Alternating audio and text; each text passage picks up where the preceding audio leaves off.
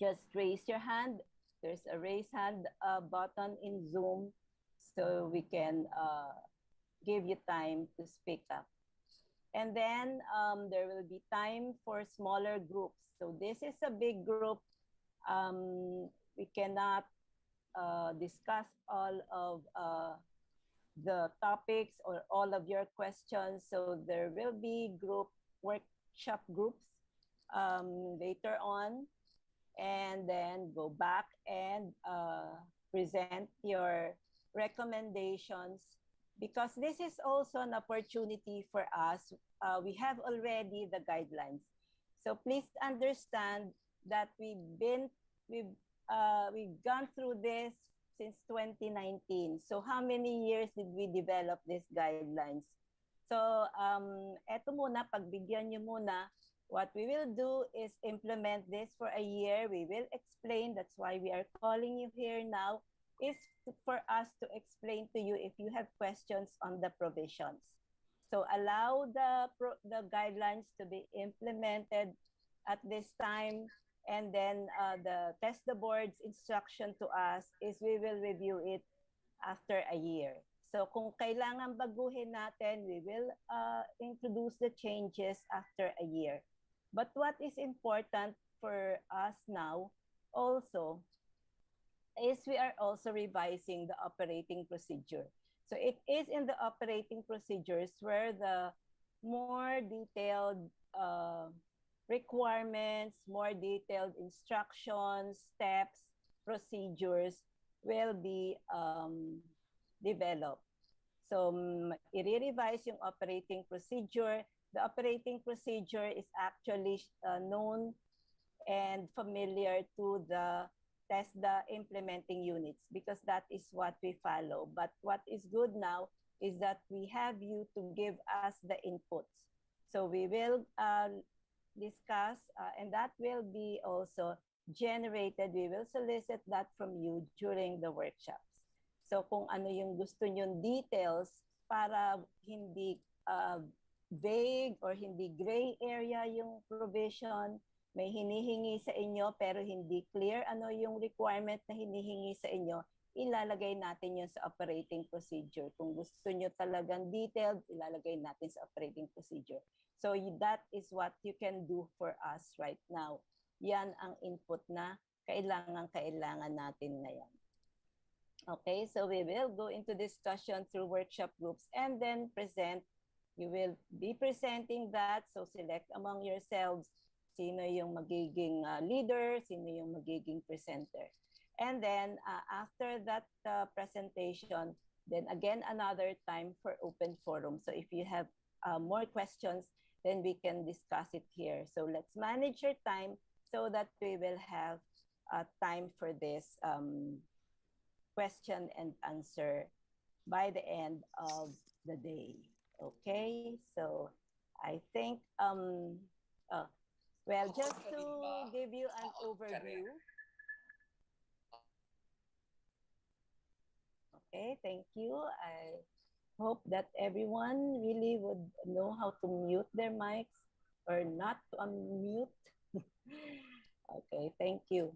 So this is for especially our TVET institutions. This is an overview of our Philippine TVET system, quality assured TVET system.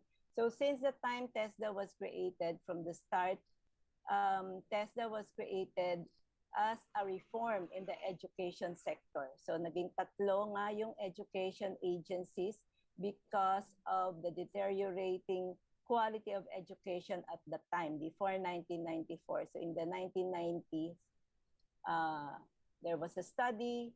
They call it the Education Commission. Representatives from Senate and the Congress studied the education system in the country and found that it has been deteriorating because there is not enough focus on each of the levels. So kaya naghiwa-hiwalay ang education agency, naging tatlo. So for TVET, ito yung reform, the very first reform that was introduced, and until now this still stands. So this is the quality assured system composed of three blocks: the standards development, the UTPRAS, and the PTCAPs. So yung standards development, alam nyo naman that those with WTR programs, so you know very well that you register programs WTR if we have training regulations and NTR if there's none. So yung process of training regulations development has also different steps, and it starts with stakeholders. The stakeholders really are the industry, the users of the skilled manpower, skilled workforce, sorry. So yeah, and the standards that are developed, the training regulations for WTR, that's used for the development of the curriculum, and then it's now used for program registration and the training delivery. And during the training delivery, there's still quality assurance with compliance audit. So UTPRAS nga yan, it's the Unified TVET Program Registration and Accreditation System. The accreditation, we have now two systems that we are implementing. The TESDA very own STAR. So it's the System for TVET Accreditation and Recognition. So that's our STAR. We have been running this for 3 years. We're now on the 4th run. And we also have the international accreditation, which is the Asia Pacific Accreditation and Certification Commission, administered by the Colombo Plant Staff College. So our TVET institutions may apply for any or both of this program accreditation. Yung STAR is free for now. We don't know later, because right now we are really tight in budget. Our budget has been greatly reduced. So this will also be affected. We will not still charge, but we may not have, we may not be able to accommodate a lot more, because this STAR entails validators. We have to hire validators external from TESDA to evaluate your programs for you to merit the STAR program. So again, I think earlier I saw that there are those of you who are interested in the STAR. We will make the announcement later on. Actually, the deadline for application is today. Application for submission to the provincial offices. But we will make an announcement later on what we can do to accommodate more in the STAR program. But just remember that one eligibility for STAR, for you to be able to be considered an applicant, is for you to go through a capability building program first.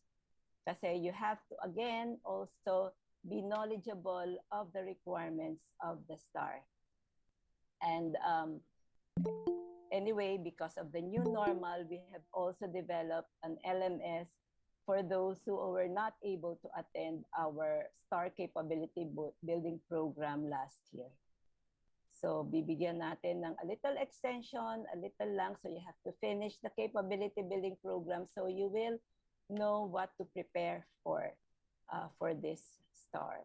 And so of course, if it's WTR, then we have competency assessment tools, and so this is now our PTCAP, so assessment and certification. So this is just to show you where the program registration is in the whole quality assured TVET system. And for those of you who do not know, all these 3 blocks are ISO certified.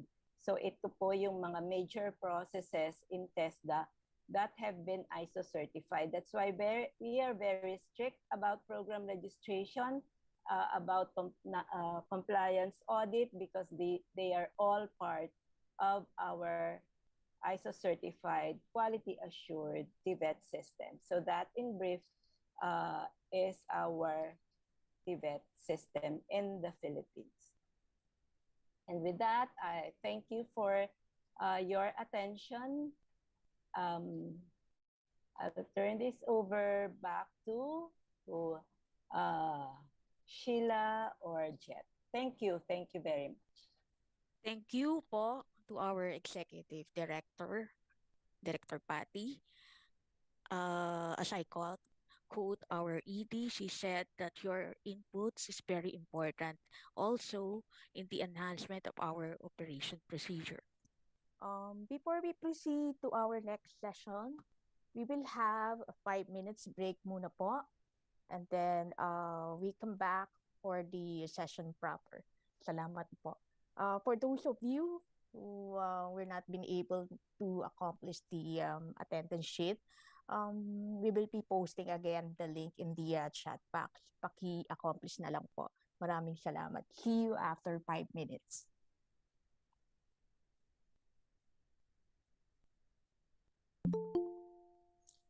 And also, this is to inform everyone that we have already FB Live.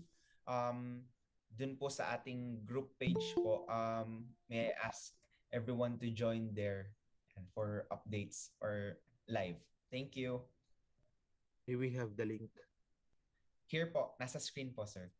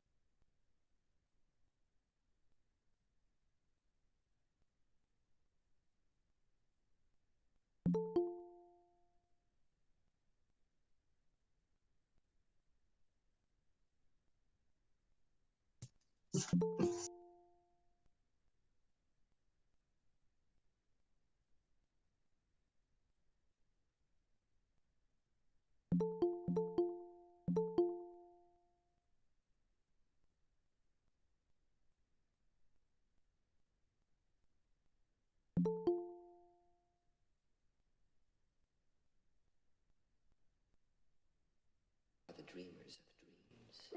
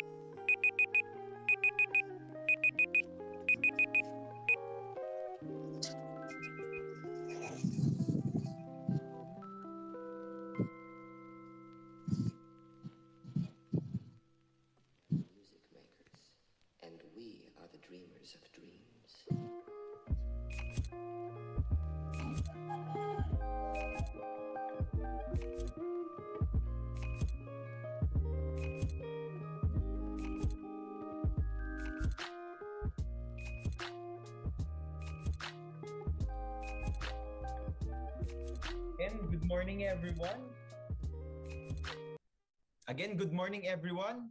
And the next part is exciting. We will have a pretest considering that this is a capability program. Again, we remind everyone to accomplish the attendance sheet um, in the chat box, and sa mga nasa Facebook live po, nakapin po doon yung link, and you may click it so that makapag-accomplish po kayo ng attendance sheet. And the link is also shared sa chat box po natin and sa mga nasa Google Meet po and Facebook Live. Good morning po sa inyo. We will allot 10 minutes to accomplish the pretest, and the timer starts now. Ano daw yun? The pretest po we will have a pretest po, so ready your phones, ready your tabs, so that you can accomplish the pretest po before we proceed to our program. We'll allot 10 minutes po. Makikita nyo po siya sa ating chat box.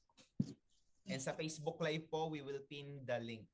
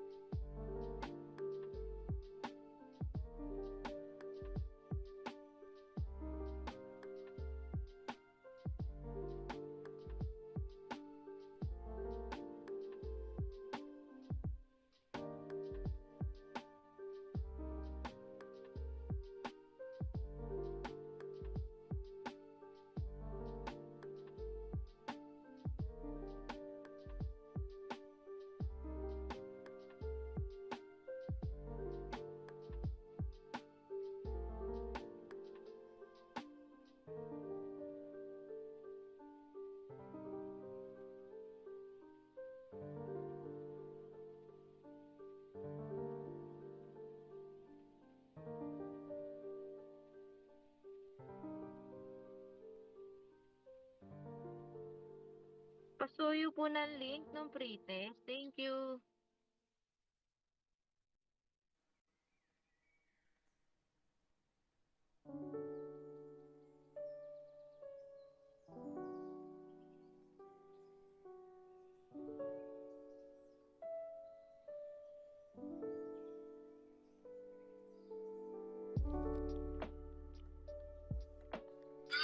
Nasa chat box po yung pretest.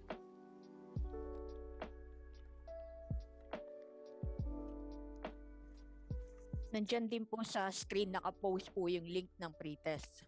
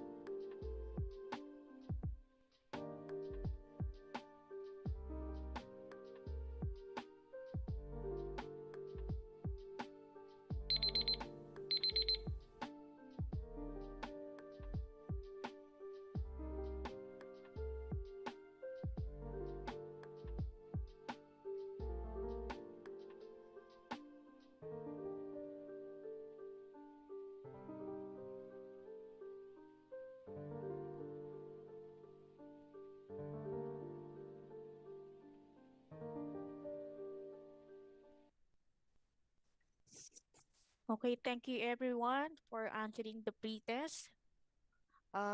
Siguro we may take a look dun sa initial results ng pretest natin, how many responded. Can we share po?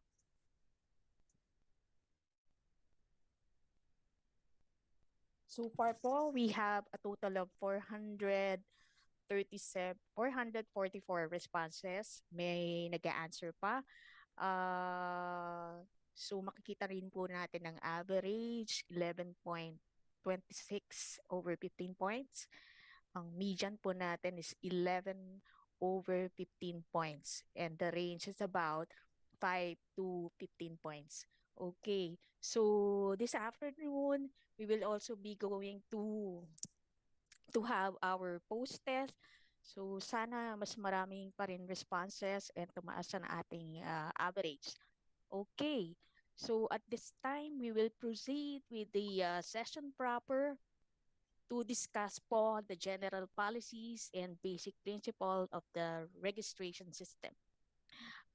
So now, may we welcome our ever supportive Assistant Executive Director, Ma'am Janet M. Abasolo. Ma'am. Thank you very much, Jet. So to our Executive Director, Maria Susan Pidelarama, good morning, ma'am. And once again, to all our representatives from the various TVET associations, technical vocational institutions, and TESA technology institutions, isang magandang at mapagpalang umaga po sa ating lahat. So as Jet mentioned, I will be discussing with you the scope, the objectives, the general principles, and the general policies and basic principles of the Omnibus Guidelines on TVET program registration. So let me just share my screen.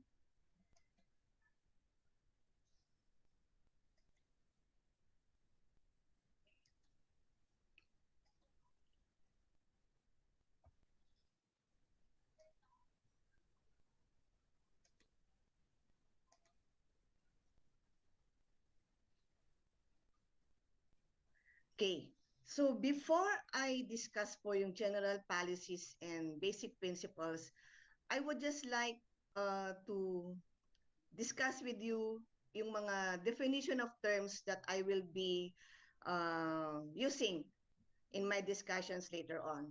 So first is we have, wait lang po.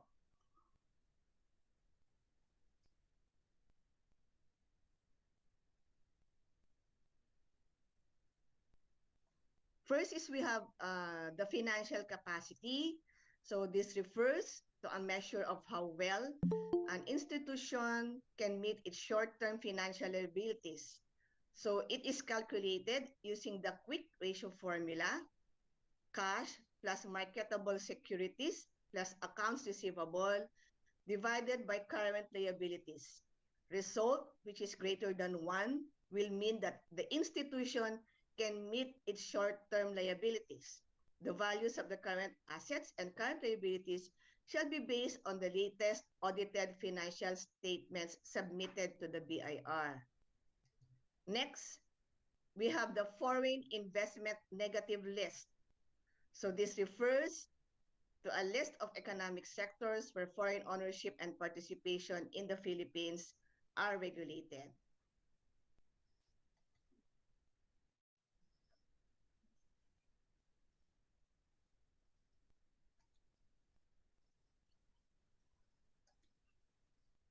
Okay, we have also the recognition of prior learning. So that refers to the acknowledgement of a person's skills and knowledge acquired through previous training, work, or life experience, which may be used to grant status or credit. It is also defined as a process of identifying, documenting, assessing, and certifying formal, non-formal, and informal learning outcomes against standards used in formal education and training. Thus, recognition of prior learning, or RPL in short, provides an opportunity for people to acquire qualifications or credits towards a qualification or exemptions from all or part of the curriculum, or even exemption from an academic prerequisite for entering a formal study program without going through a formal education or training program. Next, we have special clients. This refer to special target beneficiaries to include the following. So, mahaba-haba po yung listahan: farmers and fishermen, workers in the informal sectors, migrant workers, urban poor, senior citizens.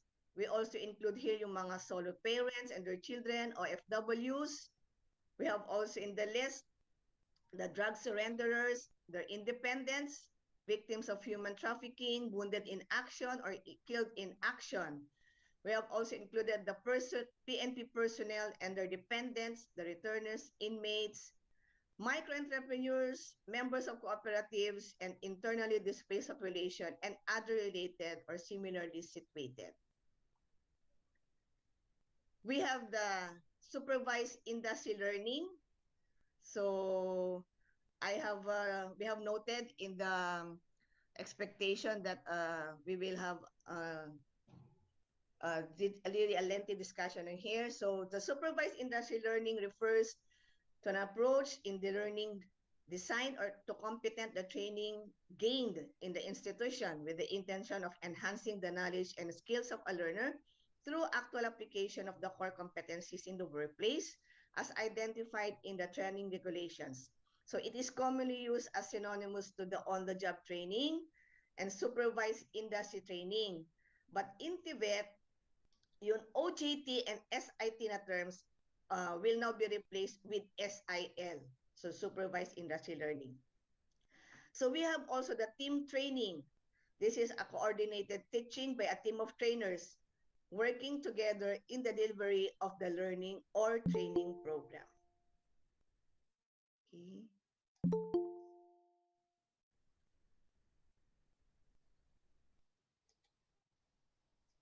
Okay. So this is now the scope, coverage, objectives, general policies, and basic principles of the Omnibus Guidelines on Technical Vocation Education and Training Program, or TVET registration. And this guidelines was issued to TESTA Circular 107 Series of 2021, so in December po.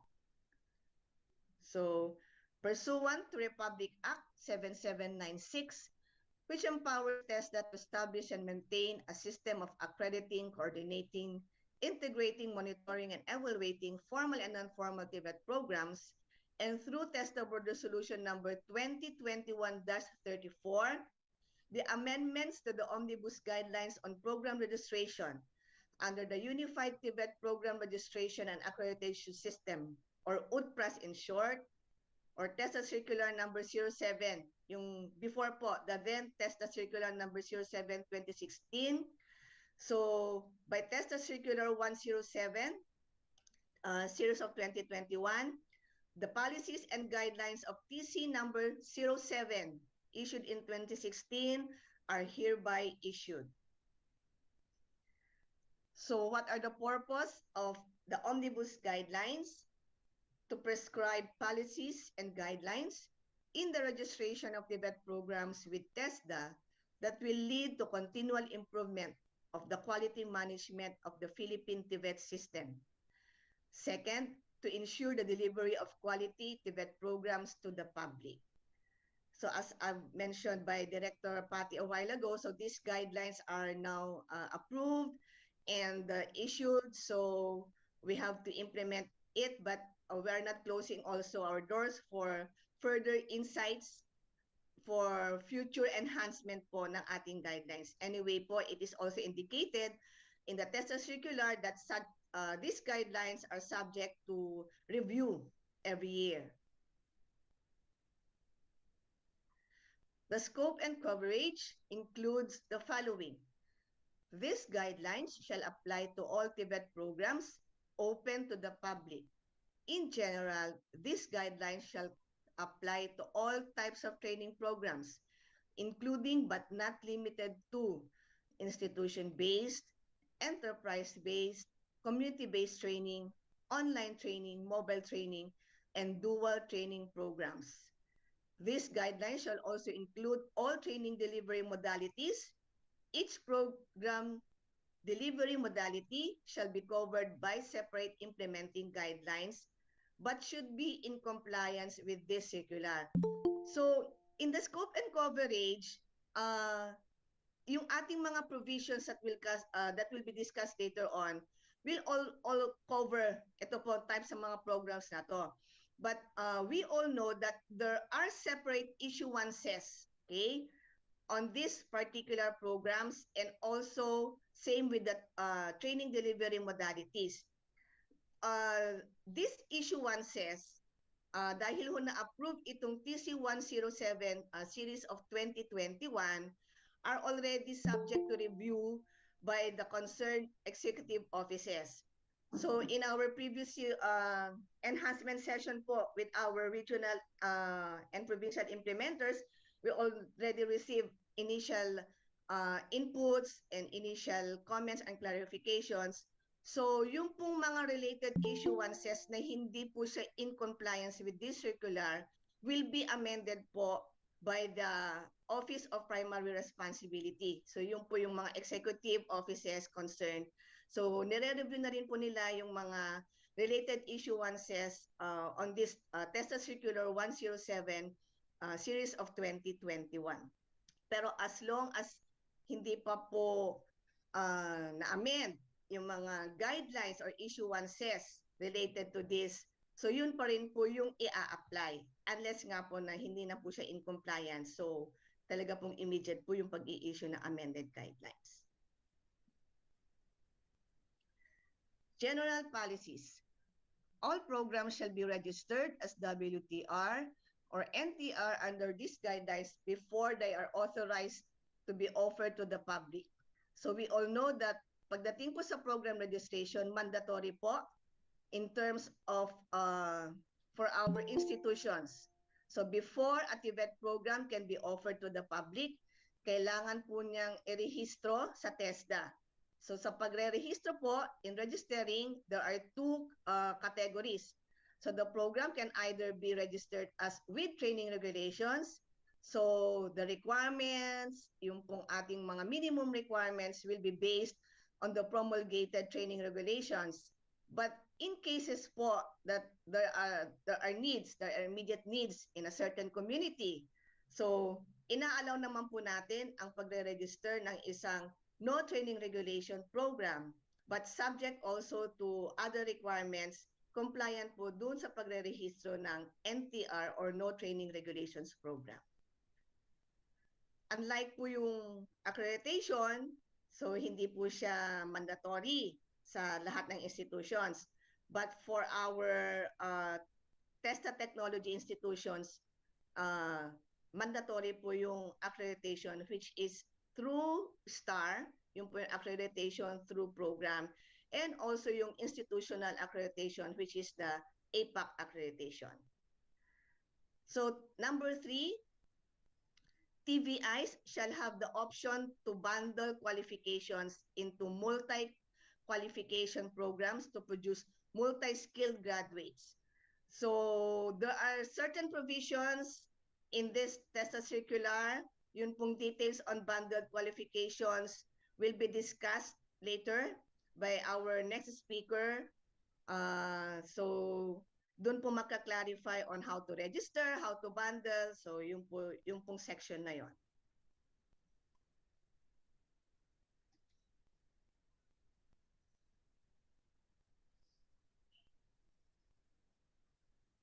Okay. So number 4, TVET program registration shall be governed by the principle of full disclosure in the submission of the following documentary requirements as indicated in the checklist of program registration as indicated in the checklist of requirements on program registration to be provided to applicant TVIs. So meron ho tayo ngayon existing operating procedures which is also ongoing amendments in compliance ho sa ating omnibus guidelines. Pero yun pong checklist doon, yung current checklist ay yun pa rin po yung sinusunod natin. But by virtue ho ng itong TC Circular 107, yun pong mga susunod na magre-register and also in the reissuance po, later on that will be discussed, in the reissuance po of the Certificate of Debate Program Registration, meron po tayong madadagdag na requirement for the registration. So ito po yung requirements indicated in the checklist. We have the corporate and administrative documents. So we all know this naman. These are yung pong mga SEC registration, yung mga board resolution. The curricular requirements. So ito po yung ating mga competency-based curriculum na sinasubmit.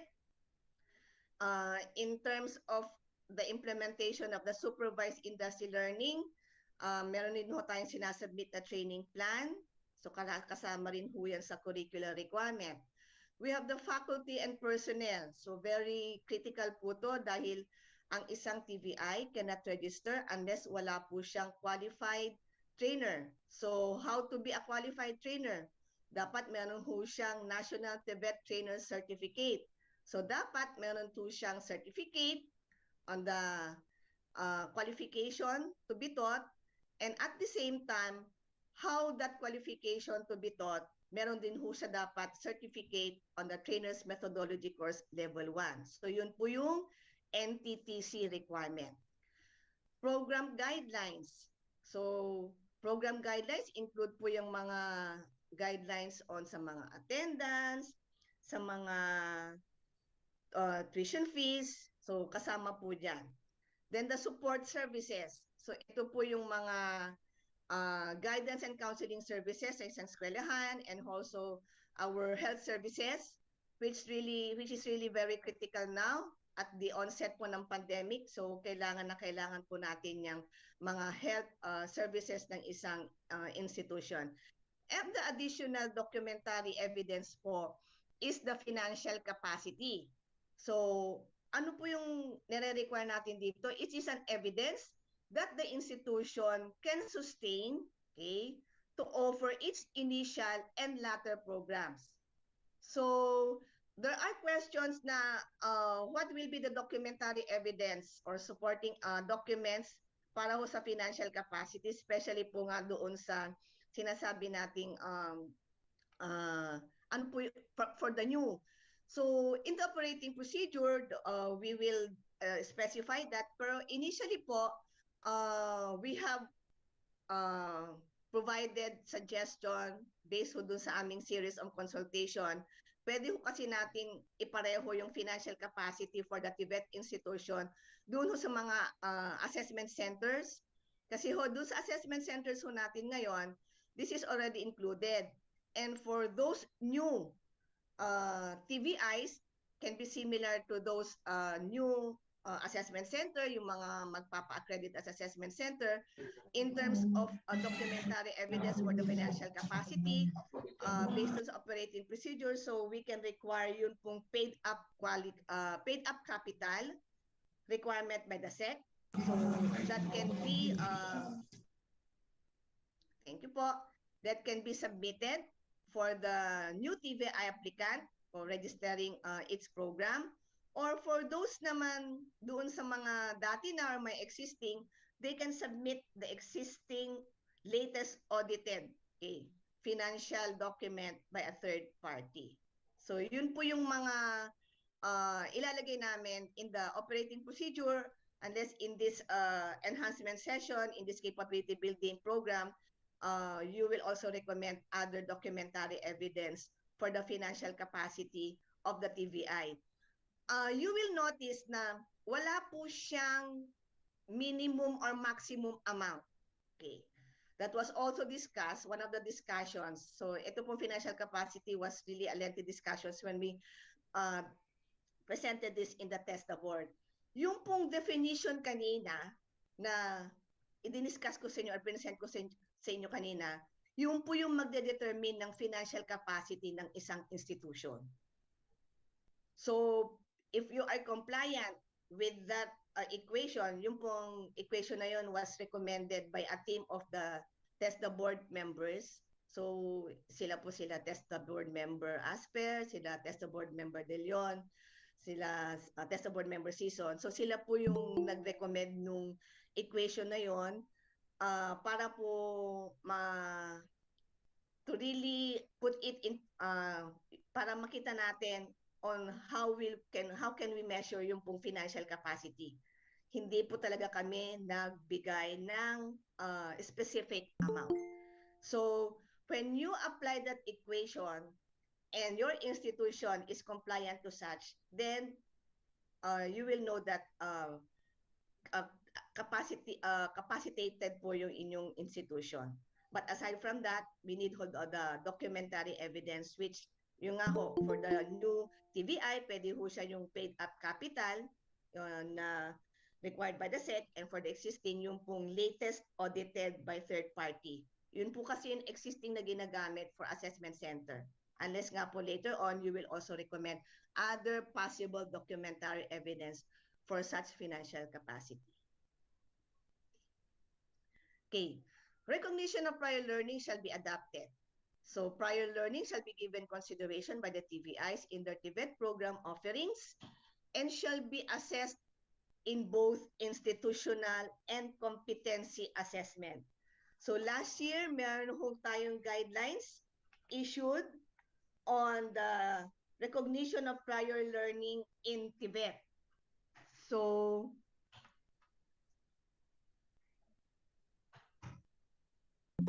ito po yung TC number 090 series of 2022. Okay? So yun pong guidelines na yon, yung pong nag-issue na yon ay yung pong ating national, yung NITSD under Director Bungalion.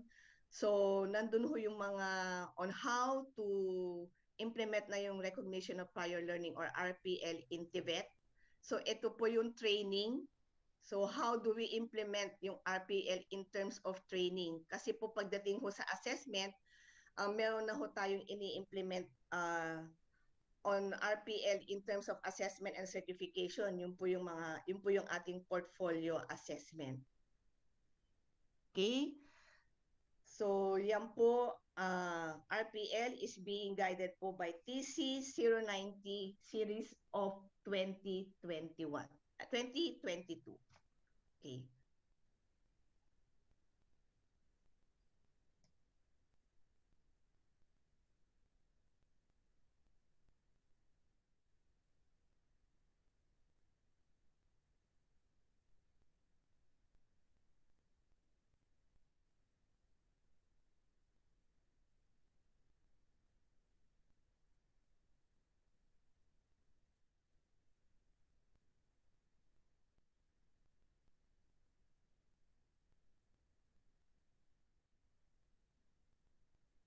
Okay, so next is we have the supervised industry learning, which shall be required for all WTR registered programs. For NTR programs, SIL shall be required only for those with training duration of more than 100 hours. Further, language registered programs are exempted from the implementation of the supervised industry learning component po. So yun po yung SIL. Currently po, we have TESTA Circular number 089, so series of 2019.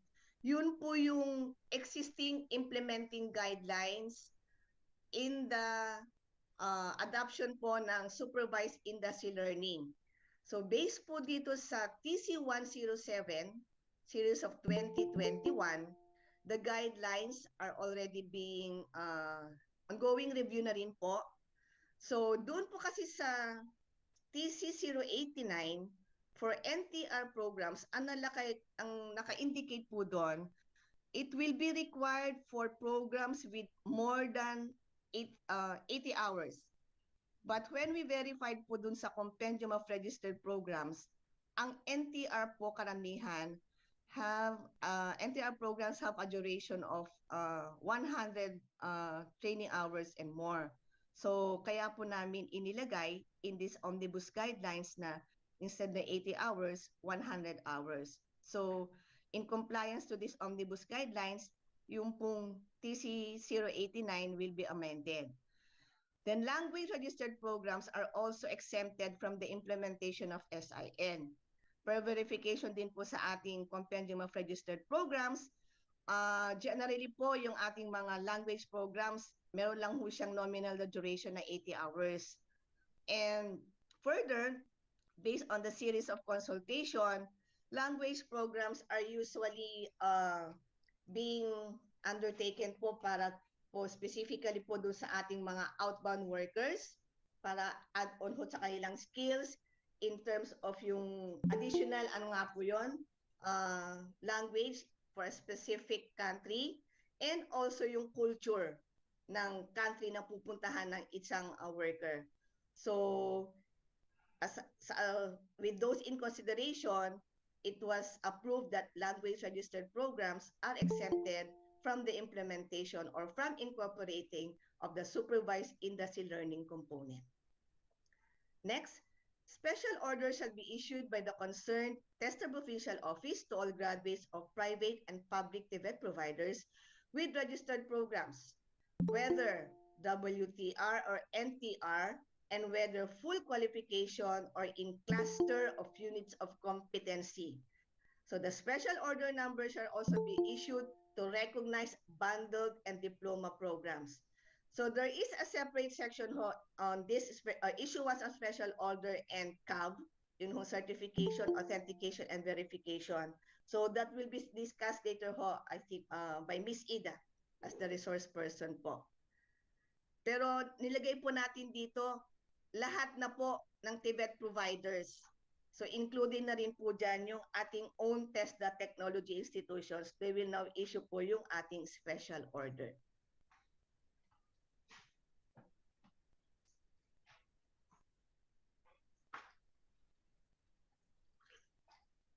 In consideration of the special clients, no additional requirements shall be required from them other than the requirements stipulated in the existing guidelines in the issuance of certification, authentication, and verification, and special order. So we have an existing separate guidelines on the issuance of CAV and special order. Nakalista po doon ang requirements. So para po sa ating mga special clients, pero siguro po hindi lang po natin sa mga special clients. So this applied siguro on all other clients. Kung ano po yung nakalistang requirements do, yun lang po yung hihingin natin para po makapag-issue ng CAV and SO. Okay. Any entity organized for educational and training purposes, regardless of the nature of the organization, may be qualified or eligible to be recommended for incorporation in accordance with the revised Corporation Code of the Philippines, except one-person corporation. So when we are presenting this nga po in the TESDA board and also in several public consultation meetings, mahaba-haba rin po ang discussion dito. Pero finally, in these guidelines, hindi pa rin po natin ini-include yung mga institutions, one-person corporation, so OPC. Although, meron na pong LODAN. Because yun pong rationale behind this, under the Manual of Policies and Guidelines in the Establishment on Operation of Public and Private TVET Institutions, so specifically po yung ating Article 8, Section 58 of that manual, it provides that all public and private schools shall be established in accordance with the law, provided that any private school proposed to be established must incorporate either as non-stock or stock educational corporation. So yun po, must incorporate either stock or non-stock as educational corporation in accordance with the provisions of the Corporation Code of the Philippines and the Batas Pambansa bilang 232 or the Educational Act, or otherwise known as the Revised Corporation Code of the Philippines. So, ito po yung ating basihan doon.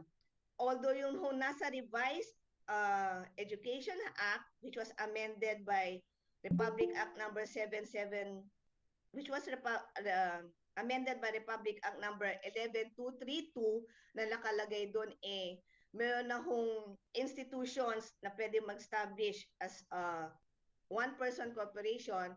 Hindi po kasi siya nakadetalye doon kung either stock or non-stock siya. So, based from that, we still comply po yung Corporation Code of the Philippines. Next, recruitment agencies are not allowed to establish or operate technical vocational institutions or assessment centers, which operations and interests would run in conflict with the interests and operations of the established training center. So, the rationale behind this, before po marami na ho kaming we received complaints regarding this recruitment agencies that they are also at the same time training centers.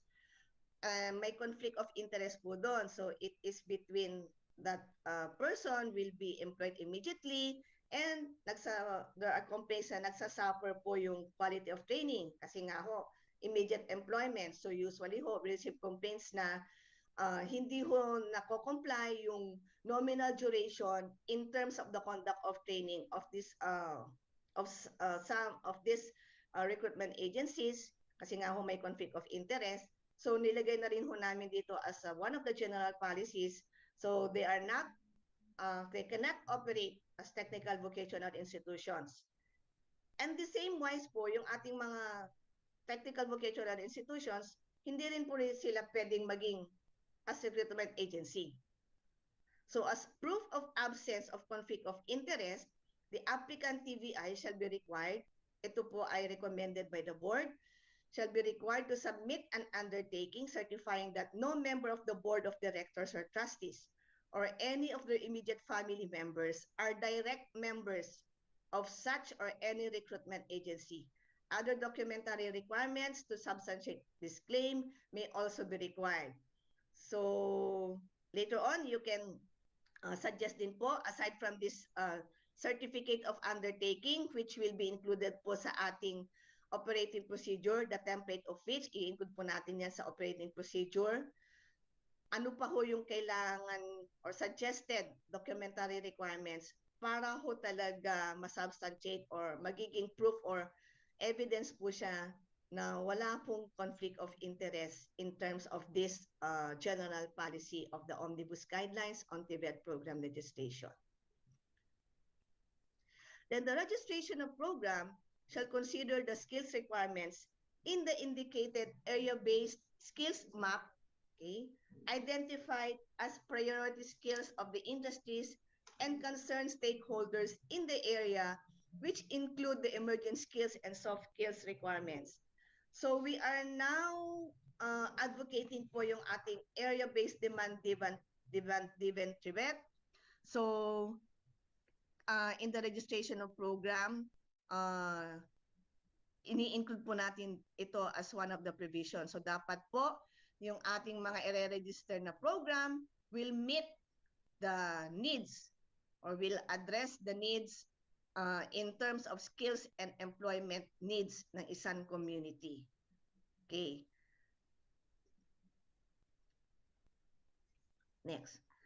These guidelines shall also cover foreign investors with up to 40% foreign equity as part of the 11th regular foreign negative list and who will be engaged on the following.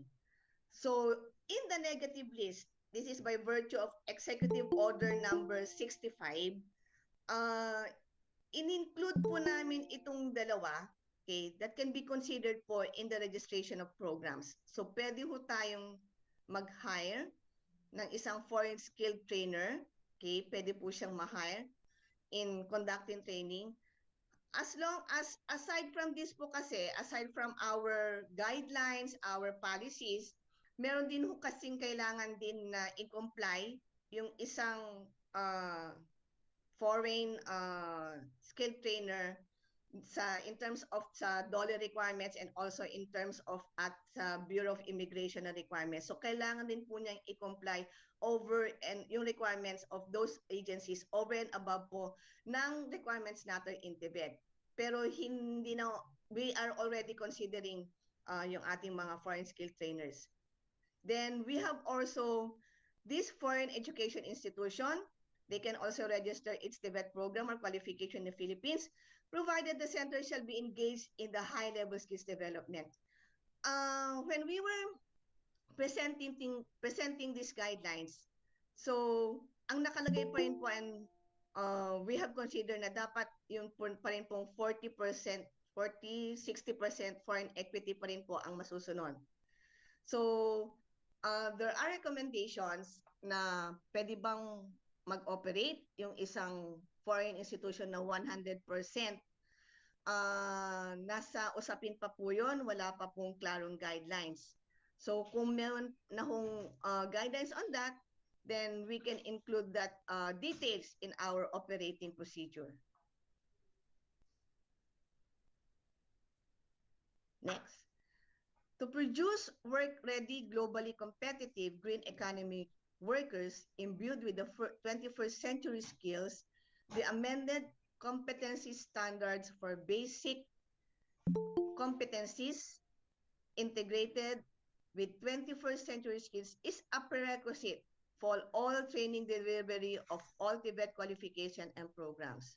So all TRs promulgated as your amended in 2019 onwards, okay, have integrated the 21st century skills. So yung pong mga qualifications na yun, kung meron kayong mga registered programs on that, kailangan na rin po natin i-incorporate, okay, yung 21st century skills. Specifically ho dun sa ating mga new applicant, new TVI applicants. So i-incorporate ho natin ang 21st century skills.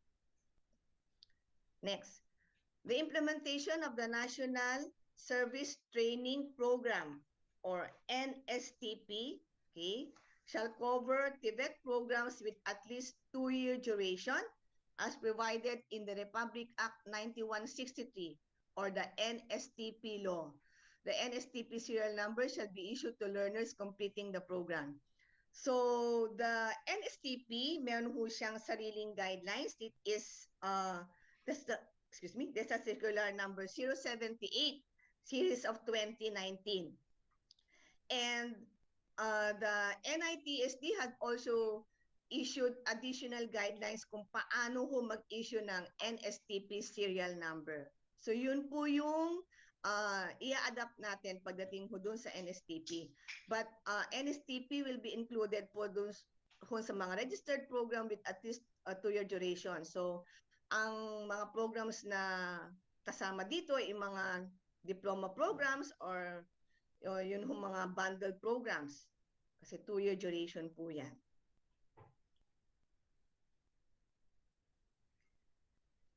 Okay. So the labor education module shall be integrated into the VET curriculum as prescribed by law and its implementing rules and regulations.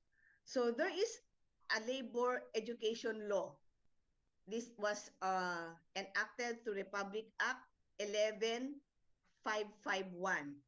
So this number 15 general policy was recommended by our Tibet by our TESTA board member, lalo na ho yung ating mga nasa labor sector.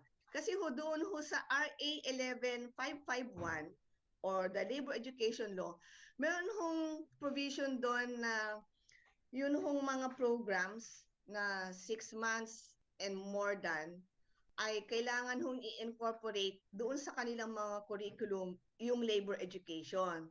So with that, tatamahan ho yung ating mga TVET programs. Kaya in-incorporate na ho natin dito as one of the general policies na yung labor education module will be included na ho doon sa ating TVET curriculum.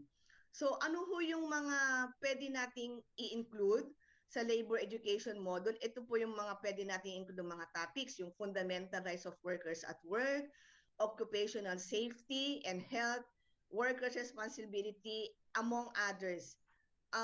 As what mentioned, as mentioned po by labor TESA board member po na si board member Asper, you can also go to the site po ng tawag nito, yung ating hong ito sa labor ho, meron ho doon yung mga sample ho ng mga labor related topics.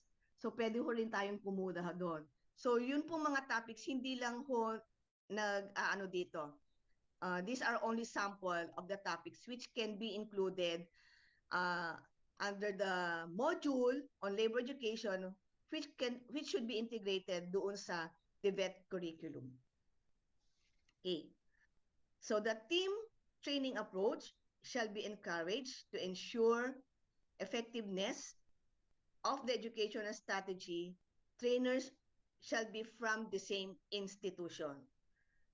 So this was also one of the major recommendation doon sa ating amended omnibus guidelines. So pwede ho tayong magkaroon ng team of trainers who will conduct the TVET program, the registered program. Dito ho sa general policy, ang nakalagay lang ho dito ay from the same institution. So, before meron ho kaming queries, pwede bang yung trainer ay from different qualification pero related sector, or pwede bang yung trainer lang is from the same sector? So, we have already considered that, those comments and clarifications, and we will be including the details of the responses on that doon sa ating operating procedure. Kasi ang nakalagay nga lang dito, in terms of implementing ho yung ating team training approach, kailangan ho yung trainers shall be from one the same institution. Next. Basic principles of the registration system. The TVET program registration is primarily intended to promote public interest and welfare by ensuring the quality of all TVET programs. The registration is anchored on the quality assured Philippine TVET system.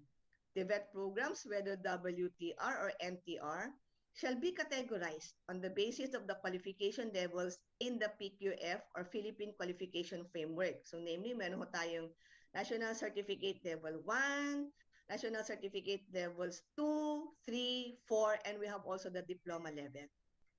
The registration system shall utilize po or utilizes po yung kung ating competency-based training approach, where acquisition of a qualification by a person is based on his or her learning. So this consists po yung knowledge, skills, and attitude competencies rather than the completion of a fixed period of study. The training regulation sets the minimum requirements for WTR programs. So such as, so ano po yung contents ng ating training regulations, yun pong competency standards, training arrangements, and we have also the assessment certification arrangements necessary to deliver the program. So dapat ho, lahat ho na nating i-register na program ay mag-comply ho doon sa minimum requirement. The registration system is designed to lead to a more efficient, effective, and quality-assured management of the TVET sector. Okay. So that's all po for the objectives, scope, and coverage, general policies, and basic principles of the Omnibus Guidelines on TVET program registration. Thank you po. Thank you very much po, AED Janet M. Abasolo, for discussing the general policies and basic principles of the registration system. Check po natin ngayon if may question po sa chat box or short open forum. Yung pong nasa Google Meet and FB, yung mga tanong po ninyo, ipapasa din po sa amin dito ng ating mga sekretariat para masagot din po. Doon po sa mga nagtatanong po ng compilation po ng ating mga presentation ngayon dito sa CO Cares, ibibigay po namin sa inyong mga email, doon lang po sa makakapag-accomplish po ng pre-test, post-test, evaluation namin mamaya. And then, ang pinaka-importante yung attendance sheet. Okay. So, for our next discussion or presenter to discuss topics, wala naman po tayong kasing question. Meron din question from our chat box. Ang sabi dito from NCR, do you consider it as a conflict of interest when a lawmaker or member of a party list system to put up a TVI by using his PDAF or pork barrel? Ma'am Janet or Ma'am Sheila?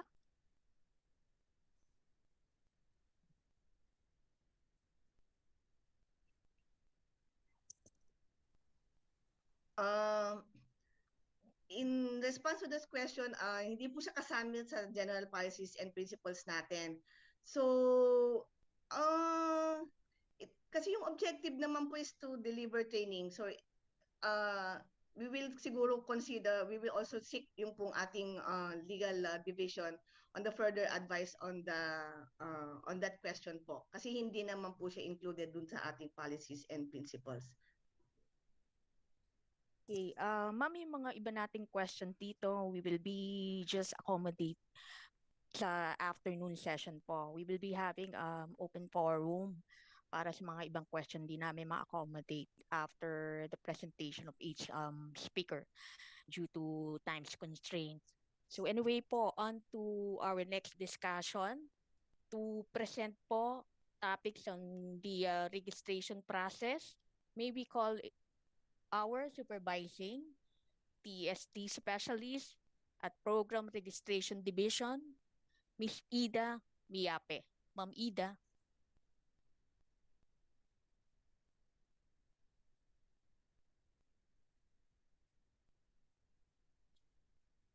Okay, again, good morning po. Thank you, Jeff.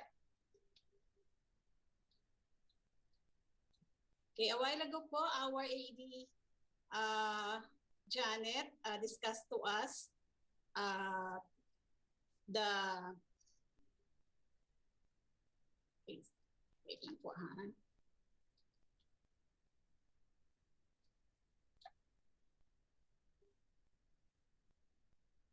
Discussed to us the scope and coverage, the general policies and guidelines, and the basic principles of the program registrations. For now po, I'll be discussing the Section 6, the registration process, the requirements for registration, Section 7, Section 8, program coverage of program covered by training regulations, and Section 9, program not covered by training regulations. And also Section 9, moratorium on registration of registered program.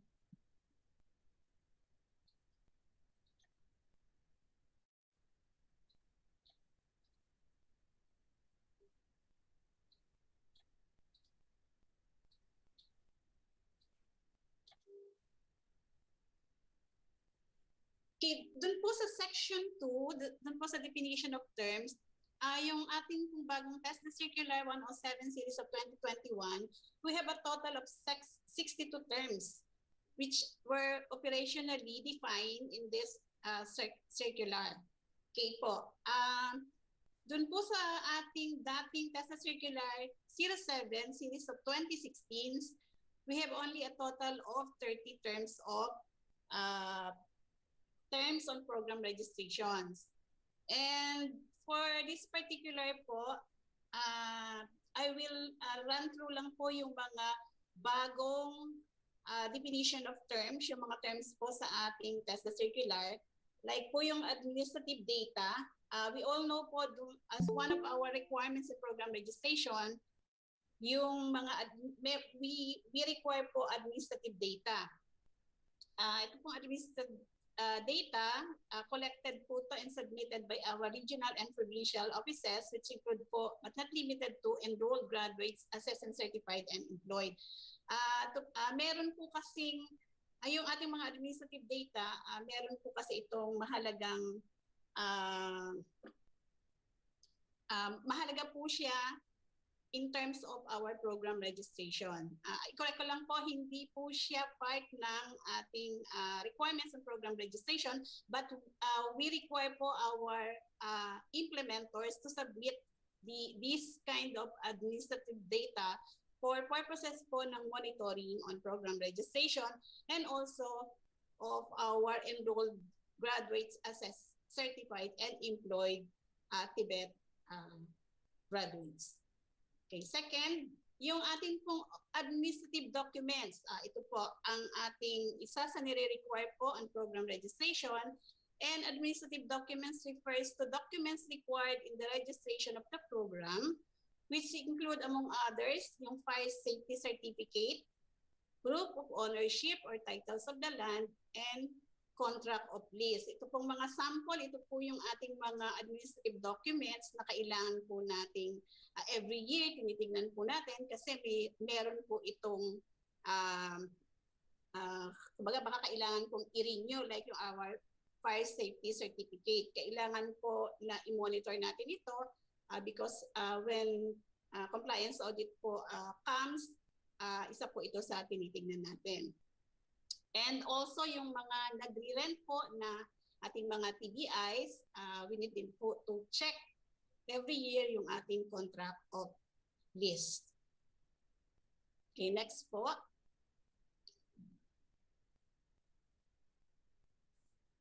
Okay, this area-based skills map, na-discuss po ito ni AED Janet kanina. This refers po dun sa compilation of skills requirements called from the different references and mapping of the availability of TVET programs vis-a-vis the industry requirements in the areas, which also include emerging skills and soft skills requirements. Okay po, ito pong area-based skills map, dito po nakalagay yung mga naging results po nung research na ginawa po ng ating mga regional and provincial offices dun po sa kanilang respective regions or areas na kung saan po naka-identify po dyan sa map, ito po yung priority ng kanilang concern areas, and for that po, ito po yung ating priority for the registration of our program. Okay, next definition of terms po, yung Certificate of Recognition. This refers to a document issued by TESDA to a concerned technical vocational institution as a manifestation that the registered institution-based program which the said institution is offering shifted to any of the flexible learning delivery modes and comply the necessary requirements. Okay po, yung Certificate of Recognition, ini-issue po ito dun sa mga TVIs na may institution-based program na nag-shift po sila ng kanilang delivery mode from face-to-face to any of the flexible learning delivery mode. No need po for re-registrations. Kailangan lang po mag-apply for our provincial office, and pag na-comply niyo po yung mga requirements, i-issuean po kayo ng Certificate of Recognitions. And we also provide technical assistance sa ating mga TVI, especially po yung mga nagko-close na mga TVIs. We also provide technical assistance para matulungan po sila to shift po yung kanilang face-to-face program into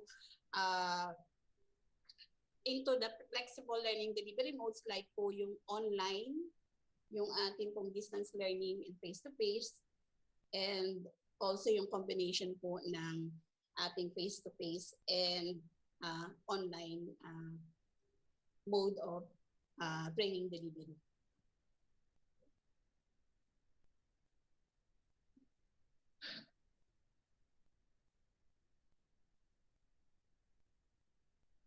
Okay, another term po, yung corporate documents.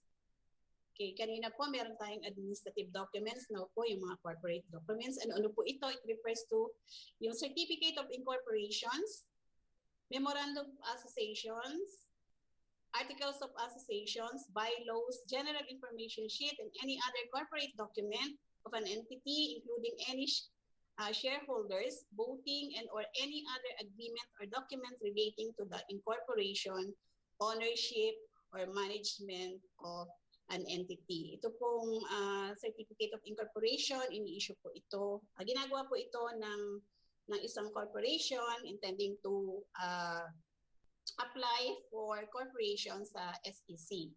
And since ang requirements po natin sa establishment po ng TVET institution, dapat po siya corporation. Okay, kaya po nire-require po namin yan, one of the requirements on the program registration. Okay, next terms po yung deceit. Ito po is in line po ito doon sa ating sanctions and penalties ng ating TESDA Circular 107 Series of 2021. Dati po itong TESDA Circular 23, siya po yung sanction and penalties po ng TESDA Circular 07 na-amend po siya into or na-enhance po siya into TESDA Circular 23 2019, and then ngayon po is siya na po yung ating inilagay doon sa ating TESDA Circular 107 Series of 2021. Okay, deceit means refers to the action or practice of knowingly deceiving another or the authority by withholding information, by preventing other authorized individuals or the authority from acquiring relevant information, or by any other conduct, act, or omission that creates or perpetuates a false information related to the registration of programs and relevant regulation. Ito din po means din po the act of causing someone to accept as true or valid what is false or invalid. Yan po, kaya po doon po sa mga submission po ng ating mga program registration requirements, kailangan po tama, totoo po yung ating mga sinasubmit na documents.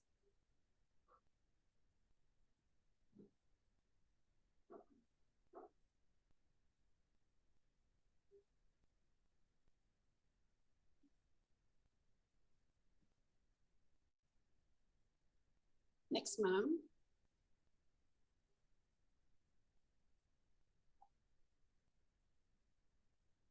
Marian.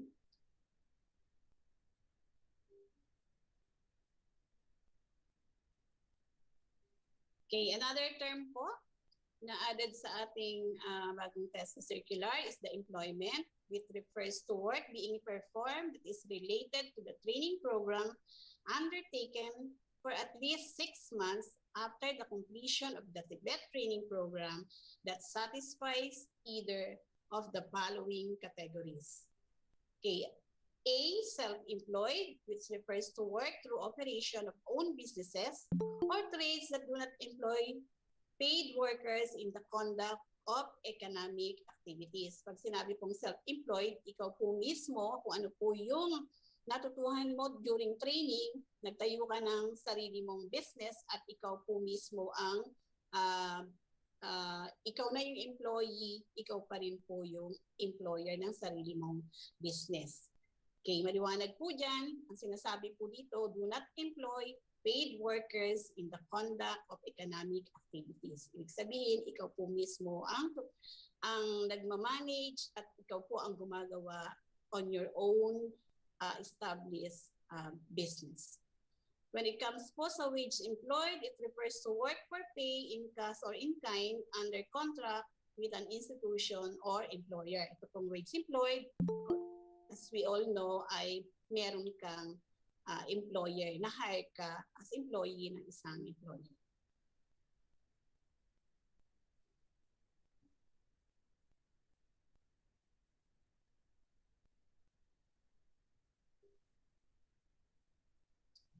Okay. Another term po, yung falsification, refers to the act of deliberately lying about or misrepresenting relevant documents and pieces of evidence in program registration and implementation and making them genuine or true, including the perjury of signatures, making false statements, counterfeiting the seal of the authority or that of the TVI, or other acts that tend to misrepresent a false statement or document to be genuine. Yan po. Kailangan po lahat ng ating sinasubmit pertaining po sa program registration requirements ay dapat po yung ating pieces of evidence ay tama at hindi po tayo nagsasubmit ng mali. Ganun po. And also meron din pong let's provide po yung sample ng ating mga trainers po. May mga trainers din po kasi na nagki-claim po sa TESDA na hindi daw po, parang nagamit po yung kanilang NTTC in the registration of program. Pero hindi daw po sila trainer nung particular registered program. Kumbaga po, hindi nila alam, wala pong authority from the trainers to use po yung kanyang NTTC. Actually po, hindi naman po dapat gagamitin lang yung NTTC. Dapat siya po talaga ang nagtuturo. Okay, we all know po, especially po doon sa ating mga scholarship program, meron pong mga inspection na ginagawa. And alam niyo naman po, pag nag-i-inspect sila, ang dami po nilang tinatanong not only for our own mga trainers but also sa ating mga trainers. Kaya po we nakikiusap po sana kami sa inyo para po dapat po ang ating pong isasubmit lahat po compliant as to the requirements of TESDA on program registration. Again po, yung financial capacity na discuss po ito ni AED Janet and nag-sample din po siya kung ano po yung pwede nating documents na isubmit for as evidence po ng financial capacity. And also we also requested po, baka meron pa rin po kayong marirecommend po sa amin to include po evidence ng financial capacity, and we will be grateful po to accept those recommendations para po sa revision po ng ating operating procedures, and also para po clear po sa ating lahat kung ano po yung hihingiin ng TESDA as to evidence po ng ating financial capacity.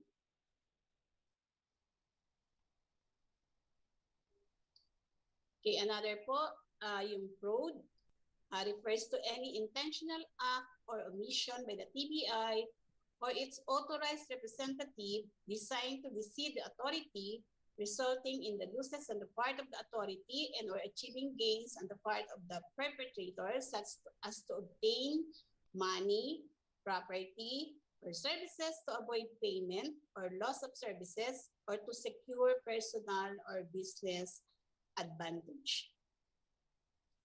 Okay, another po, yung foreign investment negative list.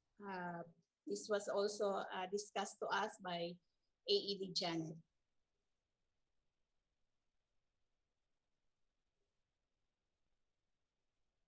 Okay, another definition po, yung ghost trainees, refers to persons reported to have attended a training solely for the purpose of obtaining payment of the corresponding scholarship allocation, but upon verification by TESDA, the trainees are either found to be fictitious or have not attended the minimum number of training days that would warrant payment. Yun po, parang marami pong mga experiences since yung isa pong trainees is hindi po niya na-complete yung buong cycle po ng training durations because nakapag-attend na po siya before. And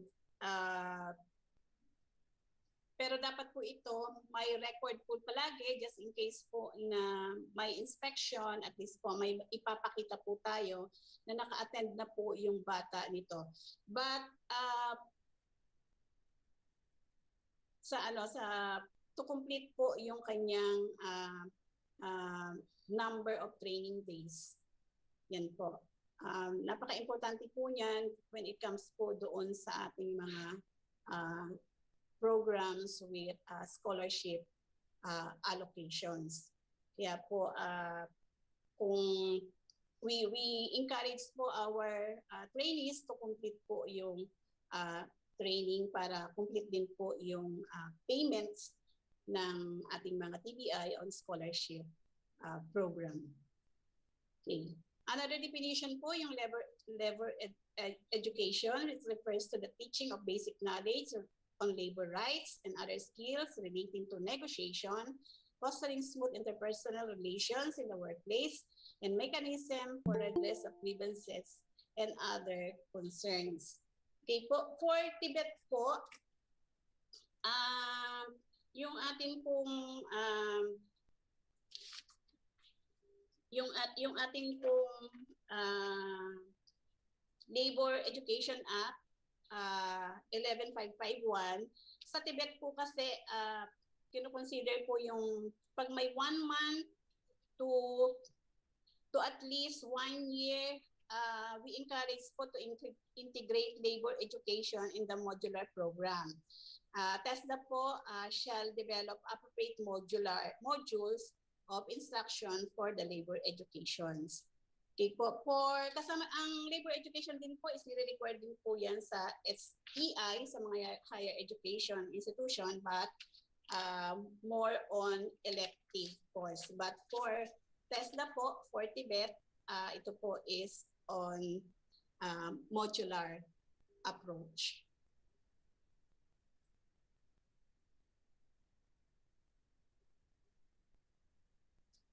Okay.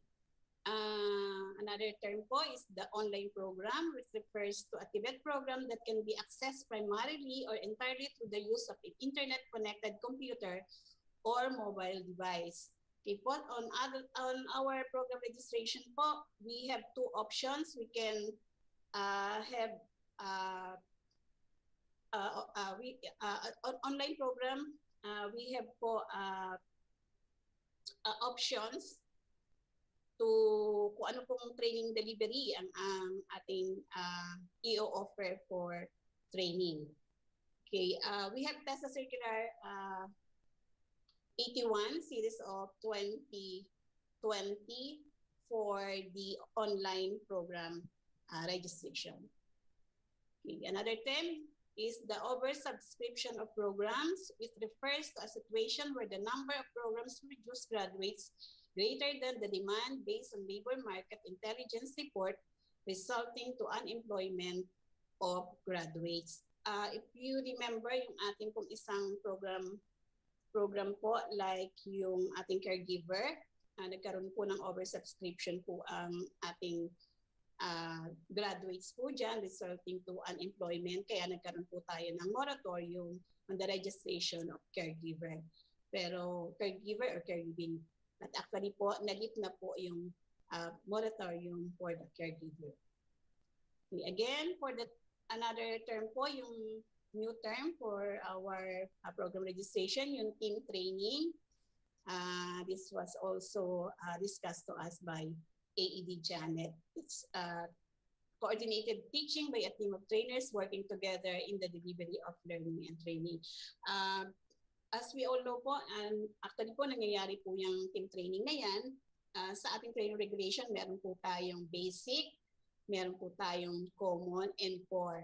And sometimes po, iba-iba pong mga trainers ang nagtuturo po ng mga basic competencies na yan. And we allowed na po for our, under TESDA Circular 107, the team teaching. Okay. Another definition po, unauthorized exaction of fees, which refers to the act of demanding directly or indirectly the payment of sums different from or larger than those prescribed by the authority. As we all know po, TESDA po, like po sa scholarship program, we issue po yung schedule of fees. Kailangan po nasusunod po natin yung kung ano po yung nakalagay doon sa schedule of fees ng TESDA on scholarship program. And doon po sa one of our requirements po sa program registration, meron po tayong nakalagay doon yung wherein po naka-identify po doon kung magkano po yung ating tuition fees, and also we have schedules po kung paano siya babayaran ng ating mga trainees. Sometimes po during compliance audit or inspection, tinitignan din po yun kung nagko-comply po ba kayo as submitted po to TESDA.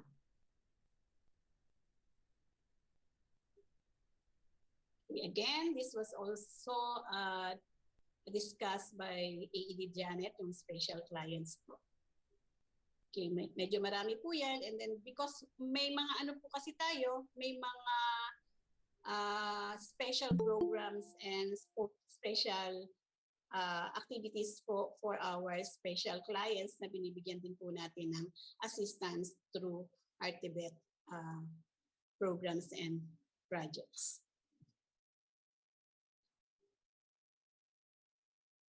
Okay, now we go on section 6 ng TESDA Circular 107, which is the registration process. But before that, I would like to define po yung program registration, which refers to the process by which Tibet programs are registered with TESDA. Applying for program registration indicates the intent of the institution to offer Tibet programs and to comply po kung ano po yung mga requirements of a particular training program or of the training regulations or training standards of TESDA.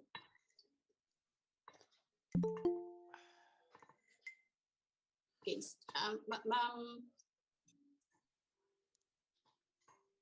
Ma'am Ariane, okay. Doon na po tayo sa escape na po natin yung scope and coverage dahil na, okay, we go. Okay. Under section 6 po, registration process, item number 1, the process of Tibet program registration shall follow standard operating procedure prescribed for Tibet program registration. Such standard process in program registration includes detailed procedures in the registration of Tibet programs following 3 major activities, namely. But before that, I would like po to ask our TVIs, kung natatandaan niyo po, pag nagpa-register po kayo ng program, meron pa pong 2 activities before po ng ABC. May I know po kung sino po yung nakakaalala. Dahil these 2 activities are 2 important activities din po on Tibet program registration. Okay po, meron po bang gustong salita or mag-raise to identify po kung ano yung 2 activities before the 3 major activities? Hello po, meron po ba from NCR? Pa-identify po yung 2 activities. Orientation on program application. Opo, ano ba po yung isa, ma'am? Technical inspection. Okay, technical inspection. Thank you po. Yes po, tama po ang inyong sagot.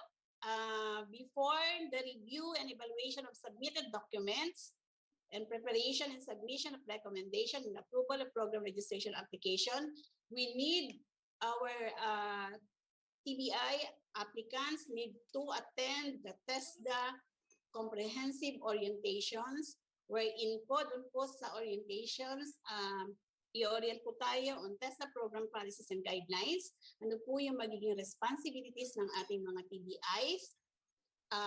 Meron po kasing pre and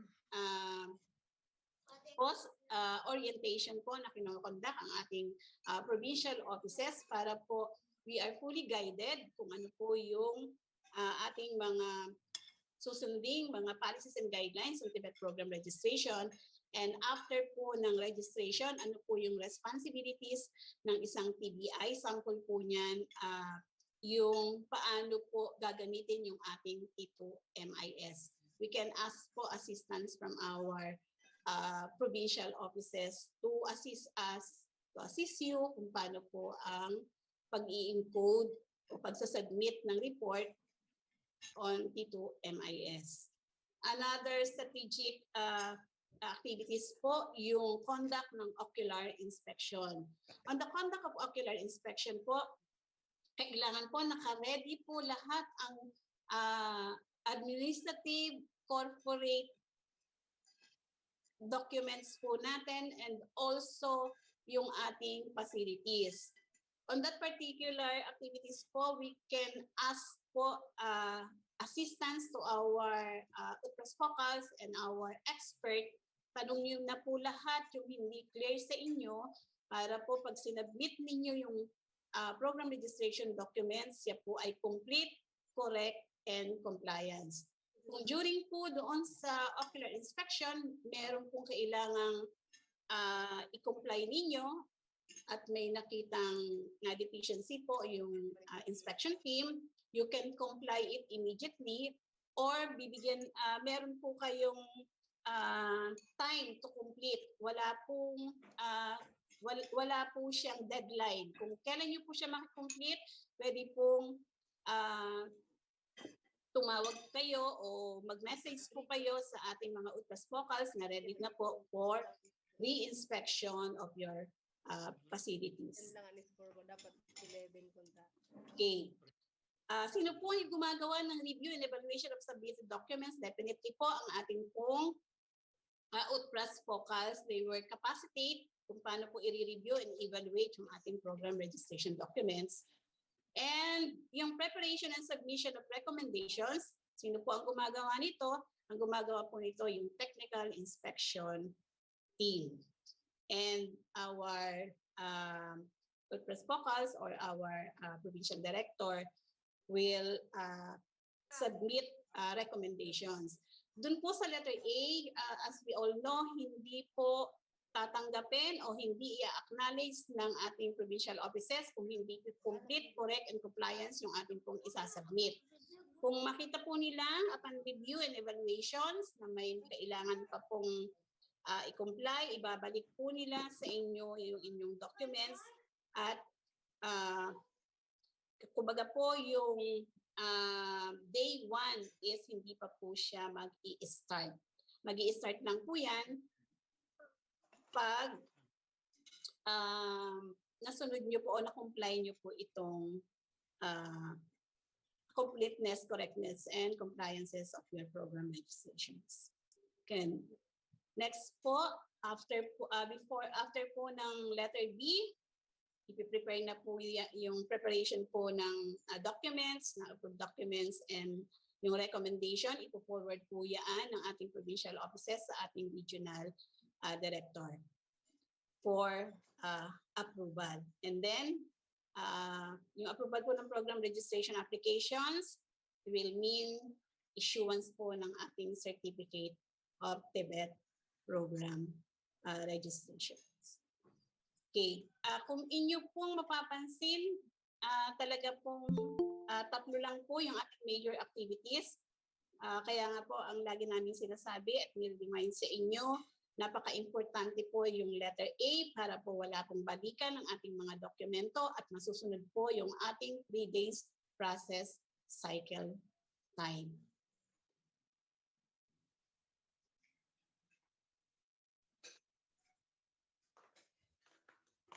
Jet, shall we continue? Magbibigay ba tayo ng lunch break sa ating mga participants? Ma'am, yung sa inyo po, i-continue na po natin. Yung kay Sir Tonot will be after lunch break. Okay, allowed naman po kayo habang nagdi-discuss po ako, pwede naman pong kumain. Sige po.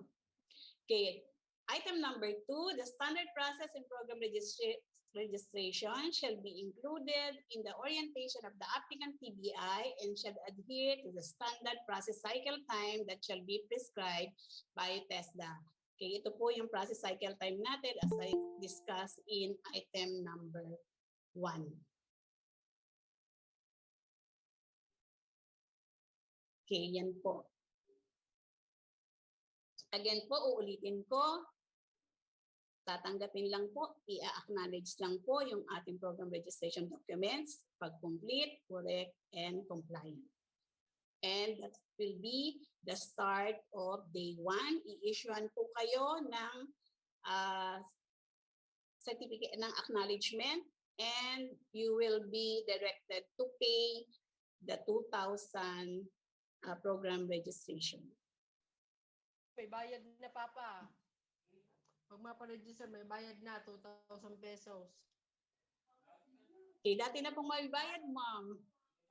Item number 3, the TVI has the option to submit the program registration application through face-to-face or online modality depending on the community quarantine or alert level of the specific area. Kaya yan, medyo ano po tayo ha, yung kung may mga nai-issue po na mga alert level, kailangan pong alam po natin yan. And TESDA po to assist po our TVIs. Yun nga po, nag-issue po kami ng Process Circular 81 na kung saan po yung online processing and online submission po ng ating program registration. May option po yung ating applicant TVI to submit through face-to-face or online submission po ng kanilang program registration application. Okay. Ay, balik po tayo.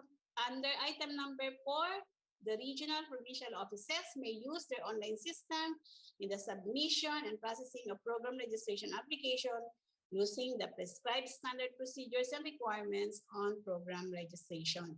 Kaya more on digitized form na po tayo, may mga regional and provincial offices na po tayo, may mga sarili po silang online system and we encourage them po to develop their online system para po lahat po tayo medyo easy na po sa atin yung ating mga pagsasubmit po ng ating program registration applications and also on the processing of your applications.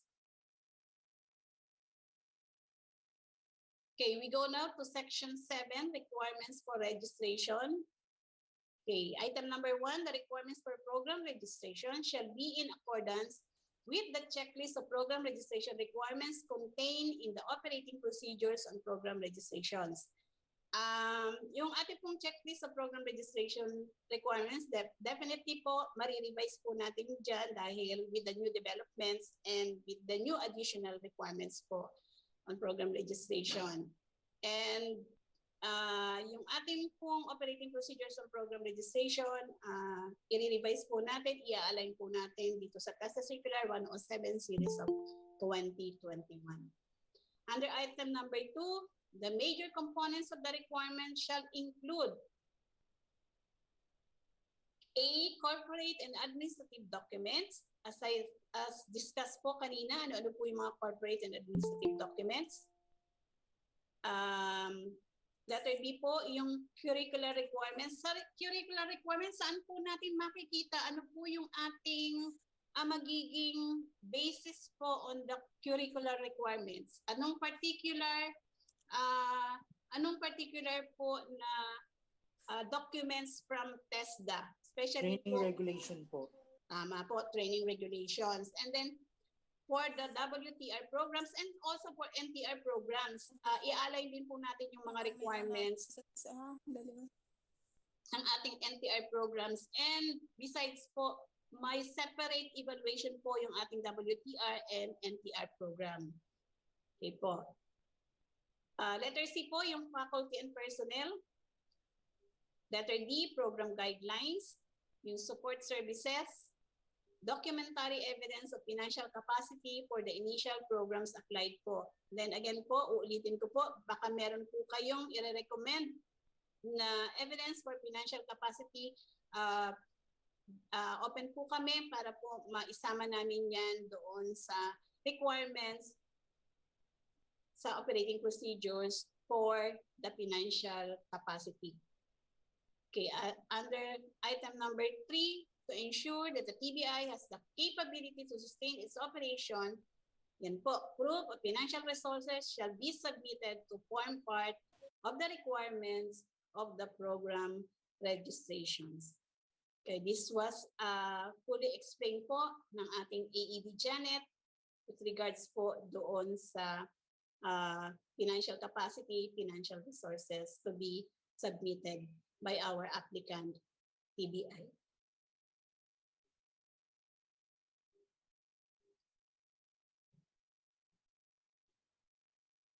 Okay, item number 4, the basis of evaluation of the application shall be on the completeness, correctness, compliance, and validity of the documents required that serve as evidences of the applicant TBI capacity to offer, manage, and sustain TBET programs.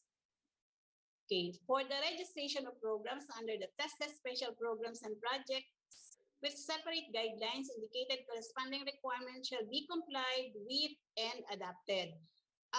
Marami po kasi tayong mga special programs like yung RCEP natin, yung ating PAPSE, yung ating tulong trabaho.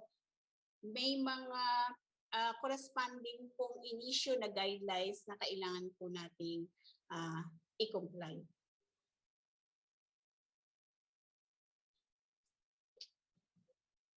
Okay, we go on section 8 of PC 107, program covered by training regulations. With training regulation or WTR refers to the programs registered with corresponding training regulations as basis for its registration under UTPRAS. Currently po, we have a total of 313 promulgated training regulations. Okay, item number 1, with training regulation program shall be registered either as full qualification or cluster of units of competency by TESDA. Sample po, yung Electronics Products Assembly and Servicing NC2, full qualification po yun.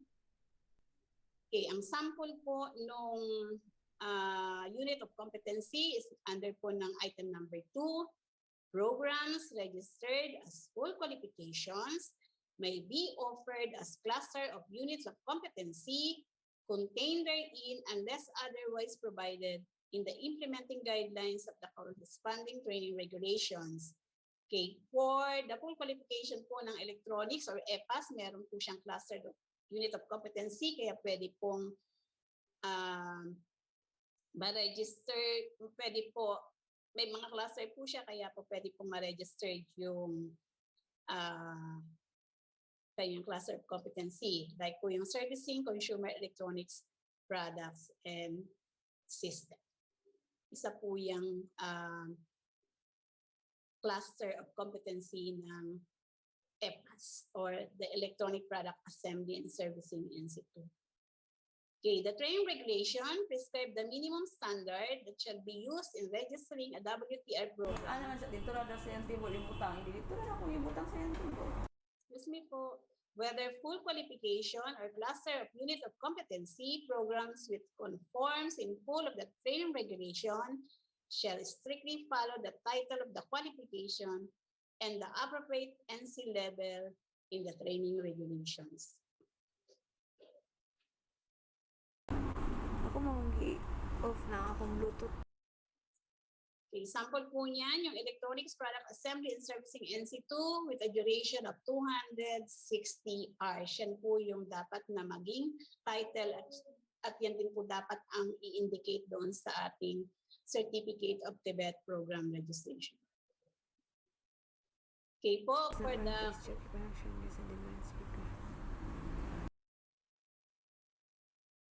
for the title of programs covering a cluster of unit of competency shall be indicated in the CTPR per corresponding developed amended training regulation with the phrase leading to preceding the title of the qualification which is being address. Sa baba po, may sample po kung paano po natin, kung ano po dapat ang makita natin sa Certificate of the PET Program Registration o i-registered lang po natin is a cluster of unit of competence.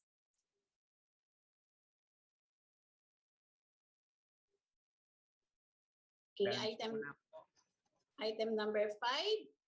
All learners completing registered WTR program shall be required to take the institutional assessment conducted by the TVI.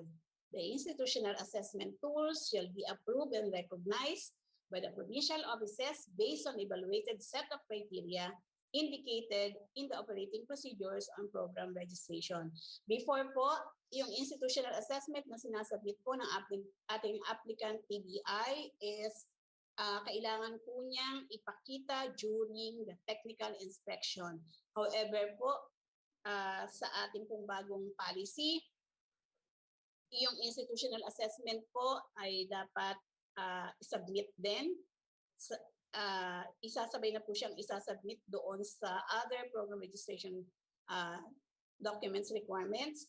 And i-evaluate na po yan ng ating provincial offices. Ang ating pong NITSD ay mag-develop po ng criteria kung paano po i-evaluate yung ating institutional assessment.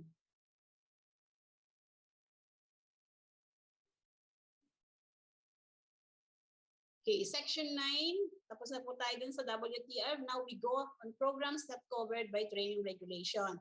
By the way po, ano-ano po ba yung mga samples ng ating NTR program?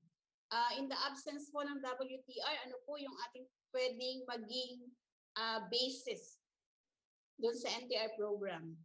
Competency-based standard. Yes po, tama po.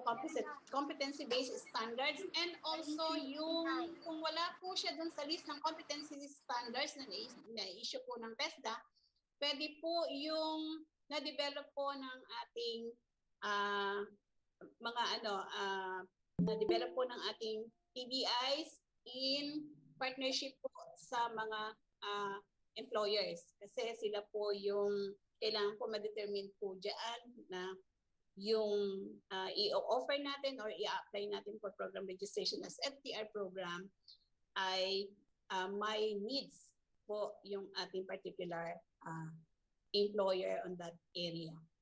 Okay, ano po yung mga evidences na kailangan po natin i-submit for NTR program? A, ang sabi po dito, the skills requirement of critical emerging industry or specific area-based demand needs identified in development plans such as priority skills plan, area-based skills map, national, regional, provincial technical education and skills development plan, industry studies, development imperatives, and other development plans. Okay, letter B, the industry with high employment potential must be based on labor market intelligence report, Philippine Overseas Employment Administration publication, news, clippings on job vacancies, Philippine JobNet and other employment studies, reports, and lastly, the employment commitment from enterprises, which may be in the form of memorandum of agreement, certification from employers, job orders, and employment commitments. Sabi po dito, any of the following but not limited sa ABC indicated in section, in item 1 of section 9. Ibig sabihin po, aside po doon sa list ng program registration requirements, kailangan din po tayong mag-submit nito for the NTR program.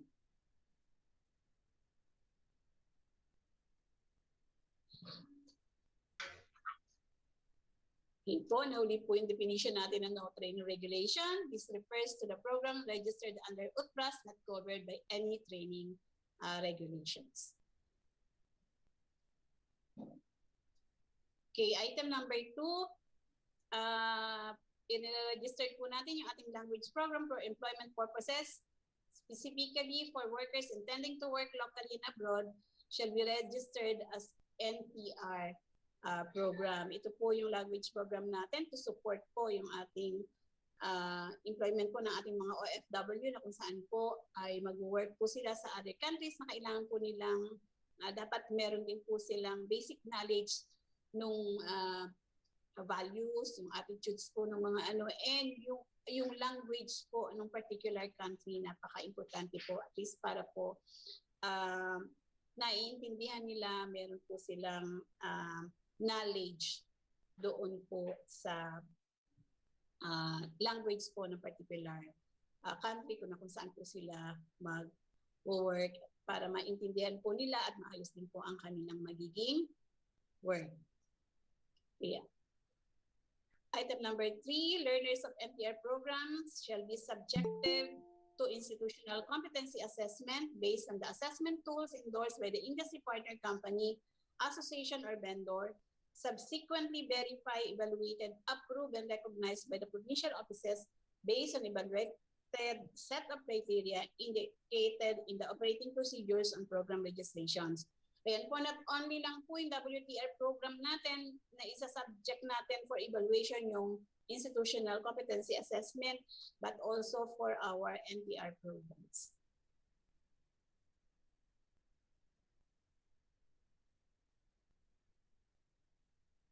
Okay, trainers of NTR program shall have at least trainer's methodology level 1 training certificates or other training methodology certificates or any of the following teaching qualification, such as but not limited to licensure examination for teachers or LET, bachelor's degree in education, 6.09 IMO model course, industry in company training certification, in addition to the certificate gained from other certifying bodies.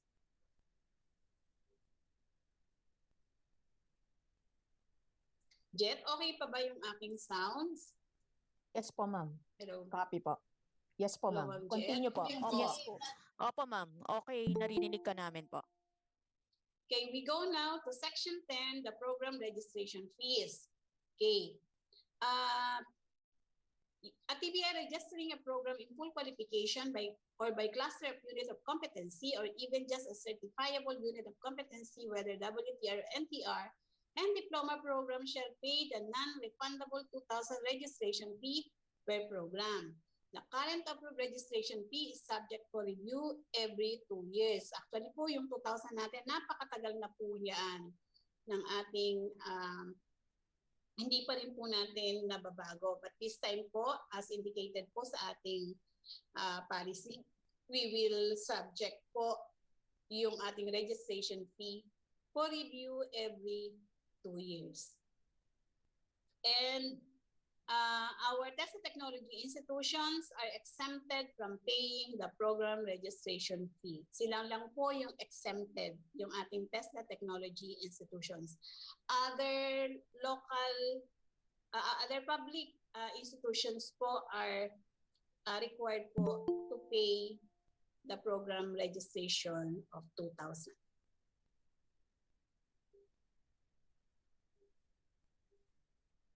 Okay. Under Section 9, Moratorium of Registration of Program. Okay, moratorium refers to a suspension in the processing of new program registration application for a given qualification due to oversubscription or no employment opportunities for the graduates as revealed in the labor market intelligence reports or any other similar issuances or due to the undergoing review status of its training regulations. Ayan po, nagde-declare po ng moratorium kung may oversubscription or no employment opportunities for our graduates. And we need po evidences on that particular situation po. And also, okay ma'am. Sige, ma'am. Okay, thank you. Okay, the moratorium on the registration of new programs may be declared due to any of the following. A, is as mentioned po kanina, program oversubscription or when the number of graduates is greater than demand based on labor market intelligence report issued by the planning office resulting to unemployment of graduates. Letter D, training regulations when affected by specific guidelines. And itong letter C, complaints and or findings in the implementation where the quality and integrity of policies are at risk. Okay po, tandaan po natin yung moratorium ng registration of programs. Okay, item number 2, policy, no new program application shall be accepted for registration when there is a moratorium. And item number 3, Tibet programs covered by moratorium shall be allowed to be re-registered only after the moratorium is lifted. Okay, thank you very much. That's all. And we are open po for your questions. Thank you, Ma'am Ida. At this point, we will be allotting an hour for our lunch break. We can expect all the participants to get back at 1 p.m. And please be informed that we will be also allotting 30 minutes for the open forum after lunch. Hello po? Yes? Hear him, ma'am. Meron po. So at this point po, we will be allotting an hour for our lunch break. Sorry, speaker ko ang walang sound. And we expect all the participants to get back at 1 p.m. And we also informing you that we will be allotting 30 minutes for the open forum after lunch, after CERTONET's discussion. Thank you and God bless. See you at 1 p.m.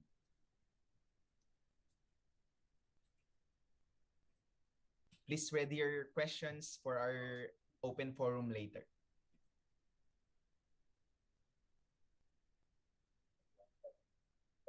Joseph, so hindi 1 hour. Kung see you at 1 p.m. 36 minutes lang. Yes, ma'am. Sorry po. We will be allotting less than an hour for our lunch break, and we will get back at 1 p.m. Okay. Thank you po. Kaya nga, pagpuntanan ba?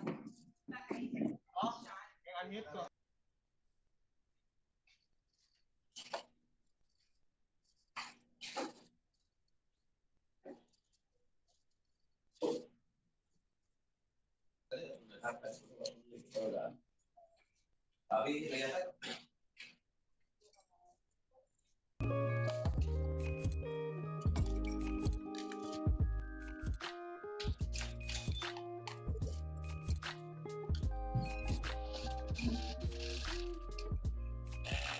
Sana gila na nga feel, no?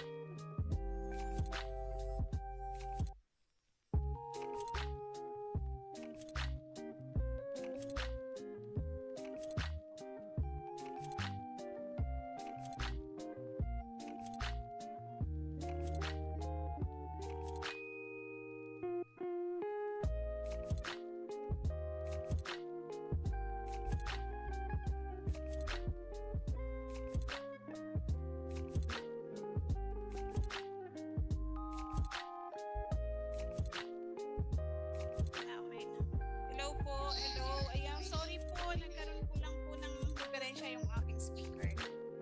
Sorry po.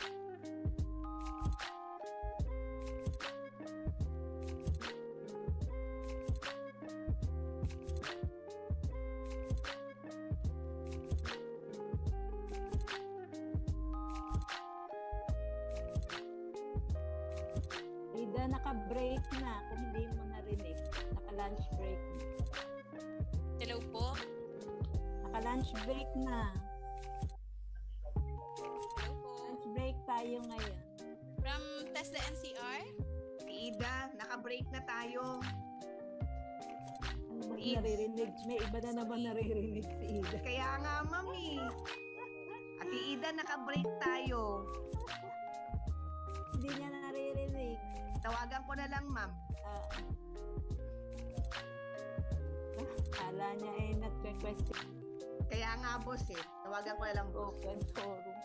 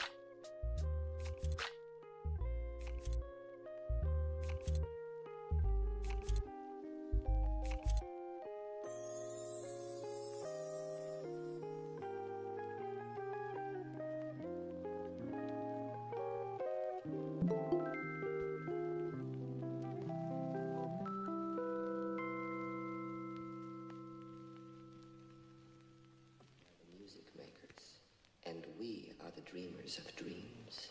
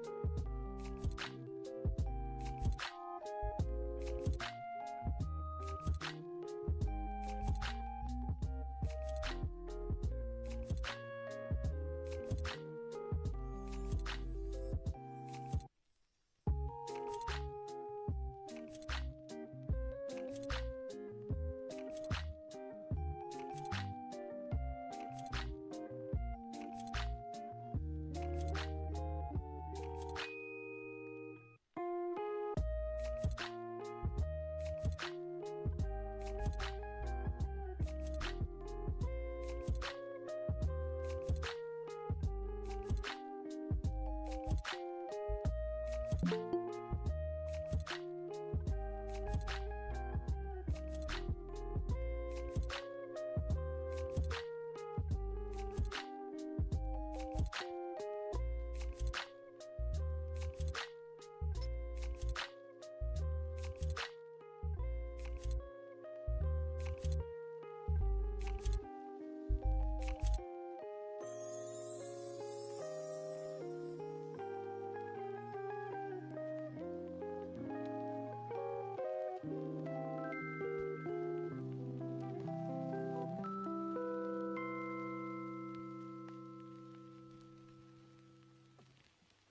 music makers, and we are the dreamers of dreams.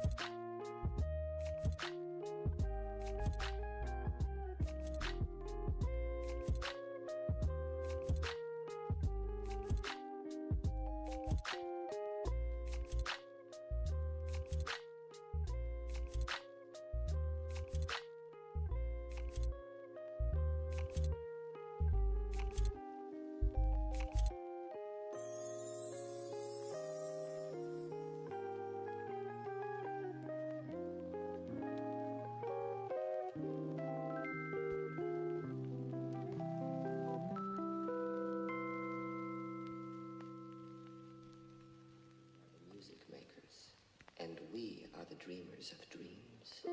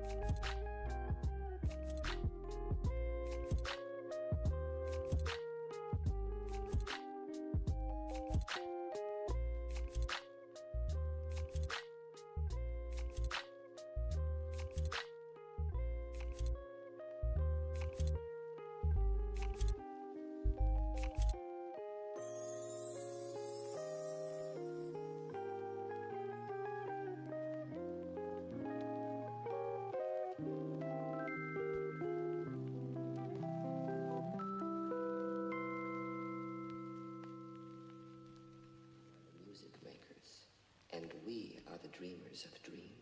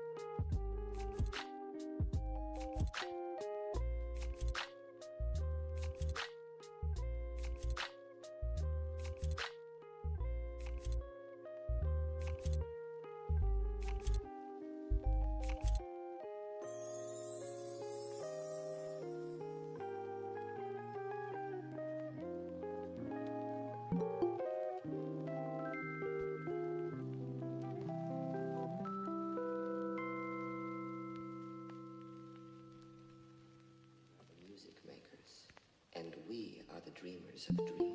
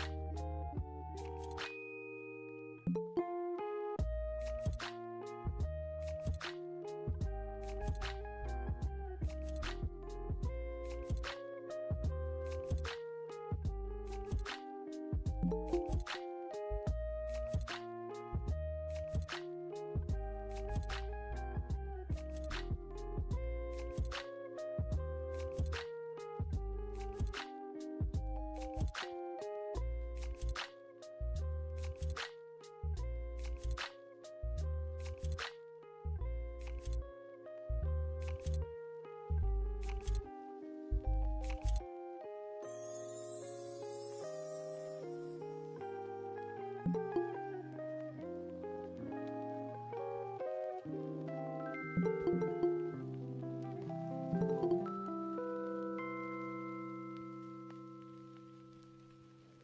makers, and we are the dreamers of dreams.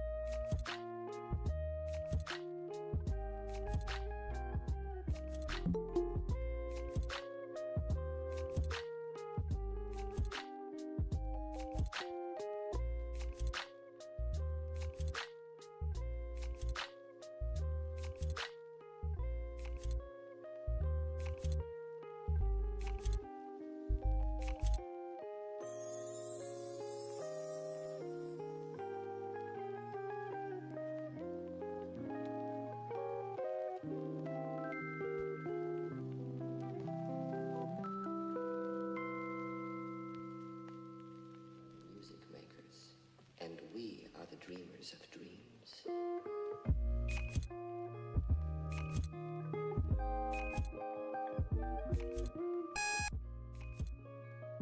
Good afternoon, everyone. Good afternoon, everyone. Good afternoon, FB Live. Good afternoon, mga nasa Google Meet. Good afternoon po sa mga nandito sa Zoom. We are now on the second part of our calibration program. Afternoon To po. proceed po, I will now call our next presenter to discuss about data management and security in program registration, public advocacy and information of registration programs. May we call Mr. Anthony Kiamco. Sir, the screen is yours po. Good afternoon po sa lahat. Good afternoon, AD Patty, AD Janet. Good afternoon. To continue with our discussion on our TC 107 series of 2021, which is the Omnibus Guidelines on Tibet Program Registration, I will discuss the section 17 and 18 of the Omnibus Guidelines. May I please the presentation? Thank you. So, in section 17, it is about the data management and security in program registration. We have 5 provisions in this section. Number 1, for purposes of ensuring a systematic collection, storing, and securing of valuable and necessary data in program registration, all TVIs with registered programs shall be required to submit a report on the data on enrollment, graduation, assessment and certification, and employment, among others, through the T2MIS to the TESTA Provincial District Office, which has jurisdiction over the TVIs. So take note po dun sa statement na required to submit on a report. Meron po tayong sanction and penalties sa section 20, letter F, about the non-submission of report. So meron pong pwede pong ma-revoke yung inyong CTPR kapag hindi po tayo nakapag-submit ng required reports. Kaya take note po doon sa sa statement po na yan. So sa number 2, similar data in the report mentioned in the preceding provisions shall likewise be required to be posted in the T2MIS, the procedures of which shall be duly informed to all TVIs. Other relevant data or documents and their submission timelines may be required by TESTA for data management and security purposes as the need arises, provided that the same shall be duly informed to the TVIs. So, ano po namin na yung mga data po galing po sa inyong mga reports ay ipopost po sa T2MIS. May pinapaalam po ng TESDA. Okay po. So, next slide. For number 3, TBIs with registered programs shall submit the following required documents to the TESDA Provincial District Office, which has jurisdiction over the TBIs, in digitized or electronic copies. So number 1, or letter A, transcript of records, which shall be submitted upon application for issuance of the special order or SO number. 4, letter B, certificate of training or diploma, if applicable, stating the units of competency achieved, which shall be submitted not later than 1 month after the completion of the training program. So take note po ulit sa statement na not later than 1 month after the completion of the training program. Dapat po ay masubmit po yung mga required documents na yan sa ating provincial office and district office ng TESDA. So next slide po for number 4 and number 5. Sa number 4, the TESDA PODO shall maintain a hard copy and digitized or scanned copy of the program registration documents and keep them in safe and secure location until such time that TESDA has established a fully functional and secured system for digital storage of program registration documents.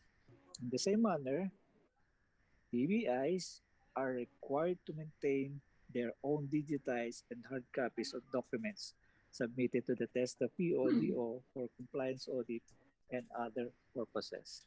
So take note po ulit, hindi lang po ang provincial office or district office ang magsa-safe keep ng ating mga documents regarding sa program registration, kundi pati po kayo, mga TVIs, stakeholders, are required to maintain their own digitized and hard copies of documents.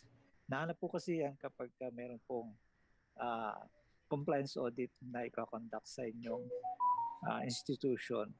Kaya para po maiwasan yung turuan, kasi po kalimitan sasabihin po ng TVIs ay wala po silang copy, nandun po sa PO or nandun sa RO.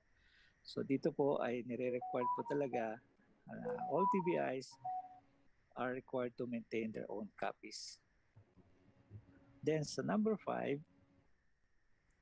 preparation and submission of reports involving the transfer of personal data and information of individuals pertaining to program registration shall adhere to and comply with Republic Act Number 10173 or the Data Privacy Act of 2012 and other pertinent laws and regulations.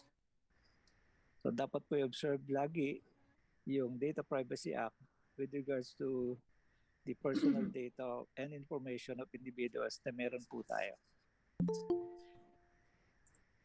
So next section of our Omnibus Guidelines, Section 18, about public advocacy and information of registered programs. So we have 3 provisions in this section. Number 1, all TVET programs and the institution with registered programs with TESDA shall be published by the central, regional office, and provincial or district offices for public information purposes in any applicable forms of media or publications. So, yan po lagi pong ipapublish ng central office, regional office, or provincial office yung pong registered programs po ninyo sa TESDA. Sa central office po, makikita po yan sa website ng TESDA, which is tesda.gov.ph. So number 2, TVIs with registered programs shall put up a signage of their registered programs in conformance with the following. So we have 2.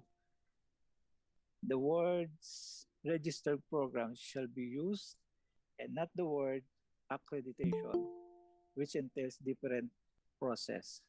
So take note po, usually nakikita po namin accreditation yung nakalagay sa harapan ng institution. Ang correct po na dapat na nakikita ay registered programs. Baka yan ang Region 7, ay Central Office. Sa letter B, yes po.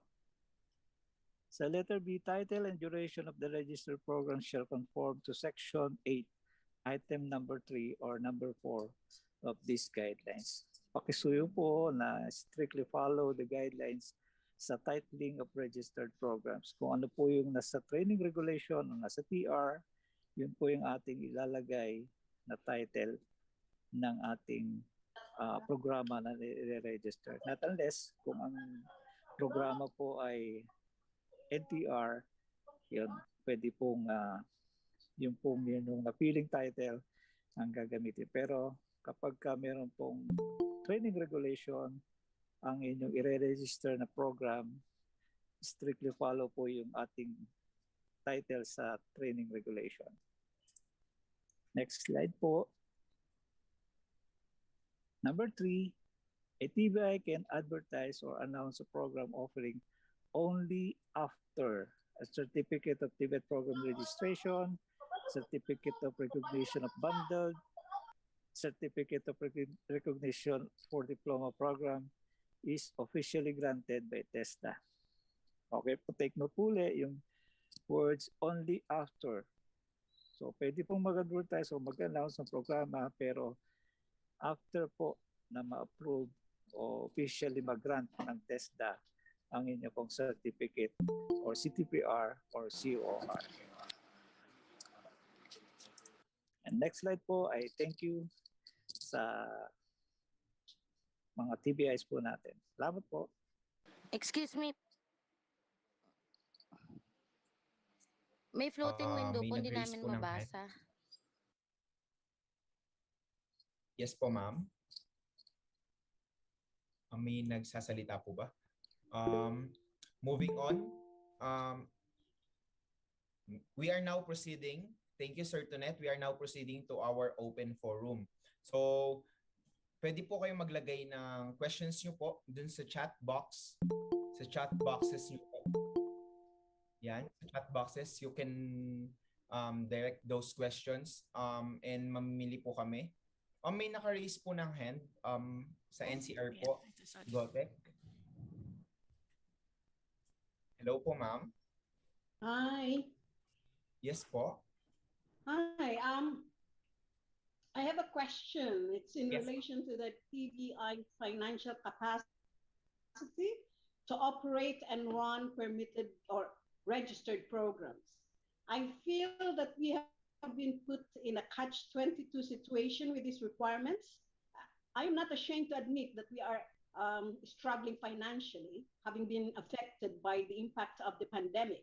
However, the latest financial statement that have been submitted to the BIR could show a loss or break even, which might disadvantage us from migrating our current programs.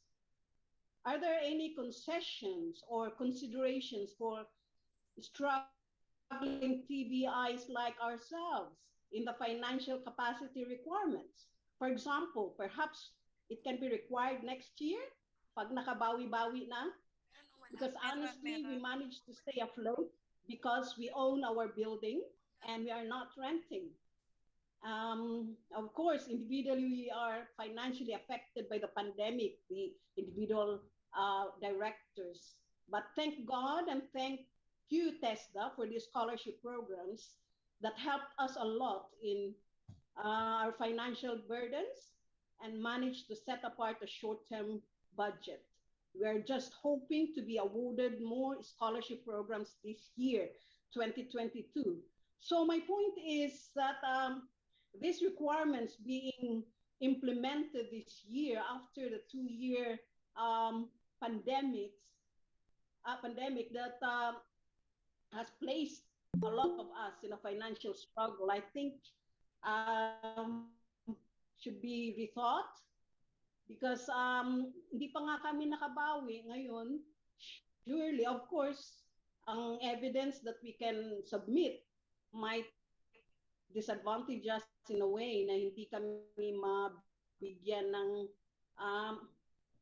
ng permit because of that. So, ano po ang ng TESDA management dyan? I just hope na may consideration din kasi katatapos lang ng pandemic. Ma'am Ida, Ma'am Janet, and Ma'am Sheila po.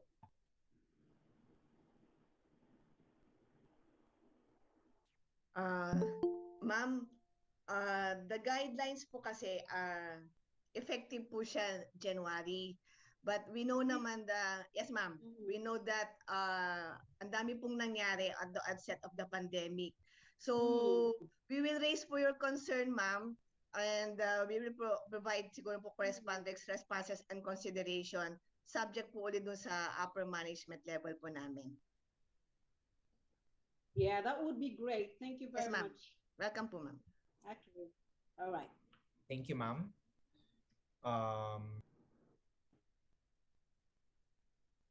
Sorry, I'll pick questions po dito sa ating chat box. And don't worry po sa mga questions po na hindi ma-raise po or masasagot po is we are willing to magre-respond po kami din sa mga questions nyo. So, I'll pick the questions po. Dito po kay Ma'am sa NCR, PSAA Riza, Ma'am Matias. She has 2 questions.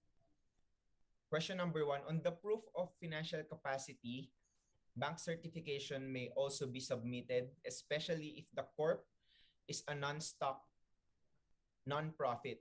A SEC also does not require proof of actual financial contribution from the trustees. A SEC also does not require proof of actual financial contribution from the trustees. Ma'am, can I request Ma'am Riza Surima Matias to elaborate her question? Ma'am Riza. Hello, good afternoon Yes, everyone. Good afternoon po. Kasi po, di ba nagtanong tayo kung anong other documents na pwede nating i-submit for the new TVIs na magre-register ng program. Yun nga, yung bank certification, baka pwede yun. Kasi ayun ang pinaka madaling ma-comply if you really are applying for registration with TESDA. Of course, meron tayong pera to buy the tools, equipment, and everything for the rental, and then for the maintenance habang hindi pa na-approve ang program. So, yun ang pinakamabilis. Kasi wala pa kasing naiipon na pera for financial audited financial statement, di ba? Kasi mag-a-apply pa lang. Kasi sa SEC, pagka non-profit ang korporasyon, hindi po sila nanghihingi ng proof of actual ang money, availability of money ng institution.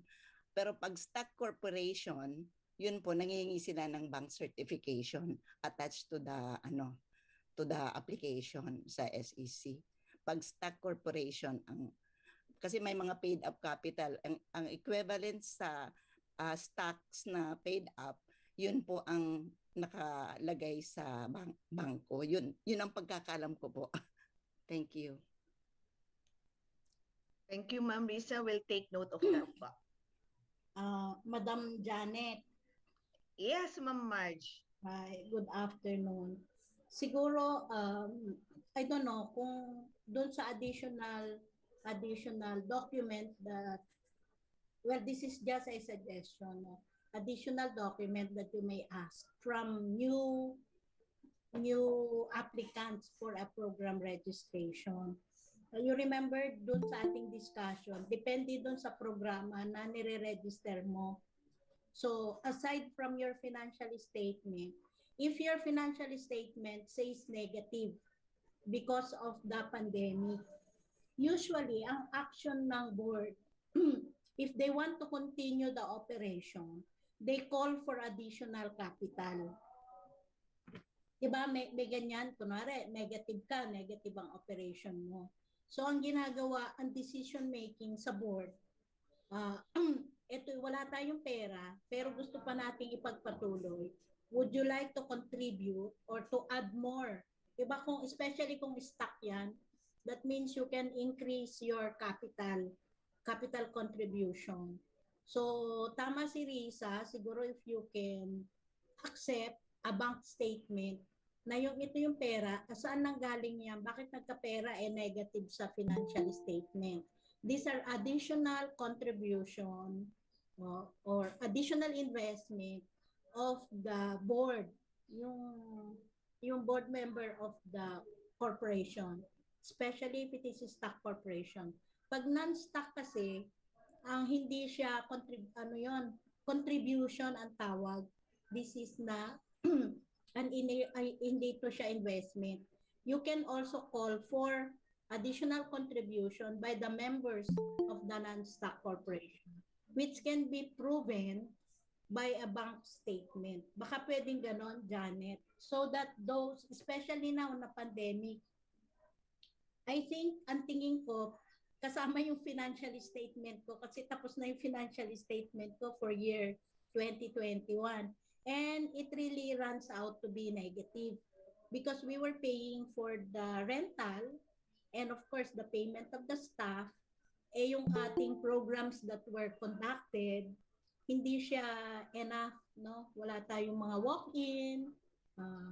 Ang meron lang, ang we were able to conduct were just the TWSP students or STEP students. So with that, para naman makaregister yung iba na gusto pa rin mag-register, baka pwede nyo tanggapin yung board resolution that the board members are putting in additional capital to finance the new program that is being registered. Baka pwedeng ganon, Janet.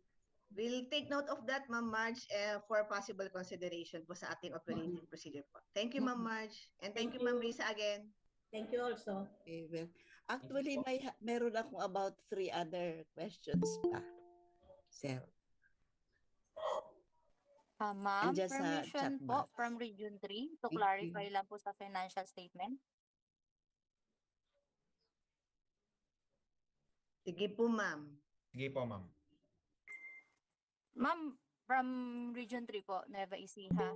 So, sa financial statement po, dati po kasi sa Kakfokal din ako, then Utras today, at the present, pagbago po kasing application, we are considering the paid up capital na nakalagay po din sa ating SEC registration.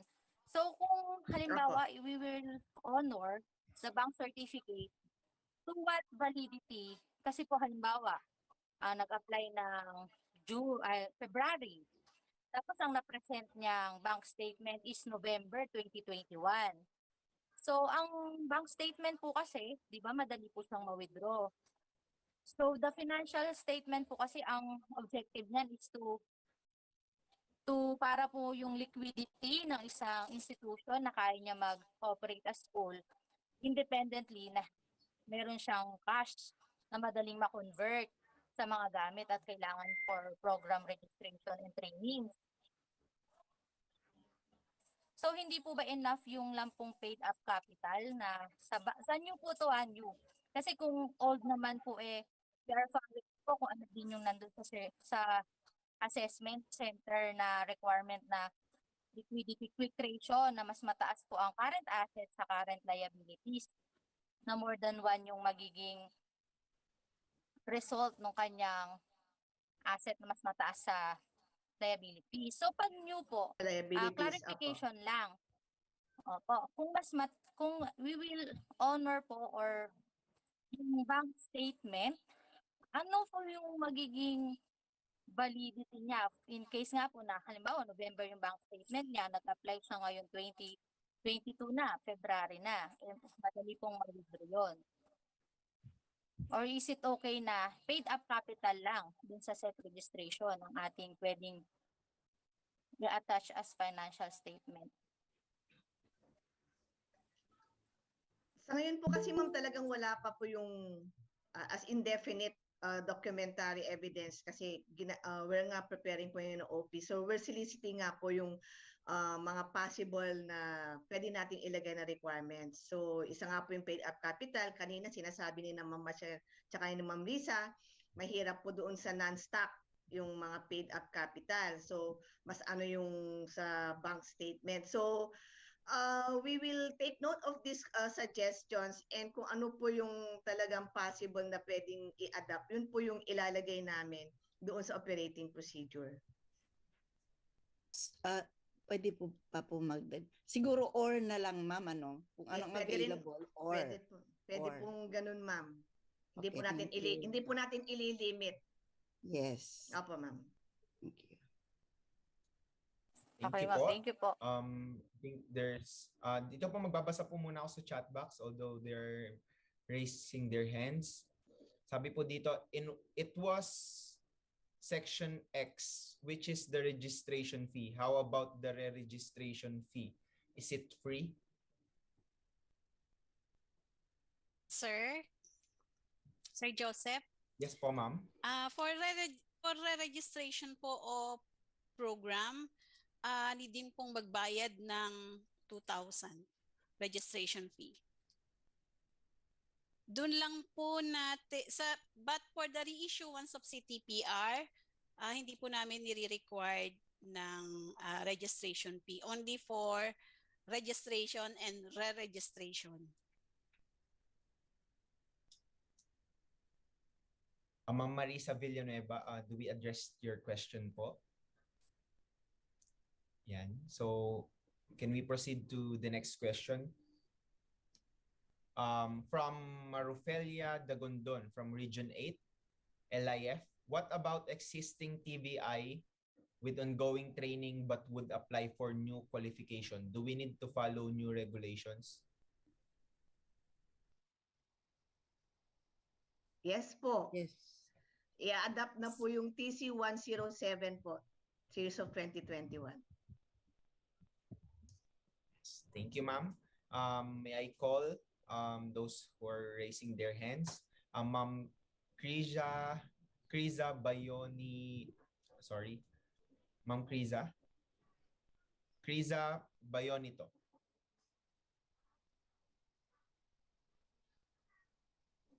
Ma'am? Hello, can you hear me? Good afternoon, ma'am. Good afternoon. Yung question ko lang is about dun sa moratorium. Kasi soon, very soon, yung pagdating ng June, lahat ng domestic work na training will be may bagong tools, materials, and equipment, pati trainers qualification. So, kailangan isusurrender daw yung mga CTPR ng mga training centers, mga TVIs. Pero meron kasing moratorium sa domestic work, so hindi na po pwedeng mag-apply for new. Magiging considered na new lahat ng existing ngayon. So in short, dito sa Manila, mawawala lahat ng mga training centers for domestic work. Meron bang chance na ang moratorium na to is malilift provided na walang TTI na mag-cater ng training ng domestic work? And pag hindi to na-lift, may encourage lang yung mga enhancement na dyan sa mga gilid-gilid just to train yung mga DH na mag-a-apply and going abroad. Hello? Ma'am? Ma'am Krisa, to address your concern. For the certification office, we have just prepared a memorandum for endorsement sa ating secretary. Nilinaw po namin doon na kasi po yun nga po, sinabi nyo, yung pong migration and the registration ng DOM work will be affected by TC 055. Yung po yung may mga amended list of tools and equipment. We clarified in that memorandum na yung pong may mga existing domestic work TVIs ay magre-register po at mag-migrate kasi hindi naman po sila considered as new application. Kasi nga may existing po silang CTPR. So magre-register sila, magma-migrate sila in accordance with TESA Circular 055 plus more importantly po, in compliance po doon sa Memorandum 154-A. Yung po yung strengthening further po yung domestic work kasi nakalagay po doon pag mag-register, pag yung mga TVIs, only TVIs with good track record and with no adverse findings, yun po ang may consider natin na magre-register. And in that memo po na we have prepared, nilagay po rin namin doon na reiterate na hindi na po talaga pwedeng mag-register ng new application sa DOM work. Pero yung mga private TVIs na may existing, pwede ho silang magre-register, mag-migrate, compliant to TC 055, but more than ever po, compliant po sa Memorandum 154-A. Yung po yun, ma'am. Thank you very much po sa certification office. Ang tagal ko na itong question sa lahat ng offices and kayo yung nakasagot nito. So I'm very, very happy na ito yung sagot ng certification office. Opo, and I agree na talagang dapat yung may good track record lang talaga yung makaka-apply. Yes, ma'am. And wala pong adverse findings. Yung po talaga yung nare-reiterate namin at nare-emphasize po doon, ma'am. Yes po, that's very good because a lot of TVIs then all over the country are abusing their CTPRs by issuing non-appearance sa mga tao with certificate. So this is very good to hear dun sa certification office. Thank you very much po. Welcome po, ma'am. Ma'am, meron lang po akong i-address na questions from our FB Live na nanonood po. Meron pong 201 Yan, meron pong 201 na nanonood po sa ating FB Live, dun po sa ating private group. Ang question niya po is about sa SIL from Miss Don Pulvinar Nasol. Sabi niya po dito, yung sa SIL po, sa basic lang po yung ilalagay at yung oras po ba is sa TR po namin susundin? Magdadagdag po ba kami sa nominal duration? Paano po ba ipapasok ang 21st century sa basic competency po?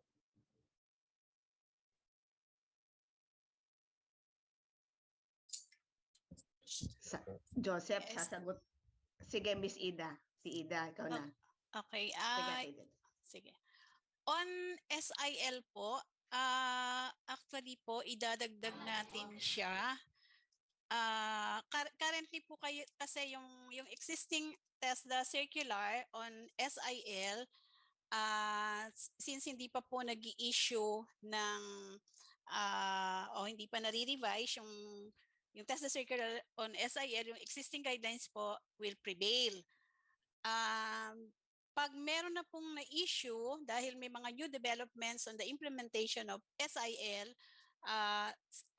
ang sample po nito is the information comes from one of the executive director ng TESDA, which is the QSO. May information po na maglalabas po ng TESDA board resolution regarding po sa implementation ng SIL, na ang sinasabi po, hindi po i-include, mandatory po ang SIL, pero pagdating po doon sa CTPR, hindi po i-include yung nominal duration ng SIL.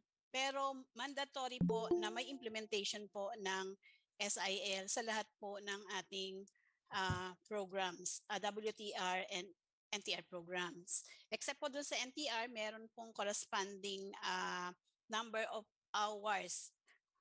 Dapat po more than 100 dun sa NTR programs. Yun po yun po yung new developments ngayon for SIL. Since wala pa pong lumalabas na TESDA board resolution or the revision po ng guidelines for SIL, for now po, for the meantime, isasama po muna natin yan sa CTPR. So thank you, Ma'am Ida. I hope we address your question, Ma'am Don Nasol, from FB Live. Next question po from Kamanava, Alliances of Tibet School Association Incorporated. Good afternoon. It's possible po ba na ang financial statement notarized lang, not necessary na ipa-receive pa sa BIR and SEC? Joseph, subject to ano yan, i-note natin, then we'll raise po dun sa right body for further discussion po yan. Thank you, Ma'am Janet. Next question po. Someone there raising their hands. I'll pick po from LGUC TAC, Ma'am Sophia. Yes, good afternoon. Yes, hi from the Caraga region. Good afternoon po. Good afternoon, ma'am. Yeah, I am the administrator of an LGU-run training center, and we're barely a 1-year-old. And yung concern ko, initially, we offered bookkeeping NC3. Yung concern ko is the qualifications of the trainer. Meron bang updates as regards the implementation of these new guidelines? Kasi yung sa TR, yung qualification ng trainer, he or she must be a holder of bookkeeping NC3 or a certified public accountant. Now, I am a certified public accountant by profession, but I was still required to submit a bookkeeping NC3 certificate. Is there a development on this or updates or changes in the requirements for trainer in bookkeeping NC3 kasi yung old TR, it's enough that or pag CPA ka, okay na, even if you don't have the bookkeeping NC3. Ganon pa din po ba? I hope I was clear.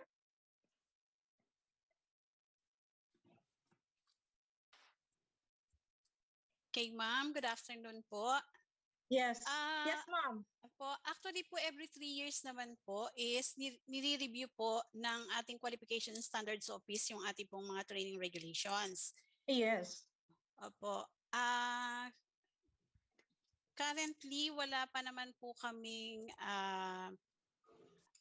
nababasa na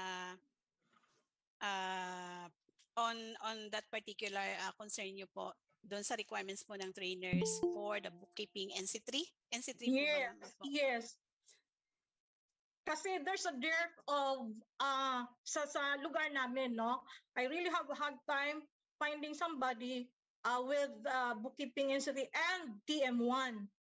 I have a colleague, a CPA, but he doesn't have a bookkeeping NC3 certificate. Pero malinaw naman sa TR na it's or. Ganon pa din po ba? It's either po holder siya ng NC3 bookkeeping or an accountant. Yun po yung nakalagay Yung sa CPA. CPA? Yes po. Opo, kung yun naman po ang naka-indicate sa training regulation, pasok naman po yung yung trainer na yun, sir. Kasi ma'am, kasi ang nakalagay po is or. Yes. Or. Kaya nga, I'm wondering why when I applied for yung sa trainer, I was required to submit a bookkeeping NC3 when in fact yung nakalagay sa TR or naman. Yes, ma'am. But then I still complied. I am a bookkeeping NC3 holder at the same time accountant. CPA, yes. Opo, I'm a CPA at the same CPA, time a sorry. holder. Opo. Yes, yes.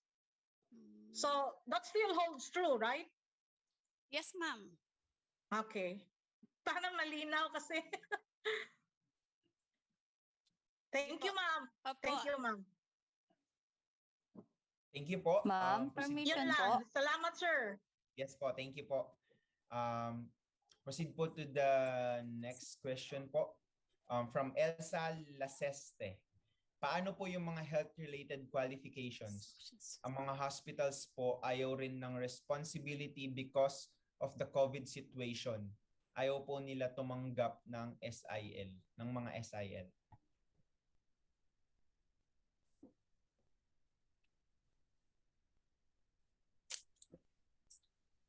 Mida, Ma'am Janet. We will take note of that comment. Marami na rin hong nagtanong sa amin yan in the past consultation. And the guidelines on the SIL is now being reviewed naman po. Okay, ongoing review and amendments po in consideration nga po of what on the results of the pandemic. So we will give you updates po and feedback as soon po na maano na po yung guidelines with the Office of the Primary Responsibility. Di ko lang po alam kung may taga PLO ba dito, Joseph? Parang wala akong nakita eh. Partnerships and linkages. Wala po, ma'am. We'll provide response on that, ma'am, pag na-amend na po yung guideline. Kasi even po doon sa mga, there are even questions po doon sa mga POPs related, if I'm not mistaken, Joseph, kung kailangan pa po ba ng SIL. And the mere fact when you are implementing POPs, meron na rin po meron na siyang parang on-site or parang in-company training So those questions were initially po provided sa concerned office po, and they are now considering your suggestions, your comments and clarifications nga po. So i-amend po yung guidelines on the SIL. It is also one of the directives po ng ating secretary para po ma-address na po yun. Oh, let's proceed po to the next question. Sir Arish Altabano. Hello po, sir. Hello, good afternoon, Sir Joseph. Good afternoon, sir. Thank you for acknowledging. Good afternoon po sa CEO, kila Director, and kila Ma'am Janet, kila Ma'am Ida. Anyway, my question is about the nominal duration po. The nominal duration which is affected by yung SIL, kanina pa na-discuss, so I won't ask on it anymore. But on the basic competencies, the updated basic competencies integrated with the 21st century skills, some of the qualifications po kasi would add hours. Like from 18 hours in the basic would become 37. Yung that's in the case of ano po, no, for example, contact center services. From 18, it will now be 37. So added po siya. For CSS or computer system servicing, from 40 hours, it will now be down to 37. So yung merong add and subtract, pagka ganun po ba, alin po ang susundan natin, yung sa TR pa rin po ba or yung doon na sa updated basic competencies? Para lang po pare-pareho yung nandun sa nominal duration.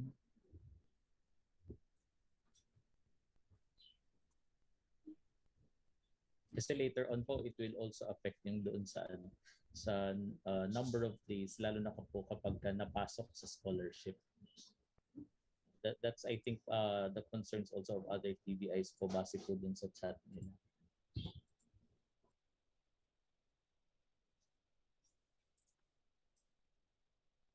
Ma'am Ida, Ma'am Janet.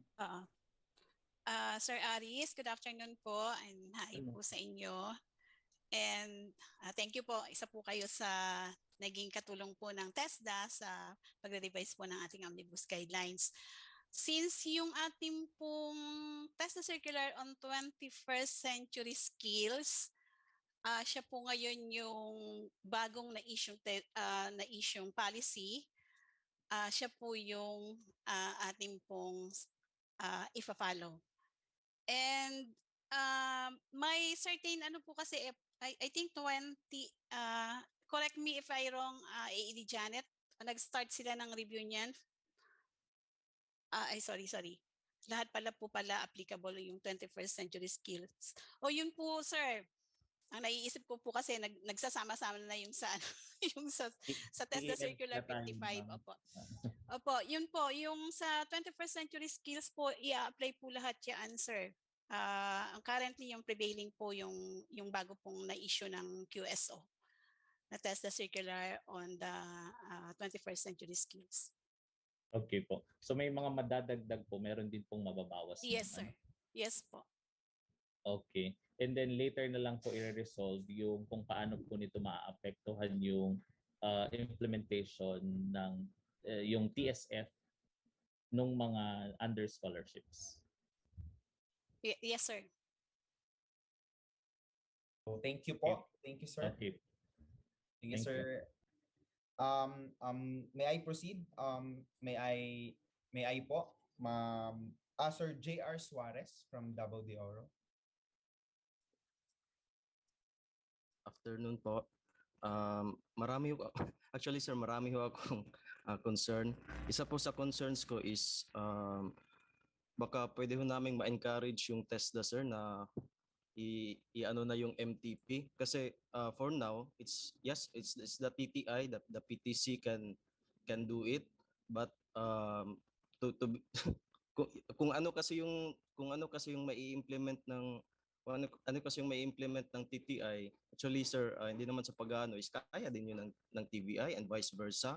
So I'm just concerned with that MTP kasi sa pagkakaalam ko rin, ang TESDA is parang nakat kasi yung budget. Baka maybe we can help that in that perspective. That's one concern po. The other concern po is yung sa team training po, sinabi ko kasi in the same institution Um, ano po ba yun? Baka pwede basic lang ba? Ano ba yung kasi pag ibang teacher po, ibang trainer po with other qualification, parang ano naman, parang hindi naman siya akma doon sa ituturo niya. Ang mas gusto ko nga siguro sa team teaching baka payagan ninyo is yung mga industry practitioners na alam mo yun, pa-speak namin tapos may mga kung anong activity basta ganun po. Another one po is regarding ho dito sa experience namin sa audit. Ano kasi sir, ang region namin is meron silang checklist na parang nilagay sa isang link tapos doon kami nag-upload. And then later on pag so sobrang tagal din kasi na nag-feedback sa amin yung ano yung PO namin. Actually hindi nag-feedback sa amin yung auditor and then yung PO lang. And then may mga remarks na tapos maraming remarks. Actually mapo-provide naman ho namin. Ang concern ko lang doon kasi is if ever meron hong parang checklist na ginawa yung region namin is maybe dagdagan siguro or kung ano yung ina-ask ng region namin dapat yun lang din siguro yung i-audit ng auditor which is from other region kasi may mga findings kami meron naman kaming mga papers maano naman namin yan ma-support namin yan and then yun lang po. Thank you, sir. Yeah. Oo. Sir, you are from the private TVIs po ba kayo? Yes po. Okay. Question number 1. Opo, question number 1 po yung sa MTP. PED Janet. Sige po. On the MTP concern, sir, talaga pong existing pa rin po yung directive ng secretary na di pa ho pwedeng mag-register ng MTP program ang private. So, this was raised many times rin po pero firm pa rin po siya na may moratorium po sa registration ng MTP by the private TVIs. Then on the sorry po if I can interrupt po Ma'am Janet no. Yes, Kasi before kasi yung moratorium we were already registered in MTP.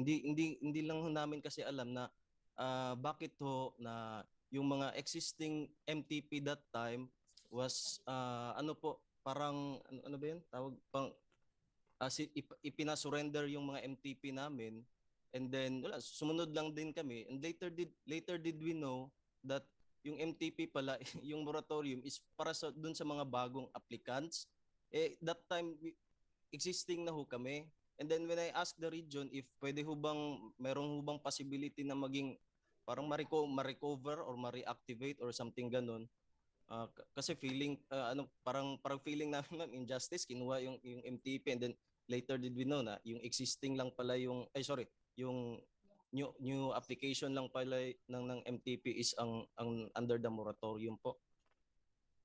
Opo sir. Yun, malinaw naman po yun sir. Region 11 po kayo sir? Yes po ma'am, yes po.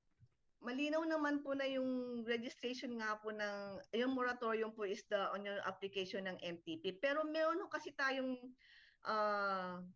guidelines on the re-registration sir na dapat you should also comply on that guideline and meron po tayong further pati din nag-issue po tayo ng further clarification na may deadline po kami sir doon sa application din sa re-registration.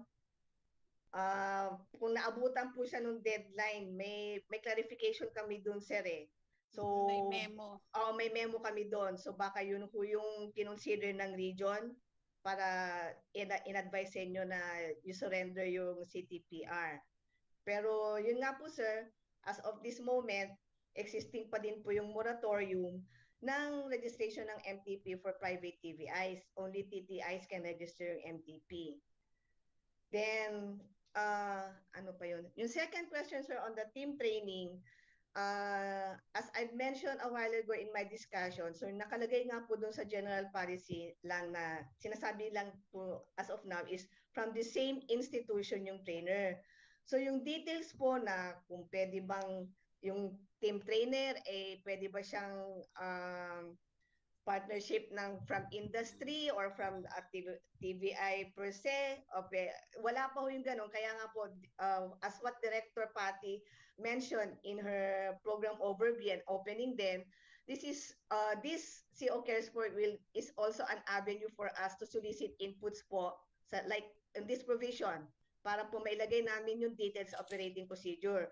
So halimbawa, from this CO Cares, we will generate a majority recommendation na pagdating sa team training, dapat yung trainer from the same sector or from the related qualification lang. So we will subject to consultation, further discussion para ho ma-consider o ma-approve to be incorporated sa OP. So yun po yun sir sa sagot na number 2. Yung po naman sir sa number 3 ba sir, relative doon sa conduct ng audit. As far as we know sir, yung pong concerned office dyan, which is yung interim audit service, nagko-conduct po sila ng calibration of all auditors. So ano po yung objective ng calibration of all auditors? Dahil ngayon nga po may inter-region auditor, that is to establish uniform implementation ho ng pag-o-audit. Ibig sabihin ho, pag nag-audit sila, pare-pareho yung steps, meron ho silang pare-parehong checklist na they are guided by standard checklist kung ano yung hahanapin sa mga regions. So, in any case ho na, halimbawa, hindi ho tumugma kasi usually ho ang hinahanap naman po sa audit kung ano ho yung mga requirements na ni-register ninyo eh. Kasi ho, ang audit ho is to verify your continuing compliance sa registration requirements and standards ng TESDA. So kung wala ho doon, may closing meeting naman po sir, pwede po kayong umapila. Pwede naman po ninyong hindi i-accept kaagad yung audit finding. Yun lang po yun, sir. Hello po, ma'am. Yes, sir. Again po, wala po kasing wala po kasing closing meeting po, parang audit na lang yung findings na lang diretso tapos ilang months pa yung tumakbo ma'am tapos bigla na lang kami hindi man lang nag-contact. Pero may document naman ho kami to support that yes, ano sir. yung hinahanap. Di Janet, compliance audit po kaya yan o sa inspectorate? Compliance audit ba yan, sir? O from NISP? Compliance po, compliance. Kasi sir, alam ko sa procedure po ng compliance audit, may closing meeting po yan bago kayo pumirma ng, anong tawag doon, JET? Yung parang agreement kung kailan nyo i-address yung, isasubmit yung yung mga documents to address yung correction and corrective actions. So any case, sir, i-feedback po namin sa IAS regarding this concern po. Thank you po. Thank you po. Yes, sir. And thank you, Joseph. Yes po. Due to our limited time, we will only entertain one na lang po from NCR po. Ma'am, from Mika. Good afternoon po. Yes po. Regarding po dun sa sa migrated na yung sa tools and equipment nga po kasi ang kailangan magre-register hanggang June 16, 2022 if I remember it correctly. Since may mga guidelines pa na hindi pa nare-release like the SIL and then I think some of the TVIs are not yet familiar with the 21st century competencies. So is there a way po na ma-extend yung June 2022 na magre-register kami? Kasi kami, yung mga qualifications namin under tourism, so bound for re-registration siya. So meron po kayang way na ma-extend po kaya given that different challenges? Kasi syempre kami nag-prepare na po kami updating our files and then knowing na may SIL pa na kailangan i-consider. Tapos, kumbaga domino effect po sa lahat ng preparation po. So, yun lang po. Kung merong ma-extend po kaya yung June 2022 po. Ma'am Mika, yung pong amended list po kasi was issued in June. Pero, ang pagkakaalam po namin, mag-e-effect po yung migration, re-registration pag na-deploy po yung yung guidelines pa pula ay na-issue nung June. Pero one of the provision po doon sa guideline, mag-e-effect po yung mga provisions on that guideline doon sa pagmamigrate on doon sa mga amended tools equipment, yung TC055, once ho na-deploy yung guidelines. So nag-uusap nga po kami ni na Miss Ida tsaka ni na Miss Sheila. I think it is also certification. Nakasapin lang po namin si Director Patti. Na-deploy po kasi yung guidelines November na. So yun nga po, baka pwede rin, we can also recommend na ma-extend nga po yung migration until November kasi nakalagay naman po dun sa TC na the migration or registration will start as soon as the guidelines have been deployed. But as far as we are concerned, kasi part po kami ni Miss Ida doon sa deployment ng guidelines, may series po ng deployment ng guidelines ang Quezon, pero November na po siya. So baka we can also recommend or prepare a memo to that effect po. Thank you po, ma'am. Yes, ma'am. Thank you. Sorry po dun sa mga madaming questions. Don't worry po sa mga nagre-raise na hands. Someone is documenting po. So if you have questions po, kindly comment in the chat box so that ma-consolidate po and i-address po yung mga questions natin. So moving on to our next presenter. To present the bundle and diploma program, may we call once again Miss Ida Miape. Okay, thank you, Joseph. Thank you, ma'am.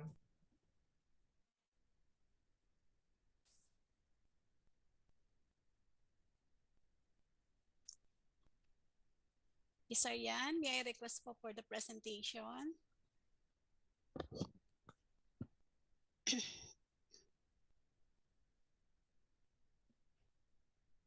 Thank you, Aryan.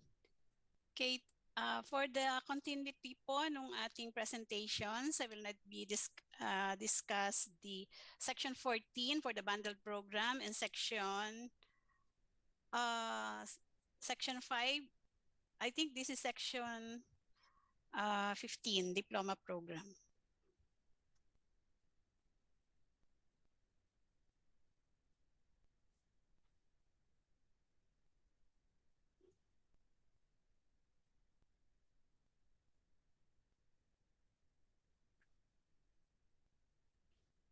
Okay, section 14, diploma program, bundle program, section 14.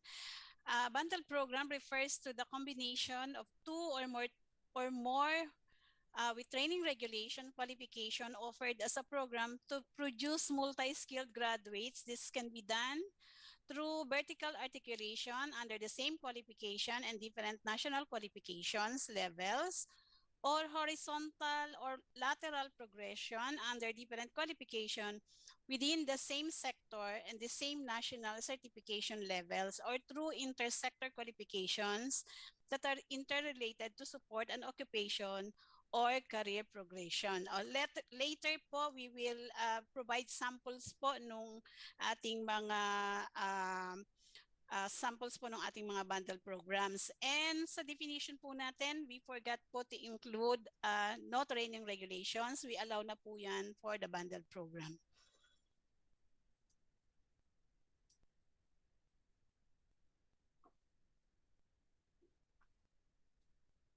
Okay, bundle program shall be allowed consistent with offering of multi-qualifications program to produce multi-skills graduates under the following conditions. Sabi po dito, only programs covering full qualifications shall be bundled. Letter A, registration of bundle program shall be by qualification. In no particular instant shall a TVI include in its banding system any program or qualification that is not duly registered with TESDA.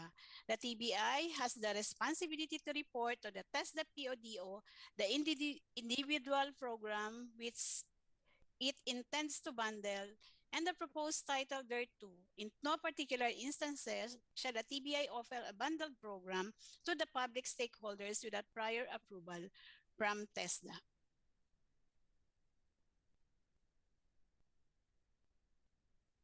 Okay, ito po yung kaninang sinasabi ko. We have here the samples of the following qualification that may be bundled. For the same qualification with different NC levels, meron po kaming sample dito under the construction sector, plumbing NC1, plumbing NC2, and plumbing NC3. Yan, same sector po but different NC level. Ang sample po ng title of bundle program natin dito, plumbing technology. Another po is yung qualification within the same sector provided the entry requirements of each train regulator are complied with. Ang sample po dito, yung ICT natin, 2D animation NC2, 3D animation NC2, and animation NC2. The title of the bundle program, animation technology. Or under letter C, intersector qualifications, WTR and or NTR. Yan po, sinasama na natin yung NTR that are aimed at enhancing and supporting an occupation or career progression. Ang sample po dito sa health sectors, domestic work NC2, and under po ng tourism, housekeeping NC2, and under po ng PFB or sa food processing, food processing NC2. Ang title po nung bundle program na yan, Domestic Work Management. Sample lang po namin yan, sir, ha? Lagi po kaming may sample ng title of bundle program dahil po ang ating pong ang ating pong bundle program ay kailangan po, lalo na po yung title niya, ay kailangan pong hingan natin ng approval sa ating pong regional and provincial offices.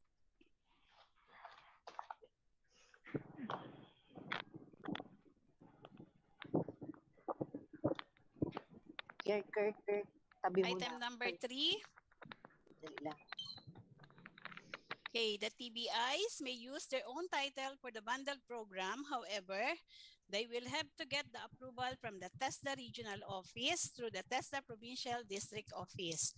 The qualifications and or unit of competency in the bundled program shall be specified in the T2MIS reports, TBI signages, curriculum, and other institutions and learner documents. Yan po. And item number 4, a certificate of recognition for bundle program or ang tag po namin dito, CRBP, shall be issued for the recognized and approved title of bundle program of the TBI by the TESDA Regional Office through the TESDA Provincial and District Office. Okay, another, before po kasi letter of approval, but now po mag-i-issue na po ng certificate of recognition for the bundle program.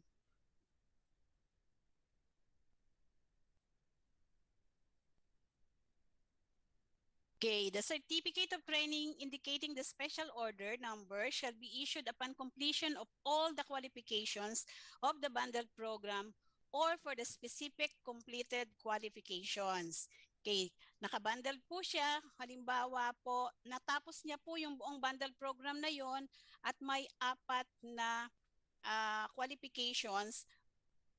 Ang bibigyan lang po ng, dahil may approved title program po tayo for the bundle programs, yun po ang lalagyan natin ng special order. But, halimbawa po, ang bata po is isa lang yung natapos niya doon sa bundle program, yung isang bundle program na yun, isang qualification, yun lang po ang i-issuehan ng special order. A separate special order will be issued for that particular completed qualification of the bundle program. Okay, in the issuance ng special order, number and certification, authentication and verification, the title of the bundle program and the qualifications that were bundled shall be indicated.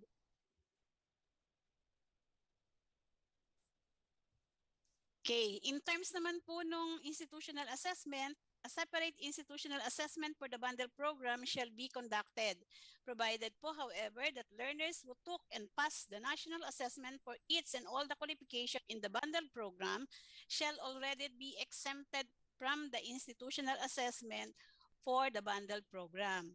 A failure in the national assessment on any of the qualification in the bundle program shall result in requiring the learner to take an institutional assessment for the bundled program prior to the issuance of a certificate of training on the bundled program.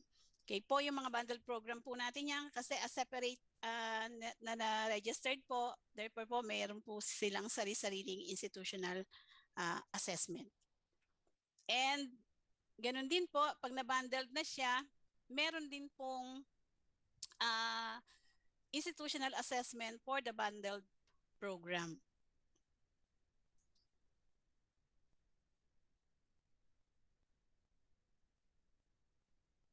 Okay, we go now for the diploma program. The recognition of all PQF Level 5 diploma programs shall follow the registration procedures prescribed in these omnibus guidelines and shall likewise adhere to other guidelines prescribed in TESDA circular pertaining to Level 5 diploma programs. As we all know po, may sarili pong guidelines yung ating diploma program. Actually po, ito po yung meron pong TESDA Circular 119 Series of 2021, yung Packaging Rules of PQF Levels 5 Program for Tibet Sector. And also, yung TESDA Circular 150 Series of 2020, yung Implementing Guidelines and the Pilot Implementation for the Development and Alignment of PQF Level 4 and 5 diploma programs qualification with Dublin Accord, Sydney Accord accreditations. Yan po yung nakalagay dito sa item number 2, which state po, program recognition pertaining to PQF Level 5 program shall implement the provision in the guidelines on packaging rules of PQF Level 5 programs for the Tibet sector and the current implementing guidelines and the pilot implementation for the development and alignment of PQF levels 4 and 5 program qualification with Dublin Accord and Sydney Accord accreditation process. Okay, under item number 3, the packaging rules referred to in the preceding paragraph shall set the minimum requirements, competency standards, learning arrangement, and assessment and certification necessary to develop the PQF Level 5 program. The procedures manual on the evaluation of PQF Level 5 diploma program shall serve as a guide in evaluating a diploma program. Okay. Item number 4, the title that contains diploma shall only be allowed if the program complies with the PQF Level 5 descriptors. Yan po, maliwanag po ha. Kailangan po align po siya o nagko-comply po siya doon sa PQF Level 5 descriptors. And item number 5, all approved PQF Level 5 programs shall be issued with a certificate of recognition for diploma programs or the CRDP. Yan po, hindi siya certificate of registration but remain po siya certificate of recognition for the diploma program. Okay, do we have, that's all po for the bundled and for the diploma program. Okay, thank you.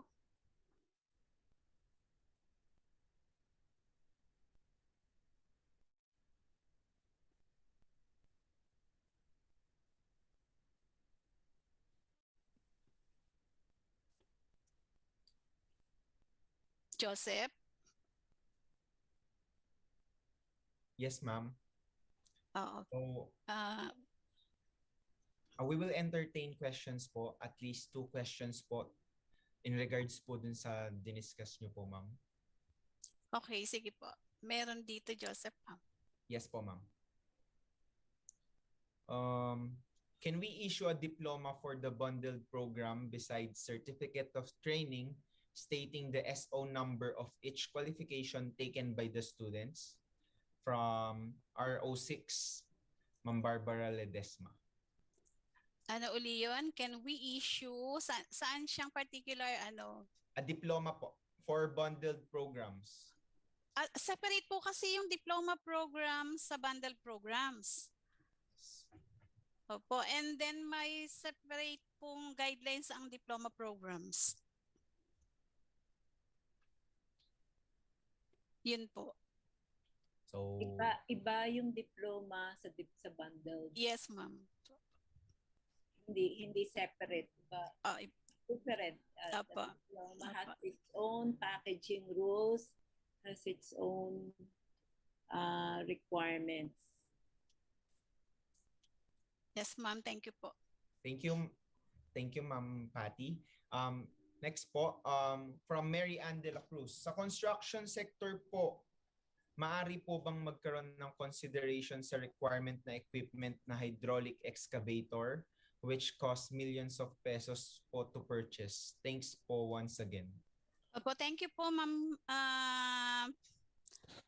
From Region 3. Diploma daw. Sorry. Balikan ko lang. Sige po. Joseph and Sige Ida. po. Yes, ma'am. Clarify niya, diploma for the students. Hindi yung diploma program. Ibig sabihin, parang training certificate. Opo, ma'am. For the students who took up bundle program. Meron ba tayong in-issue na ano ang dapat i-issue sa bundle program na certificate of training? Ma'am, actually ma'am, kasi the same din po siya doon sa usual na ini-issue natin na training certificate. Pero yung training certificate na yon for each qualification. Oh, yes ma'am, opo. So Wala pa po for the bundle program. We will clarify that in the OP. Oh, yes ma'am. Sige po, noted po. Nag-raise ng hand si Marge. Kita ko nag-raise si Marge. Yes, Ma'am, kaya po ako nag-raise ng hand. Yan po yung aming request aside from the individual SO for yung mga qualification. Pagka naka-bundle, another SO for the bundled program. Oo. Para meron siyang certificate. Parang yun na yung yun ang nasa guidelines, hindi ba? Ma'am, nung discussion natin, parang yun yung recommendation. Pero yung guideline po, sa ngayon mama, wala lang, individual pa. Kung ano yung individual qualification. Pero mag-i-issue ng certificate of recognition for the bundled program. Yes, ma'am. Para magka-SO. So anyway, clarify natin yun sa operating procedure. Thank you, ma'am. Thank you po. Director Patty, sisingit na ako. Oo, nakalagay lang po kasi natin doon sa sa TC 107 yung issuance of the SO separate for the diploma, for the bundle, but parang wala yatang mention on the training certificate containing that SO. Kung walang nakasulat ay maganda para mailagay natin sa operating procedure. Hindi natin i-modify. I-clarify dun sa operating procedure. Thank you po. Okay. So we proceed po. Ma'am, yung kanina meron nagsasalita. Yung hindi po natuloy na question po, yung sa construction siya, wait lang ma'am, nawala po yung sa po eh. So, sa construction, Joseph. Region 3. Joseph, nandito. Basahin ko, Joseph. Okay. From Region 3, Equip Tech, Zambales. Sa construction sector po, ma'am, sir, maaari po bang magkaroon ng consideration sa requirement na equipment na hydraulic excavator, PC200, which cost million of pesos po to purchase? Thanks po once again. Actually, ma'am, kung pag ganyan po kasing napakalaki talaga po ng price, doon po sa mga training regulations, meron pong recommendations doon na pwede po kayong makipag-partner sa mga industries na lalo na po dyan sa mga heavy equipment na yan na talaga pong napakamahal ng kanilang mga price ng equipment na hindi kaya ng ating mga TVIs. Allowed po na makipag-partner ang ating mga TVIs. Paki-revisit nyo po yung training regulations on heavy equipment. May mga nakalagay po doong note or provisions sa kanilang mga sa training regulations po. Thank you po. For the last question po, we'll entertain po from Region 12, Grocery, from Grocery, ano po? Grocery Graciano. Am I right po? Grocery Graciano po. Hello po. Are you there po, Ma'am Grocery Graciano? To proceed po, ay, nag-comment po pala siya. Sabi po niya po dito, doon po sa bundled program, mag-apply pa po ba kami ng separate na assessment center po? Assessment center? Yes po, yun po ang sabi niya po. Sa bundled program po, mag-a-apply pa daw po ba sila ng separate na assessment? Kasi separate institution assessment center for the bundled program. Hello po, good afternoon po. Bali nakalagay po kasi dito a separate institutional assessment for the bundled program shall be conducted. So clarify ko po ha, if you are in the SMAW, may SMAW NC1, NC2, NC3, NC4, natanong ko lang po for clarification. Kasi di ba may assessment center na kami for SMAW NC1, NC2, NC3, and NC4.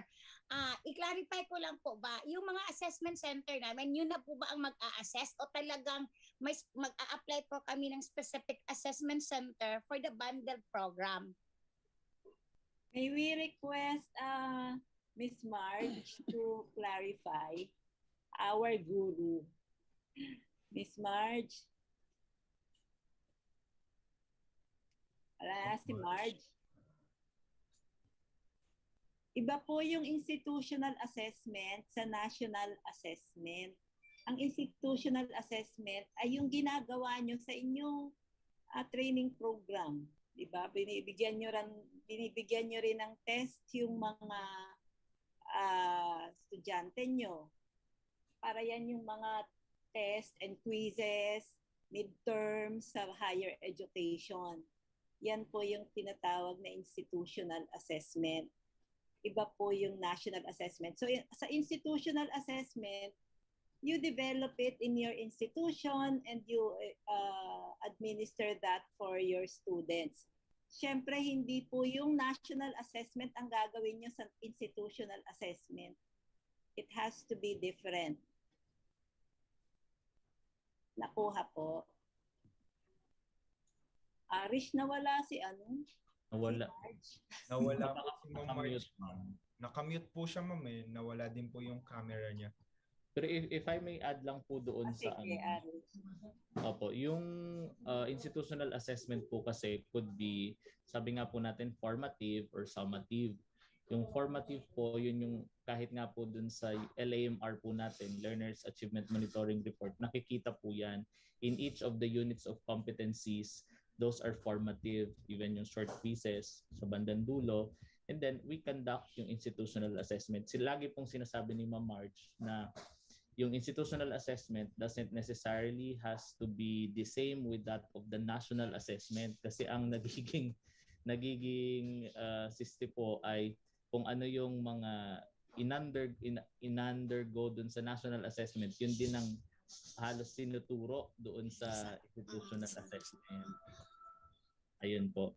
So, one more thing pala, Director Patty. During audits din po, hinahanap din kasing institutional assessment. So it's better that all of us, TVIs, TTIs, institutions should also see to it that when our graduate or our students transition to become a graduate, we should all be quality assured by conducting the institutional assessment. Ayun, parang we police our own. Actually, isang ang dapat ilagay na requirement yan sa program registration pa lang. So like you have your learning materials, you have your institutional assessment, kompleto na yung institution with all the learning packages and assessment packages of the institution. We look for that also during the STAR program. And if I may inform everyone, especially those who are interested in the STAR program, we have a policy now, and we will we would like to implement it except that wala pa tayong 3-star program. If you are a 3-star program awardee and you are also an APAC awardee, your graduates will automatically get the national certificate. Pero we will also have to look for your institutional assessment. Paano ba ina-assess yung estudyante nyo during the training program. So andyan yung mga sinasabi ni Arish na formative evaluation or assessment, summative assessment. Andyan na si Miss Marge. Baka kailangan nating Marge, mag-conduct ng assistance capability building program for development of institutional assessment. Wow. Ma'am, thank you ha. Kasi meron hong nabigay sa amin na memo. Some of the test the personnel will undergo development competency assessment tool. Binigyan po ng TWSP. So, kung meron pa doon, so the others can also undergo the same training. Kahit na yung yung develop competency assessment tool. Pero ma'am, ang sasabihin ko sana, suggestion, and I think this was our discussion before when we were discussing about bundled program. Di ba pag bundled, kunwari yung NC2, NC3, NC4, pagka nagpa-assess na siya ng NC2, pumasa, NC3 pumasa, NC4 failed, kunwari not yet competent. Ngayon, how do you give the bundled certificate? So, yun po yung merong institutional assessment. Although yung NC2, meron kang institutional assessment. Yung NC3, syempre, meron ka rin institutional. Yung NC4, meron din. But you let them go through the national certificate. If anyone among the NCs, nagkaroon siya ng NYC, magkakaroon ng institutional assessment, yung the bundled program. Institutional assessment for the bundled program. That is when you can request for the special order na bundled program siya. Parang ganun. Yung examination question will parang merong siyang assessment for the bundled program. Yes, ma'am. Yun po yung discussion natin. Certificate of recognition. Oo. Opo. Ganun po. Thank you po. So, yung sa nagtanong, klaro ba? Sino nga yung nagtanong? Region 3 yata yun? Sa Region 3 ba? Yes po, ma'am. Sa Region 3 po, po siya galing. Yung nag-o-offer ng welding. Sige, let's proceed na. Thank you po, Ma'am Patty. Thank you, Ma'am Marge. Thank you, Ma'am Ida, for addressing the questions of our participants. And for our next session, which is on re-registration of programs and the issuance and reissues of CTPR, may we call our presenter, Ms. Janeline Meneses. Ma'am Jet? Hello. Thank you, Joseph. Good afternoon, everyone. Good afternoon, ED Patty. Good afternoon, AED Janet, Ma'am Sheila, and Ma'am Ida. May I request Ma'am Ariane po to screen share my presentation. Salamat po. Okay, my discussion is about Section 11, the re-registration of programs. I will be discussing yung mga provision and instances kung kailan nagre-register ang program. Next slide po. Under letter A po, migration from MTR to WTR or from old WTRs to updated WTRs. Item number one, full re-registration of program is required in all cases of migration from MTR to WTR. For example po, yung beekeeping po natin, this was amended to beekeeping NC2. This was also promulgated last August 12, 2020. Hence po, after RLA or the regional lead assessor, all beekeeping qualification must be migrated to beekeeping NC2. Under item number 2, migration from old WTRs to updated WTRs will require re-registration or not, depending on the following provisions. Letter A po, if the old TR has been updated with major changes, such as but not limited to additional critical units of competencies and other significant changes, the re-registration of the program shall be required. So, pag major changes po, re-registration po tayo. An example of major change is halimbawa po, kapag po nagdagdag po ng isang core competency, may magre-registration po tayo. However po, may kaakibat po ito na dagdag na submission po tayo katulad ng updated tools and equipment, reconfiguration ng workshop, or partnership with industry in case po wala po tayong available facility for the delivery of training. Okay. Or yung di pa tapos, ma'am. Letter B, if the changes in the amended TRs are just minor and do not affect the overall delivery of the program, re-registration of the program shall not be required. So minor, no need for re-registration.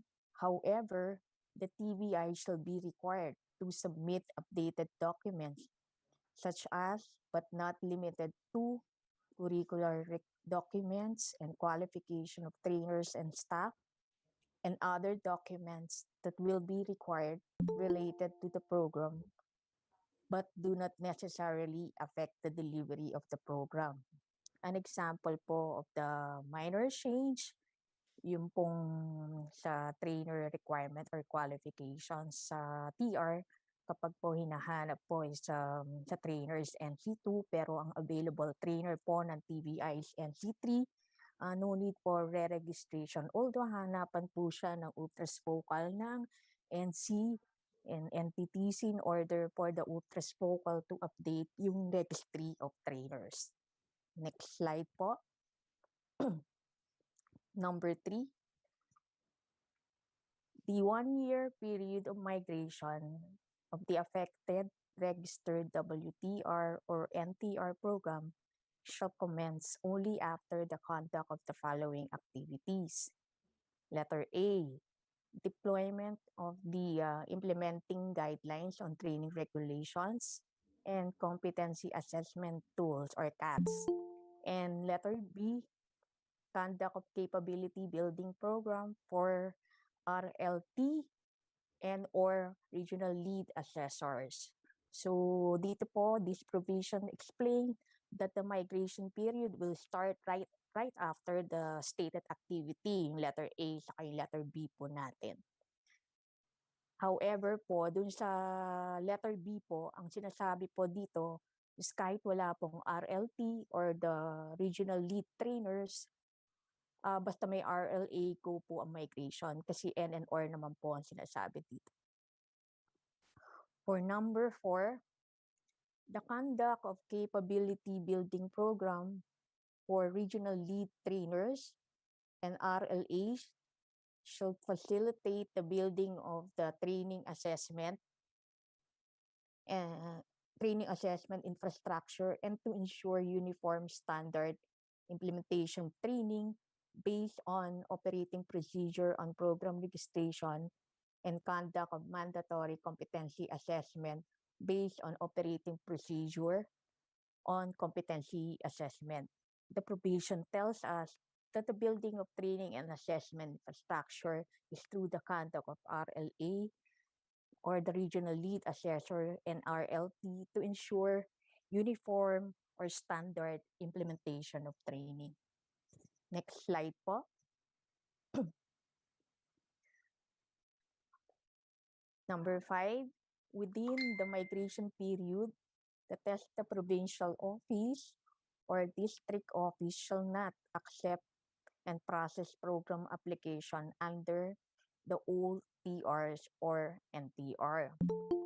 For example po, example lang po, February 25, 2022, nag-conduct na po tayo ng RLA So, start na ang migration period ng February 25, 2022 until February 24, 2023. So, dapat hindi na po mag-a-accept ng application po under the OTR po. Yun po. Item number 6, TVIs with affected programs should be allowed to continue the ongoing program being conducted while in the migration period. TVIs shall be allowed to accept new enrollees for the old registered WTR or NTR program within the migration period in the implementing guidelines of the training regulations, provided that the end of the training and the assessment of the learners shall be within the migration period using the standards of the old TRs, and provided further that there are still available competency assessors for the old registered WTR program. To continue ko lang po yung example ko kanina, na for example, ang migration period natin is February 25, 2022 to February 24, 2023. For example, ang i-conduct na training is carpentry, no? And we know that carpentry is 2 months, and we would like to start the training on March 2, 2022. Pwede pa mag-accept ng trainees anyway, matatapos naman nito within 2 months, within the migration period. Pero if mag-start ang training ng February 22, 2023, hindi na pwede kasi lalagpas na to sa migration period. Ang i-remind lang natin sa mga TVIs, i-ensure lang ng TVI na meron pang assessor na hindi mag-expire na kanyang accreditation. Tapos, if mag-expire ang accreditation within the migration, ensure lang na makapag-renew before ma-expire dahil may i-assess pa. Next slide po. Ito po, number 7. Programs which are not migrated within the period as stated in the implementing guidelines of the training regulations and provisions contained in item number 3 of section 11 shall be closed in accordance with the procedure on closure programs and revocation of CTPR. So, dito po, pag hindi naman nag-migrate ang isang programa, considered closed po yun. Dapat po tayong mga TBI, pag ganito po mga cases, dapat po i-surrender po natin ng ating CTPR. And ang dapat po yung mga UPTAS focal din natin, hingin din po ang CTPR ng mga TBI na nag-close na po. Item number 8. Under pa rin sa letter A, migration from NTR to WTR or from old WTR to updated WTRs. Number 8, TESTA shall ensure that supporting mechanism and infrastructure are available for the TVI to ensure successful migration of the program as contained in item number 3 of section 11. TESTA shall also ensure that proper notification to the TBI has been made regarding the closure of the program. Yan po yung sinasabi ko. Kailangan ma-inform po ang TBI regarding sa closure ng program. Ang sinasabi po dito sa item 3 of section 11, ito po yung binanggit ko kanina, katulad ng deployment ng implementing guidelines on training regulation and TATS, saka yung conduct ng capability building program for RLT and RLA. Next po.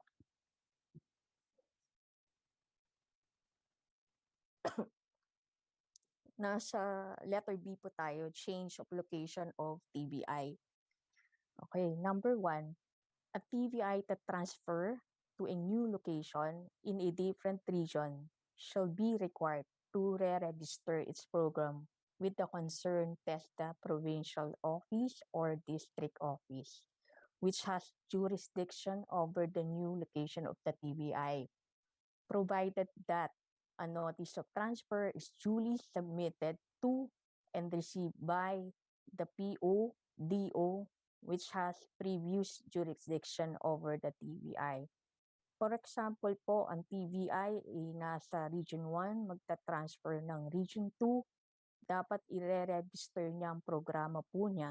Hindi po pwede i-carry over niya ang registration niya sa Region 2. Tapos magbibigay po ang TVI ng Notice of Transfer sa Region 1. Kasi po, ito po ay titingnan din ng Region 2 kung na-receive po ng Region 1 ito at na-acknowledge ng Region 1 ang Notice of Transfer na sinubmit sa kanya ng TVI.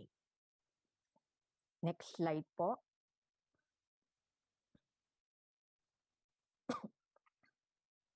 Under letter B pa rin po tayo. Number 2. A TVI that transfer to a new location within the same jurisdiction of the TESDA province or district office or another province within the region shall not be required to re-register its program, but will be subjected to a site inspection by the concerned TESDA provincial office and clearance from any case or complaints filed against the TVI. The TVI shall be required to submit a letter or notice of transfer prior to the submission of the selected documents relevant to the reporting of the new location, such as, but not limited to, physical facilities, layout, proof of ownership, contract of lease, current fire certificate, among others. There will be a reissuance of CTPR reflecting its new location. So pag within the same jurisdiction or within the same province lang po ang transfer, shall not be required to re-register its program.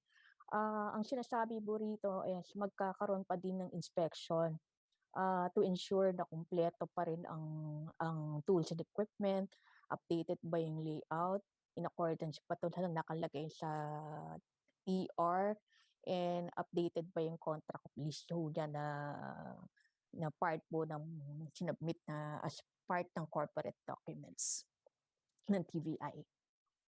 Next po. Under letter C po, change of ownership naman po tayo. In instances of a change of ownership of the institution, the TVI shall submit to the PODO the revised General Information Sheet and Articles of Incorporation indicating the change in ownership as approved by the Security and Exchange Commission. Said documents will be noted by TESDA and re-registration of the program is no longer required. So pagka change of ownership, yung re-registration of the program is no longer required. But you have to submit yung mga general information sheet, yung article of incorporation approved by the SEC. Next slide po. Under pa rin tayo ng issuance and reissuance of Certificate of Tibet Program Registration.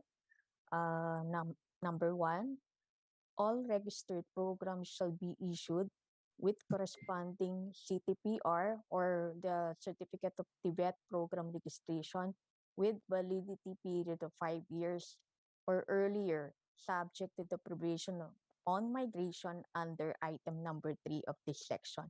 So, ang CTPR na po natin may validity period na po ng 5 years. Or it can be earlier, depende po sa provision under migration. Kung imamigrate na po yung qualification or amended na po yung qualification. Number 2, registered institution-based program that shifted to any of the flexible delivery mode shall be issued with a certificate of recognition. So, ito sinasabi po dito kapag ang TVI na may institution-based program at ito ay nag-shift sa flexible delivery mode, mag-i-issue ang region ng COR. Pero nasa kanya pa rin yung CTPR niya. Dalawa pong panghahawakan po niya, yung CTPR and COR. Number 3, ito po yung issuance of the new CTPR shall be done in any of the following instances after substantially complying with the requirements. A, program migration from NTR to WTR or old TRs to amended TRs, yung diniscuss ko po kanina. Next slide. Next slide po. B, registration of a new program adapting to any of the flexible learning delivery modes. C, change or revision of curriculum or inclusion of additional units of competencies. D, re-registration due to the change of location of the TVI as provided in the policy on Section 11, letter B, item number 1. Ito po yung another location, transfer to another location. And letter E, reissuance of CTPR shall be done for change of location as provided in Section 11, letter B, item number 2. Ito yung within the province or same jurisdiction. Number 4, for newly registered program directly adopting flexible delivery mode, issuance of certificate of recognition shall no longer required. However, competency-based curriculum indicating the modality under flexible delivery mode shall be submitted. So kapag po tayo ay nag-apply po ng flexible delivery mode for newly applicants, you have to submit a curriculum indicating yung flexible delivery mode you have adopted. Next slide po.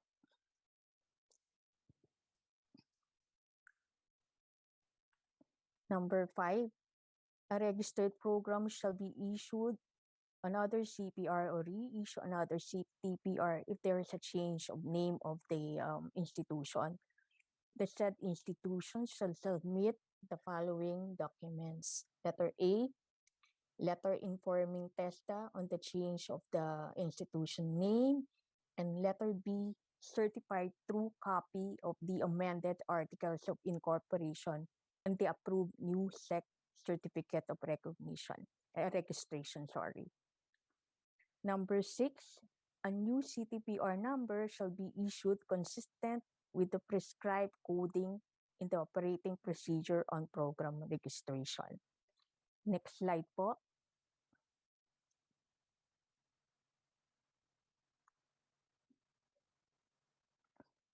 A new CTPR shall not be necessary in case there is a change in the name of the designated trainers or when there is or are additional trainers. So hindi na po kailangan pa mag-issue ng new CTPR. The TVI shall submit to the district or provincial office the required documents for the change of trainers or additional trainer as prescribed in the operating procedure on program registration. Number 8, the issuance of CTPR due to loss or destruction and due to subsequent losses shall be subject to submission of affidavit of loss and shall be charged a fee equivalent to 10% of the current prescribed registration fee. So kung halimbawa na wala po yung CTPR natin, 10% po ng registration fee natin, which is 2,000. So magbabayad po kayo ng 200 pesos. Hello po. Number 9, for reissuance of CTPR, the old CTPR shall be retained. The reissued CTPR shall indicate the current date and current signatory. So next slide po. Okay, that's end po my discussion on re-registration. Maraming salamat po. Thank you, Ma'am Jet, for the knowledge about re-registration programs and the issuance and reissues of CTPR. May we now proceed? Before we proceed to our next presenter, may I call Ma'am Riza for question? Actually, about sa SIL, kung pwede pang i-accept yung aking suggestion lang naman po. Sige Kung po. pwede pa. Yung sa SIL, hindi ko po alam kung tamang pagkarinig ko na ang TESDA is parang bent on having number of hours on top of the nominal duration ng ating na nakasaad sa WTR, sa training regulation. Tama po ba?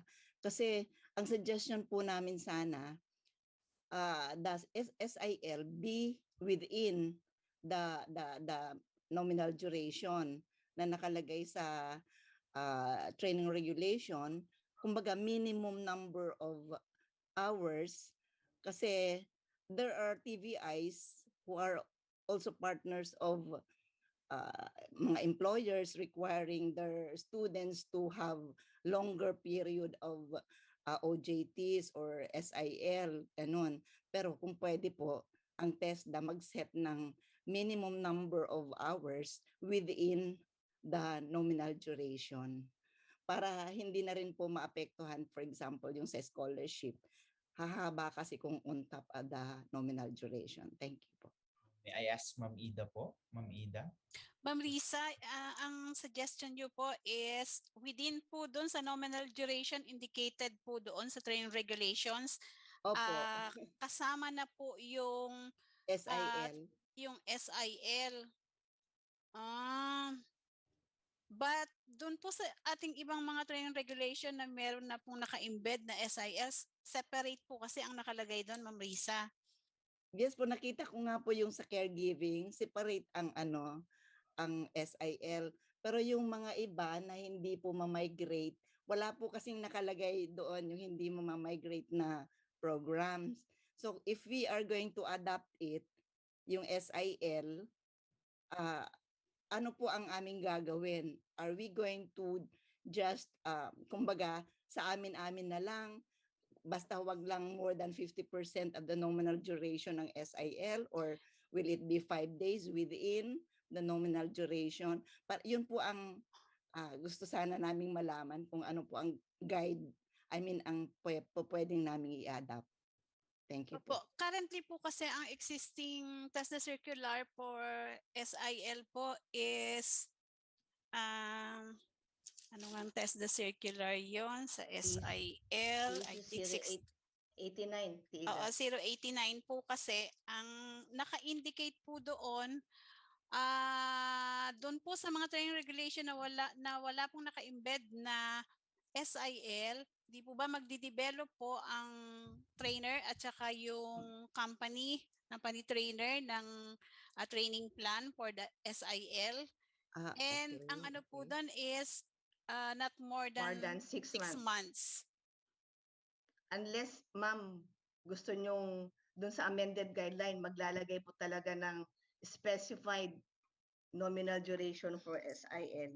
Ang nakalagay po kasi, tama po si Ma'am Ida, Ma'am Lisa, na ang nakalagay po doon, mag-uusap po yung trainer, industry coordinator, may ganun pa Ma'am Lisa doon sa duration ng SIL for the registered programs na may TR pero walang specified number for OJT or SIL na nga.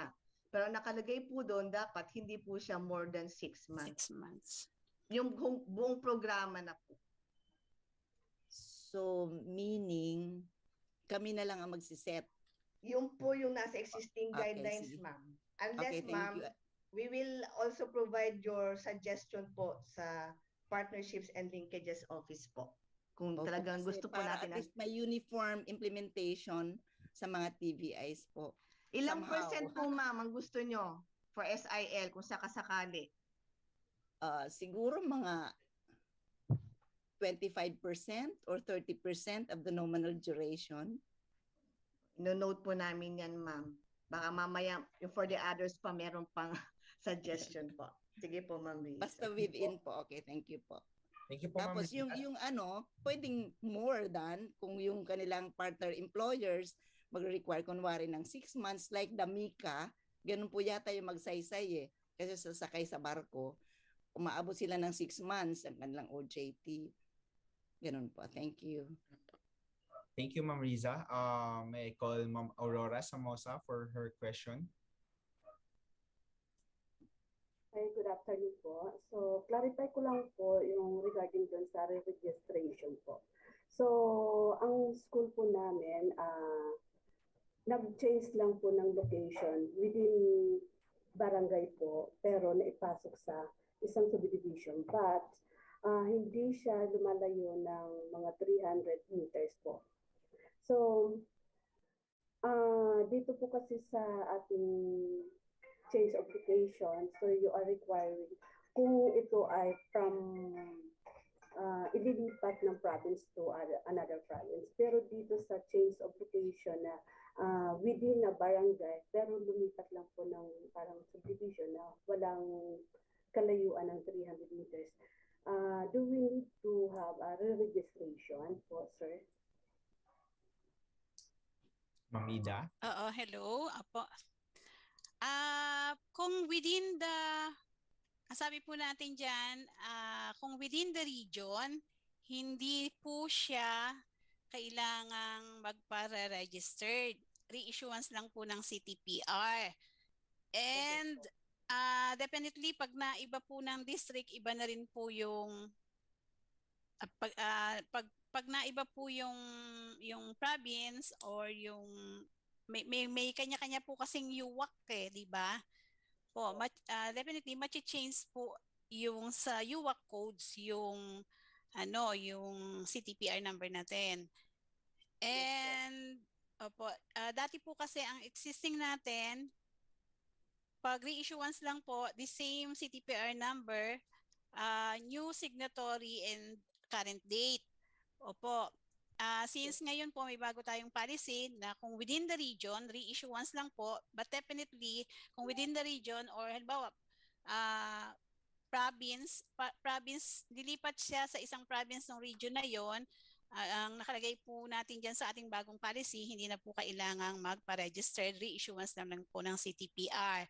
But doon po sa CTPR number, yung UWAC's code po is mapapalitan po dahil iba na po ang code nung province na kanyang nilipatan, and subject for siyempre po may inspection pa rin po yun. And sa inyo po kasi sabi nyo district to within the district o other district po? Within a barangay din po. Within a barangay, opo. Hindi po lumalayo ng 300 meters po. Opo, no need for ngayon po kung mako-cover po ng ating nung ating kailan po ba lumipat, ma'am? Baka naman po lumipat before pa po ng issuance ng ating TESDA Circular 107. Definitely po hindi po siya mako-cover. Okay po. So kasi dapat po na-issue na po yung 107 series of 2021. Ayun po, mako-cover po siya. Hindi na po kailangan re-registration, reissuance, but subject po for inspection. Yes po. Bali, ito po ay 2017 po. 2017. Kasi po, advice po sa amin ng CHED, kasi college din po kami, hindi na po kami pina-change or pina-repermit. Opo. So, wala na pong binagong changes sa CHED at sa DepEd. So, here sa TESDA, so na-require po kami ng re-registration. Pero submit po kami ng letter, then yun nga po requesting ng before kami lumipat, nag-submit kami ng notice for transfer of the location. So lahat po ng tools and materials, lahat ng so change of location lang po. Aside from that, same naman po ang lahat ng documents po namin. So kasi within nasa 200 plus meters lang po. Ang na-change lang po sa amin, ma'am, ay yung before ng aming address ng school ay walang subdivision. So ngayon, na idagdag namin yung pangalan ng subdivision na idagdag dun sa address po. Opo, kailan po kayo lumipat, ma'am? Yun po yung tanong. 2017. Ano po? 2017. 2017. O cover po siya nung dati nating TESDA circular. Hindi po kayo hindi niyo na po, kailan po kayo nag-report na nag-transfer po kayo? So, Cover po 2017. siya nung ating TESDA circular 07 series of 2016. Dapat po nagpara-registered po kayo noon. So, ngayon po, need po talagang re-registration, even na meron tayong Opo. Okay po. So, yun lang po, ma'am. Okay po. Thank you po. Thank you po. Actually, ma'am, may violation na po kayo doon.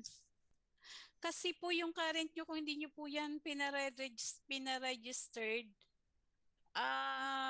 na-check nyo po ba? Na-conduct po ba ng compliance audit sa inyo, na-audit ba ma'am? sila, Na-audit Ate po Ida? ba kayo? Opo, pero sa ngayon kasi, ang address na ginagamit namin, yung sa old pa po. Sa old pa po, pero hindi na po kayo doon. Nakalipat Yes po. na po kayo. May violation. May violation. May findings po yun, ma'am.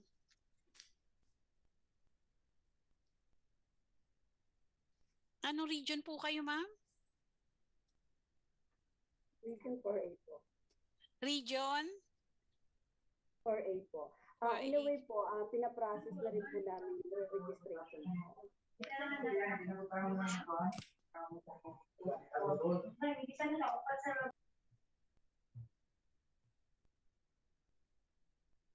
Sige po. Joseph?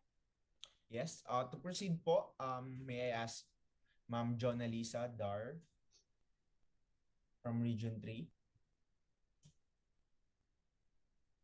Hi, sir. Hi, ma'am. Hello po. Good morning. Good afternoon. Afternoon, ma'am. Yes po.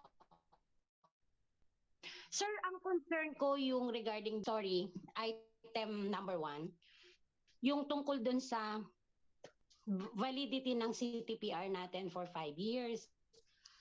Paano, sir, yung mga, say for example, na-registered ng 2016 yung program, pero wala pa naman talaga siyang amendment sa TR nung for migration ng mga program.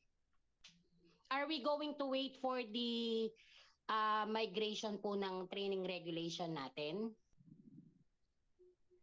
before ma-expire? Kasi 5 years, sir, 2016 na register yung program.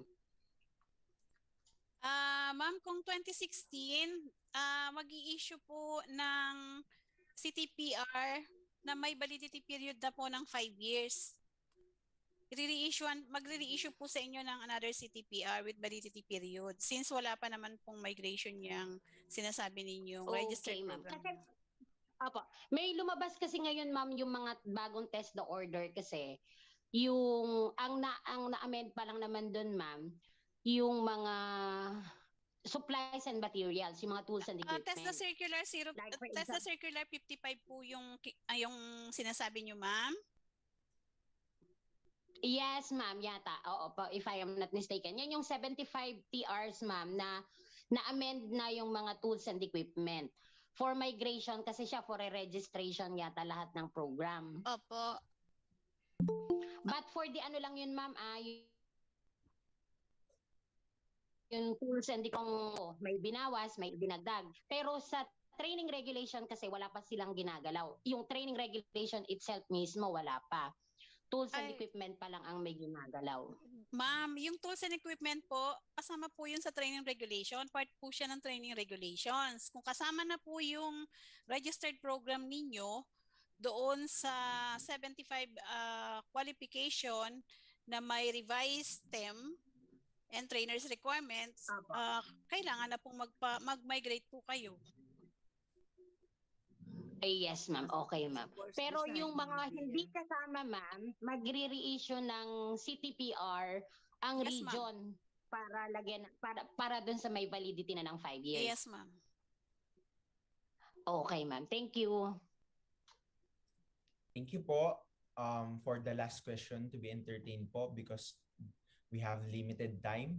Don't worry po sa mga questions nyo po. Meron po nagko-consolidate yan at yung mga documenters po natin, ninonote po siya. Ma'am Criza Bayonito? Yes, sir. Hello. Good afternoon, everyone. I have two questions. One is yung regarding dito sa yung current na topic natin, and sana yung isa din is about SIL.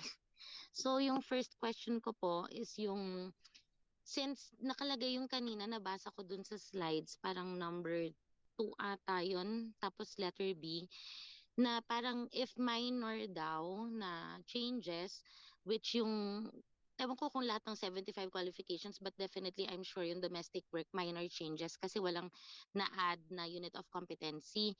Ang nandun lang is trainer's qualification lang yung nag-change, and ang isa pa nag-change is yung mga tools, materials, and equipment.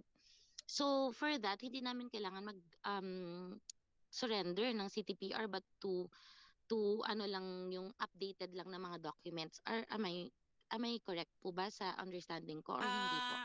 Opo, ma'am. Thank you, ma'am. But ang trainer's requirement po is napaka-critical po yan, ma'am. And consider pong major pagdating po sa trainers, and also dun po sa mga equipments. Major po yun? Hindi po yun Major like, po ang for example, trainers. Opo, major po. But, okay po. Teka lang po, let me refer lang po dun sa slide.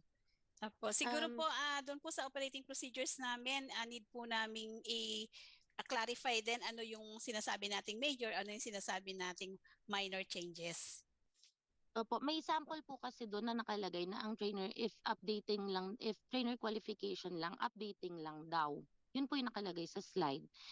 Yun pong changes po is dati required optional yung industry experience sa 2 years, pero ngayon hindi na po siya optional.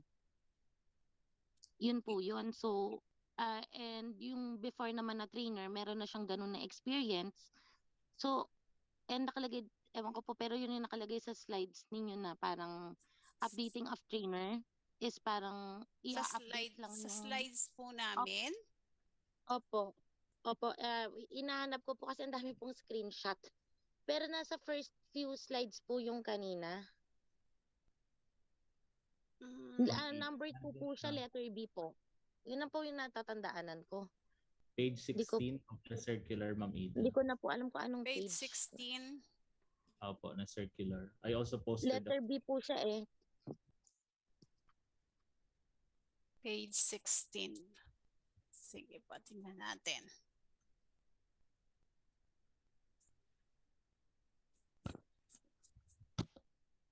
Good afternoon po. Permission to speak. Sige, Tama po yung sinasabi ni Ma'am Ida. Medyo major change po yung requirements dun sa trainer. But for purposes nga po ng registration or re-registration or reissuance man siya, naka-indicate po sa circular natin na kasi nga yung change ng trainer po, hindi, as long as hindi po siya maka-apekto dun sa curriculum, reissuance lang po ng CTPR. Yun po. Okay po, tama din po yung input ni Ma'am Ida na we can clarify nga po dun sa OP. Apo, thank you very much po. Nahanap ko na po yung slide. Sabi po, if the changes in the amended TRs are just minor and do not affect the overall delivery of the program, re-registration of the program shall not be required. However, the TVI something, but not limited to curricular documents and qualifications of trainers and staff. Something related to the program but do not necessarily affect the delivery of the program. Iyan so parang pumapasok po siya doon, tama po ba or hindi po? Actually po, opo. Doon po sa item number 2, letter B, opo. But we still need po to further indicate po doon sa ating operating procedures para ma-clear po alin po yung sinasabi nating minor at saka major. Okay, kasi kasi po yung sabi niyo mga is ano lang yung No ano po po. yan? Opo, yung requirements po for 2 year industry experience na ating trainer, yun po yung tinanggal. Opo, ano po siya, optional po siya before, but now hindi na po siya optional. Okay, sige po, sige po. Okay po. So, wala pa po dun answer po, no? Okay po, antayin na lang namin. Thank you very much. Yung pong second na question ko po is about po dun sa SIL.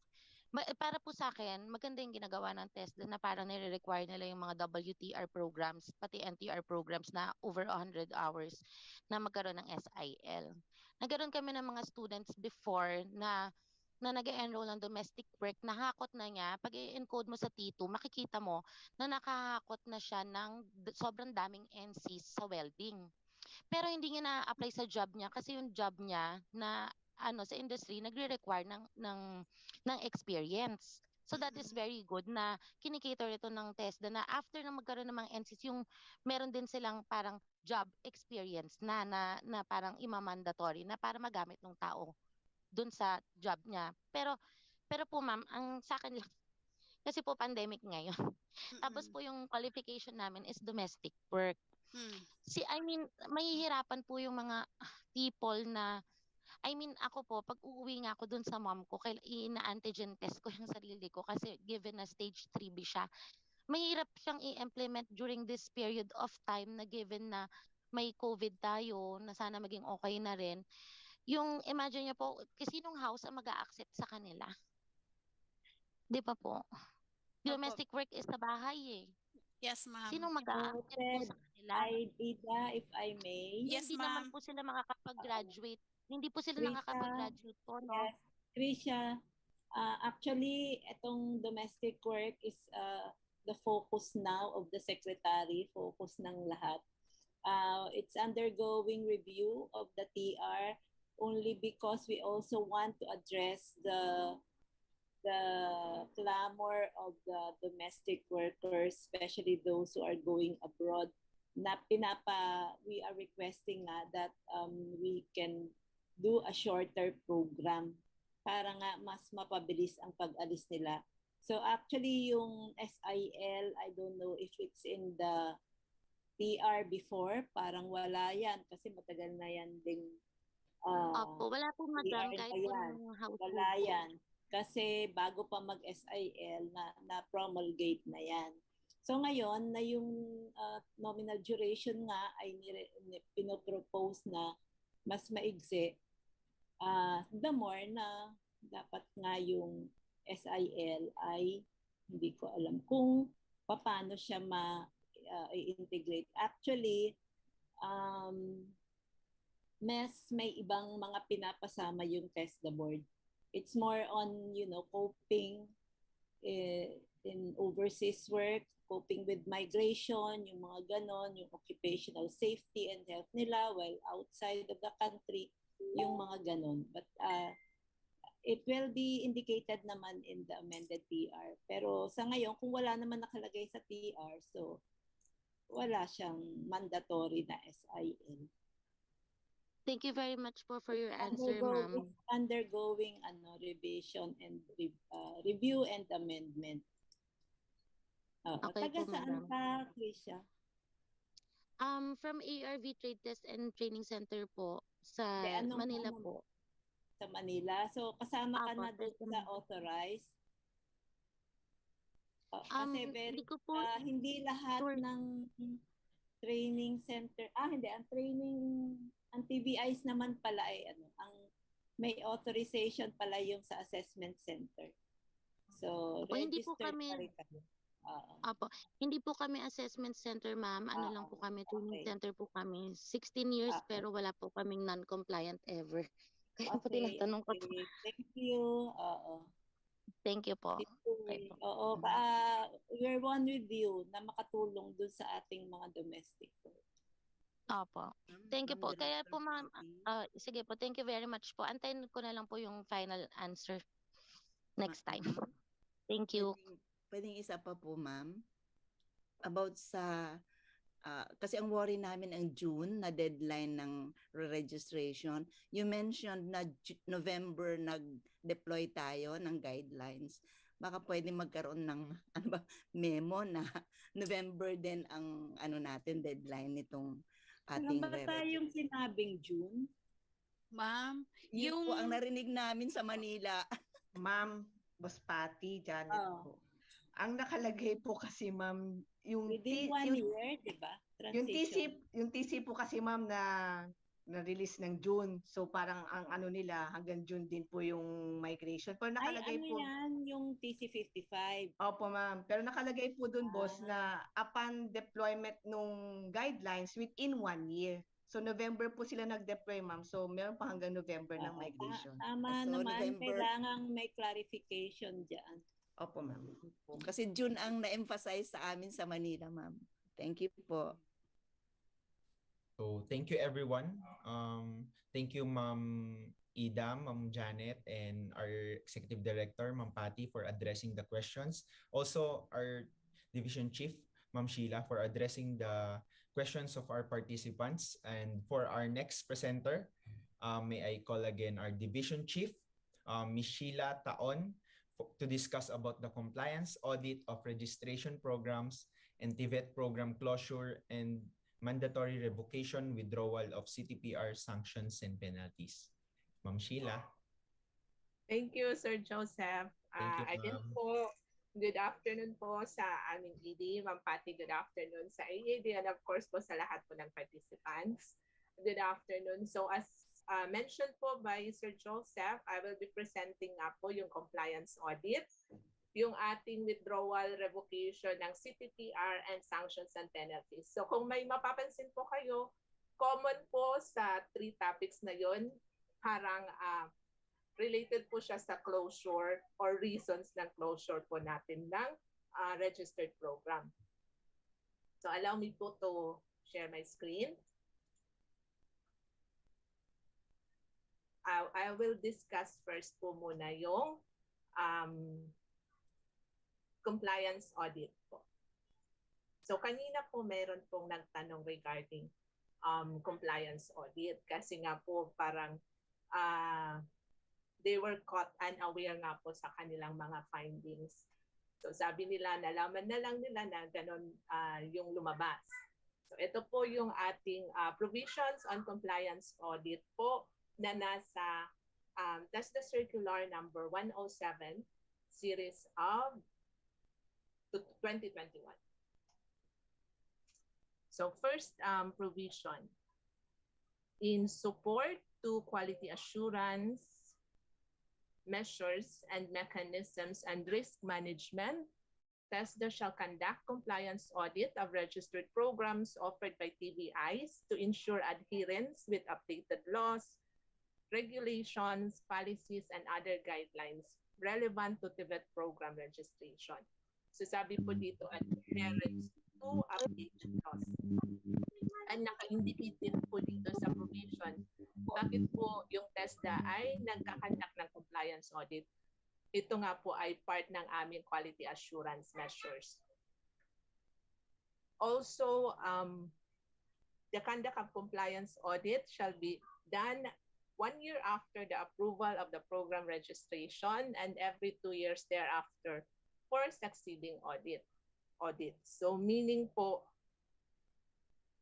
kasama naman po ito sa orientation po na kinakandak ng ating region at saka provincial offices during po ng visit ng applicant TVI to the office. So yung ating programs to be registered will be subject po to compliance audit. At yung period po niya is 1 year after registration. Ito po yung illustration. For example, noong January 7 po, nag-apply po yung TVI ng Kukiri NC3. So yung CTPR ay na-issue nga po ng January 10. So yung first audit po niya is on January 11, 2023 kasi 1 year after the approval. And then yung second audit naman niya will be on January 11, 2025. So with the validity po na 5 years na lang po yung ating CTPR, so ibig sabihin ma-audit po yung program ng 3 beses po within the validity period. So yung first year at saka yung 2 years succeeding 2 years thereafter.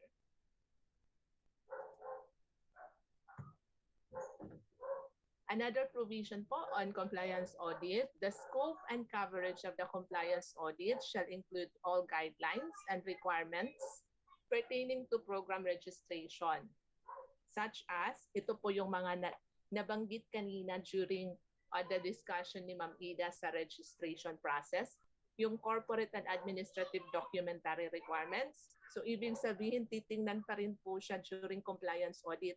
Titingnan po kung updated po ito or kung yung nakalagay po sa ating corporate and administrative requirements, especially dun sa support services, ay nagagamit po ba ng mga trainees.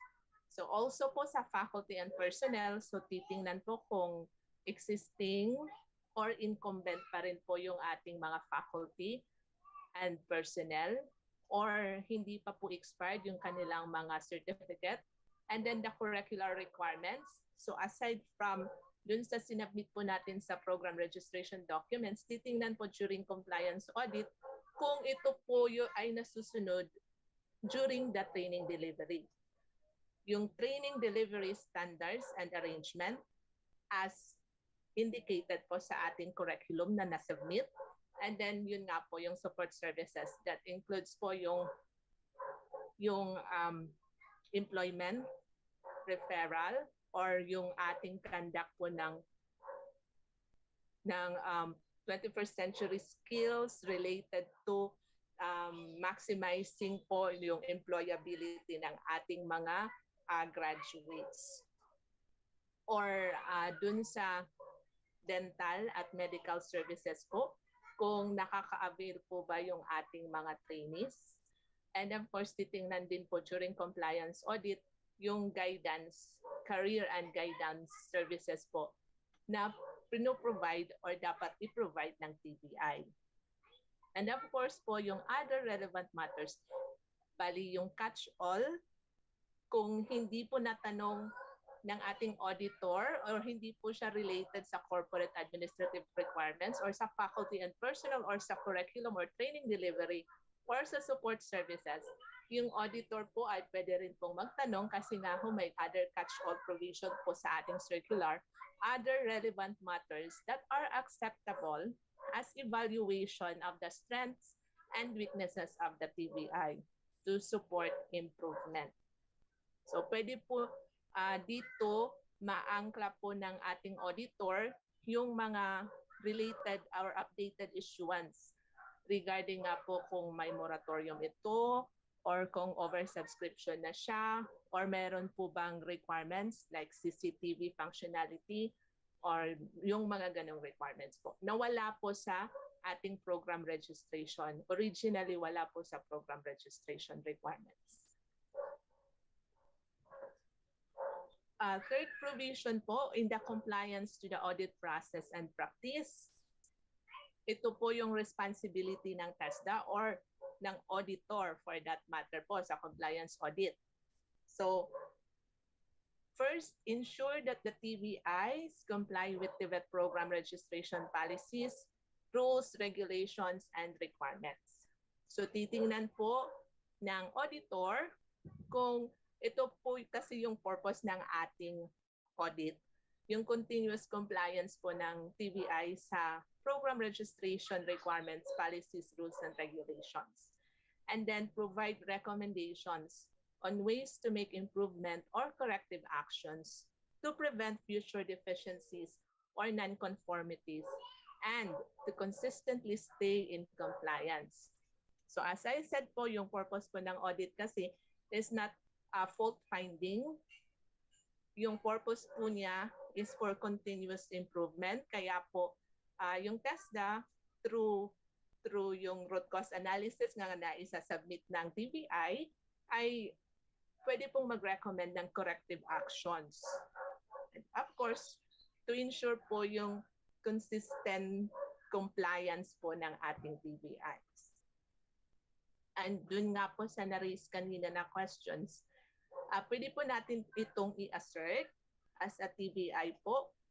You are entitled, or yung TESDA, yung auditor, has the responsibility po of informing the TVI under audit on deficiencies and non-conformities. So ibig sabihin, meron po dapat closing meeting na mangyayari informing the TVI kung ano po yung mga deficiencies or findings na nakita ng audit team or yung mga non-conformities before po mag-sign yung TVI sa ating audit report. Next, the TVI. So ito naman po yung responsibility ng TVI, yung TVI being audited. So dapat po meron tayong full disclosure of all documents that may be required in the performance of the audit. So pag meron pong hinihingi yung auditor, so we have to ensure po na we can provide po the documents. And then ensure that all necessary facilities and devices required in the performance of the audit are open and accessible to the auditors. Yun nga po, for example, yung CCTV, kung kailangan pong maitingnan ng ating audit team, or yung Tito MIS, gustong makita po ng auditor kung nasa Tito MIS yung trainer or yung trainees, or updated po ba yung employment data sa Tito MIS. So yun po, kailangan po buksan ni TVI yun at ipakita sa auditor. And provide soft or hard copies to the auditors prior or during the conduct of the actual audit. So before po ng conduct ng audit, meron naman pong audit plan na isasubmit, ibibigay si TESDA sa TVI. So based dun sa audit plan, alam na po ng TVI kung ano yung mga documents na i-upload niya kung virtual audit po ito, or i-prepare para po makita ng auditor. But kung mayroon nga kung gusto pang makita yung auditor na related dun sa hard copies po na in-upload or sinubmit, yun po, responsibility po ng TVI na ipakita yung document. Fifth provision, the process in the compliance audit shall follow standard operating procedures, including audit cycle times, frequency of audits, manner of conduct of audit, expectations and requirements as may be prescribed by TESDA.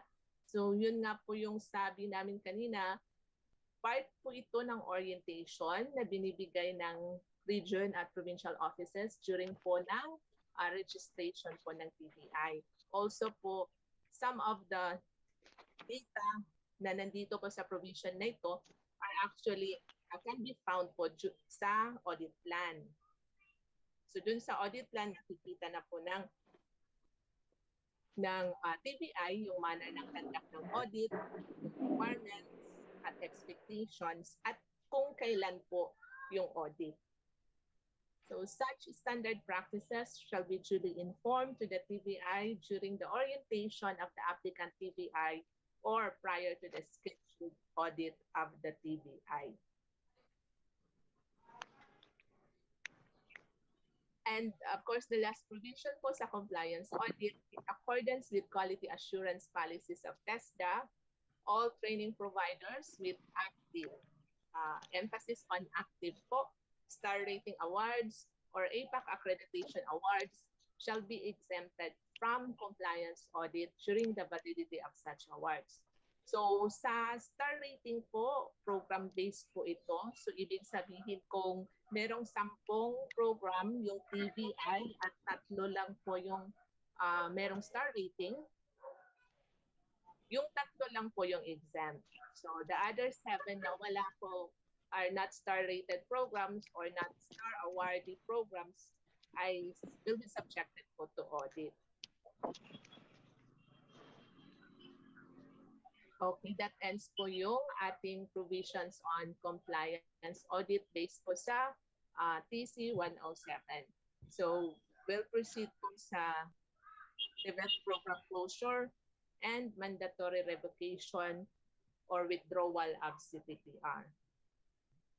So yung TC-107 nga po pala is supersedes po yung ating that's the circular number 7 series of 2016, yung ating dating omnibus guidelines. So dun po sa dating omnibus guidelines, wala akong provision related yung TVET program closure or yung revocation or withdrawal ng CTPR. So this is a new section po sa ating omnibus guidelines ngayon for the information po ng lahat po ng TVIs. Kasi nga po,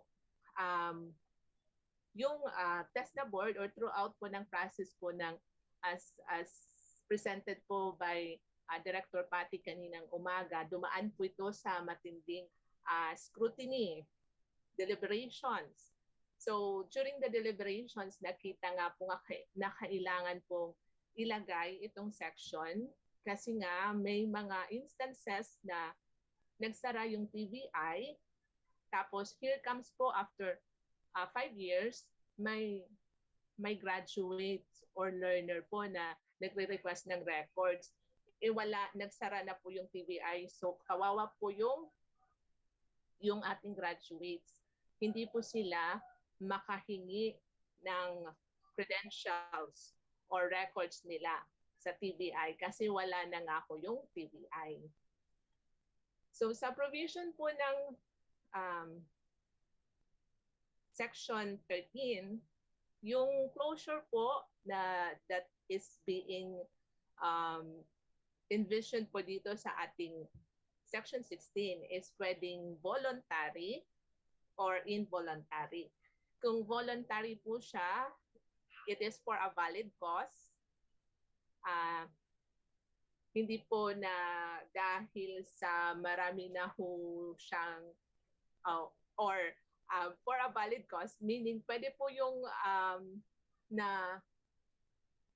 nabigay na sample kanina related to financial capacity na negative na po yung ating TVI dahil nga po as a consequence po ng pandemic. So, it's for a valid cause. So, yung one option po ng TVI, of course, voluntary closure.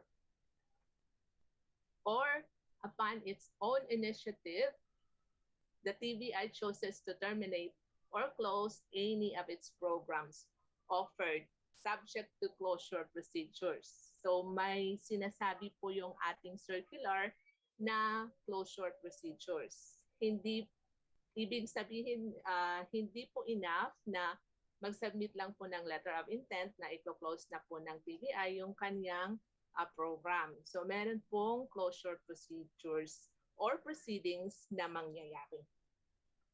While for involuntary, when the closure or termination is ordered by the authority.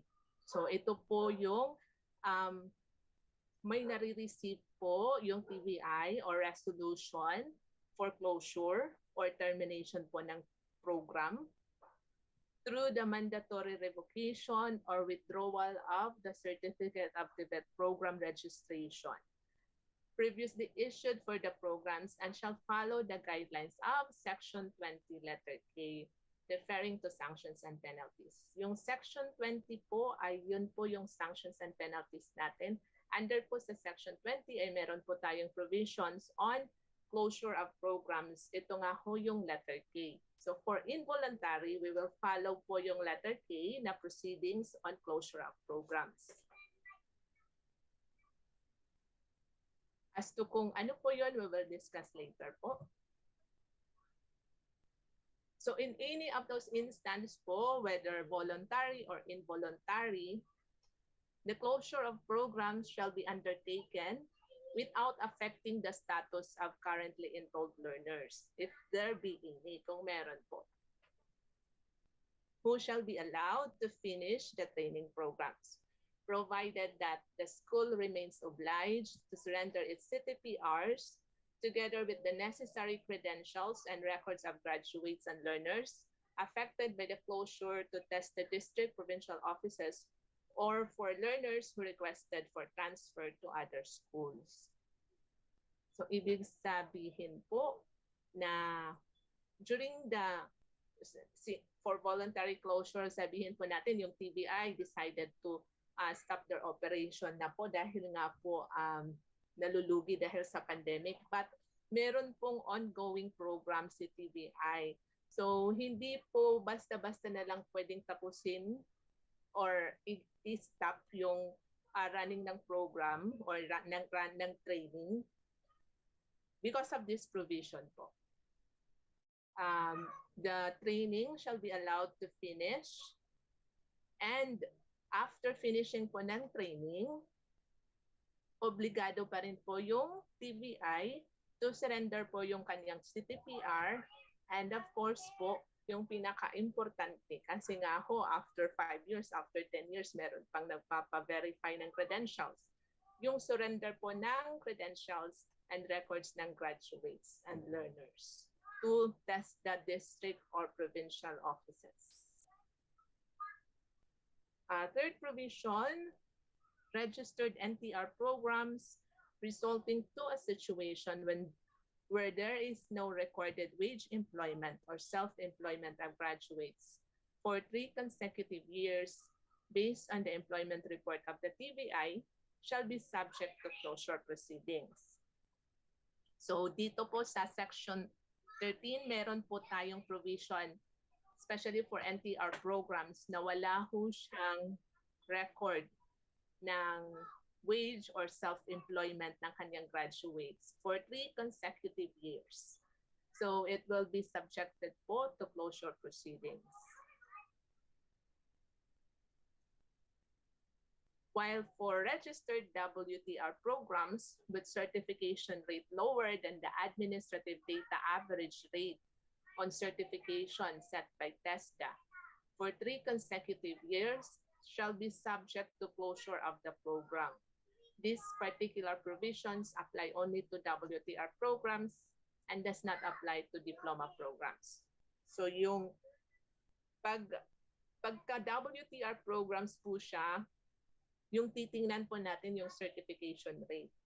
Pag yung certification rate for 3 consecutive years ay lower po than the average rate on certification set by TESDA. Usually every year po nag-release yung office ng average certification rate, acceptable certification rate po. Pag mababa yung certification rate ng TVI than that the acceptable or average rate, and for 3 consecutive, dapat po consecutive, is a subject po siya to closure proceedings. For example po, kung sabihin natin si TVIA ay for 2018, certification rate niya is at 60%, lower than the average or yung acceptable rate. Pero ng 2019, again, lower po. But ng 2020, umabot po siya ng 90% na certification rate above the average. Isa subject po ba siya for closure proceedings? Of course, hindi. Kasi sa 2019, parang nakat po yung record niya na lower certification rate. So, hindi siya naging 3 consecutive years. So, hindi siya is a subject for closure.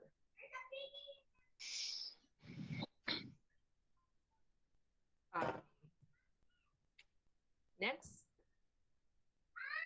registered WTR programs without enrollment for 3 consecutive years shall be subject to closure proceedings in accordance with these omnibus guidelines, provided that any of the following conditions is presented. So pag enrollment naman po yung pinag-uusapan, also, this only applies to WTR programs na wala ho siyang enrollment for 3 consecutive years. Hindi po siya automatically is a subject to closure proceedings. Meron pong conditions or requirement before po is-subject yung program for closure. And ito po yung kanyang conditions. The program is no longer relevant and responsive to market demands and the priorities in the regional or local area where the TVI is located as determined by TESDA and other regional development bodies. For example po, si TVIA, meron po siyang program na sabihin po nating rice machinery operations. Dahil nga po pandemic, tapos yung administrator or yung board nag-decide na i-stop muna yung conduct ng training. So for 2019, 2020, and then 2021, wala ko siyang training. Shall we subject po yung program to closure proceedings? Hindi, titingnan po natin yung condition. So, sa first condition, yung rice machinery operation, can we consider it as no longer relevant and responsive to market demands and priorities in the regional or local area? Remember po, yung agricultural sector is priority po ng ating government. So, hindi po siya pasok dun sa requirement or dun sa condition.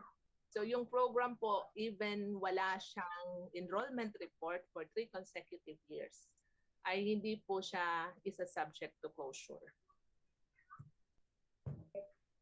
The next condition, the TVI is no longer compliant to the requirements on program registration based on compliance audit reports within that 3-year period. If you will notice po dito sa provision, yung sinasabi that any of the following condition is presented. For example, dun sa ating rice machinery operation. Although wala siyang enrollment and then yung program niya, part po ng ating priority sector, pero dun naman sa compliance audit na kinandak po ng TESDA, hindi po compliant yung TVI. Sabihin natin po, from 2018, 19, and 20.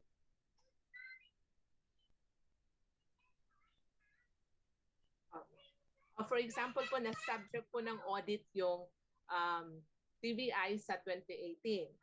Kasi yun yung pinakasabi natin 2 years thereafter. So 2018, hindi siya compliant.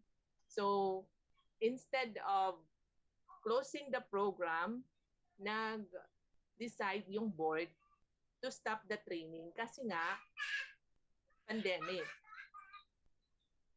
So pwede ba siyang makalusot sa condition number A, but hindi siya pwedeng makalusot sa condition number B?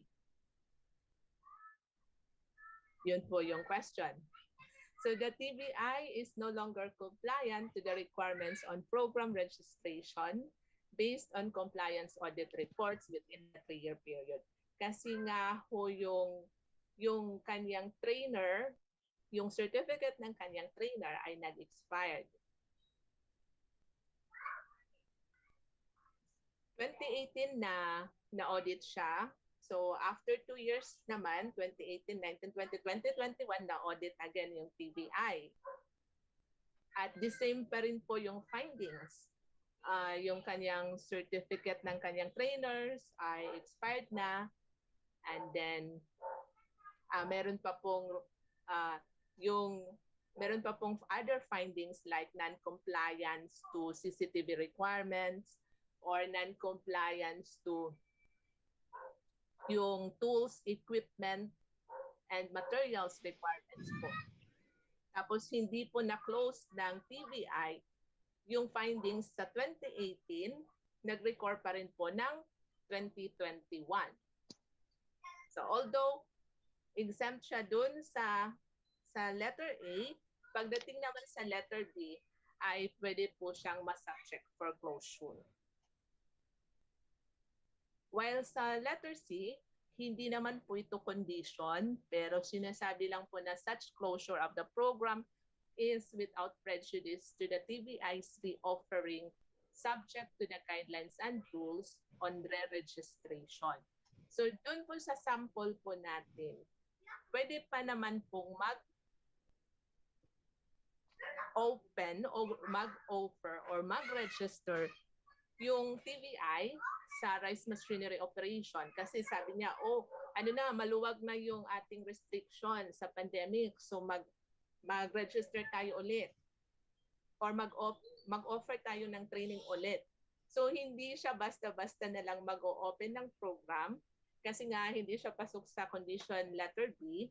Ang gagawin niya is magpapa-re-register po. Kasi allowed po siya sa letter C. On provision number 6, the concerned TESDA provincial district or regional offices shall automatically delist the closed program in the compendium of the registered programs.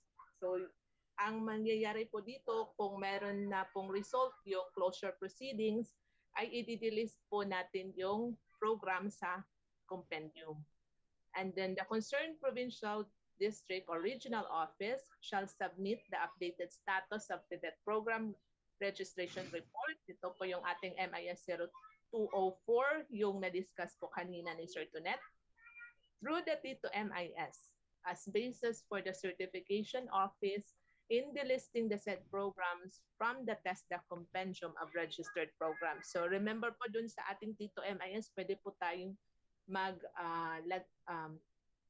mag-close ng program.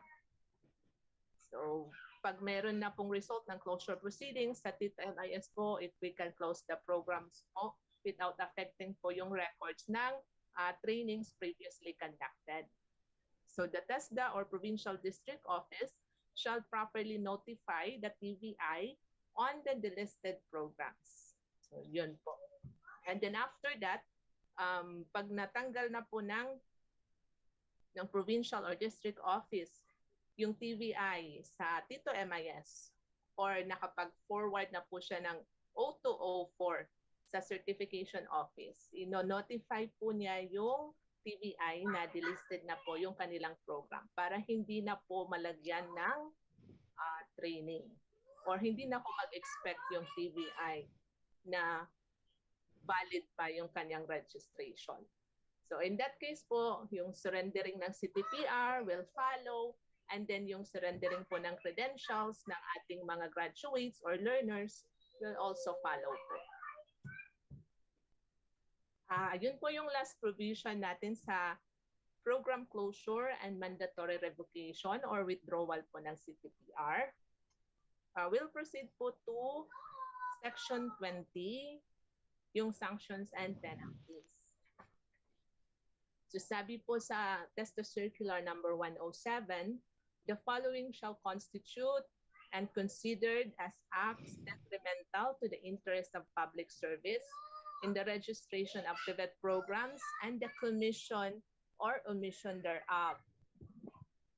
So yung TESDA Circular number 107, meron pong naka-enumerate doon na mga acts which are detrimental to the interest of public service. And those acts can either be committed through commission or meron pong intent yung TVI to commit those acts or through omission. Wala pong intention yung TVI to commit those acts, but due to negligence or lack of skills, lack of foresights, or hindi niya alam tungkol dun sa bagong circular or bagong issuance. Again po, liable pa rin po yung ating TVI to these sanctions and penalties. And the sanctions and penalties shall be applied in progressive levels as may be deemed applicable.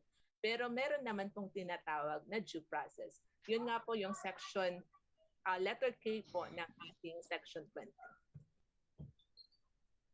All such other acts or violations considered as inimical to public interest. So, meron naka-enumerate po na acts dun sa ating TESDA Circular number 107. Somehow similar to TESDA Circular number 23 series of 2019 na na-supersede po ni 107. But may catch-all po yung 107 natin. Sabi niya, kung hindi man siya enumerated dun, but merong violation pa rin yung TVI, which are considered as inimical to public interest relative to public registration and delivery of training program. The TVI or the institution shall likewise be subjected to the imposition of sanctions and penalties. So ito po yung sanctions and penalties and the acts of commission or omission. So mag-change lang po ako ng slide para mas mabilis po yung ating discussion. So ito na po. So yung first column po, ito po yung acts na enumerated sa ating TESDA Circular 107. Could either be commission or omission. And then the succeeding columns po, ito po yung sanctions and penalties. So makikita po natin kung applicable or hindi, corresponding to the acts, dito po sa baba. Kung naka-check po siya, applicable po yung sanction in this respective act po. For example, sa first provision, yung offering of unregistered training course, qualification, or program. So sa offering po ng unregistered training course, kasi nga dun sa ating circular, sabi ng circular, all programs shall be registered, WTR or NTR. So kung may TR siya, i-register siya as TR. Kung wala po, i-register natin siya as NTR before they can be offered to the public. So kung yung TVI po ay wala hong registered program, walang existing registered program. So nag-offer lang siya ng training, nag-offer ng training to the public without registering the program po. So ito po yung kanyang sanctions. Yung TESDA mag-i-issue po ng cease and desist order. And dun sa institution po na yun, na nag-o-offer ng training program. And then, hindi na po siya pwedeng makapag-apply ng program registration. Kahit sabihin niya nung na ma-receive niya yung cease and desist order, sabihin niya, sige, i-register ko na lang yung program. So, hindi na po pwede. Kasi nga, sa sanctions and penalties, progressive po yung ating application. Next, yung posting po ng unregistered program in the TESDA website. So pag nakita niya nakapost po yung program sa TESDA website at sabihin niya na tanggalin kasi nga ho hindi naman siya covered po ng TESDA guidelines, hindi siya TVI. So hindi ho mangyayari yun. Kasi automatic pong ipopost po natin yung kanyang offering ng unregistered program for the information po ng public. Yung next scenario naman po sa offering ng unregistered training program, kung meron po yung TVI registered program pero nag-o-offer siya ng unregistered program. For example po, meron siyang registered program sa SMAU NC2 pero wala siyang registered program sa SMAU NC3 na ino-offer po ng TVI. So ito po yung kanyang sanctions and penalties. TESDA po will issue the cease and desist order dun sa unregistered program and then hindi po siya i-allow to register the program and we will also post po yung offering ng unregistered program sa ating website and revocation po ng CTPR. So kung meron siyang SMAU NC2, i-revoke po natin yung CTPR ng NC2 niya. And then kung yung SMAU NC2 niya meron pong scholarship program at nabayaran na po ito, i-refund po ng TVI yung scholarship payment na na-receive niya. And kung hindi pa po nababayaran yung TVI, on process pa lang po yung payment, hindi na po siya mag-i-expect ng payment kasi automatic po ay i-disapprove po yun. And of course po, delisting po ng program. So yung kanyang SMAW NC2, i-delist po natin sa ating compendium. And hindi na po siya pwedeng mag-apply ng any other program. So parang sinasabi na po na you will be subjected nga po to closure proceedings, na yun po yung ating letter K po sa section 20. At parang sinasabi na po na hindi na po existing yung TVI kasi hindi na rin po siya pwedeng mag-apply ng any other program. So yung next act is any false declaration, fraud, and deceit in connection with the TVI's or company's submission of documentary requirements for its application for program registration.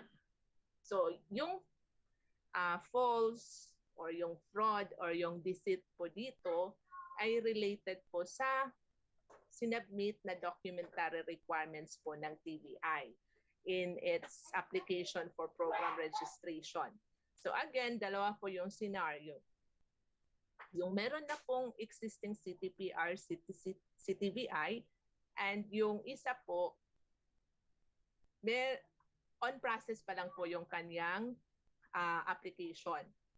So, for example po sa act na ito, doon po sa bagong requirement natin sa financial capacity, for example po, sinabi ni TVI na meron siyang paid up capital na this amount.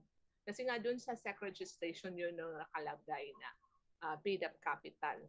But nalaman during the compliance audit na lahat or almost all ng kanyang tools, equipment ay hiniram. Hiniram from other entity or other person.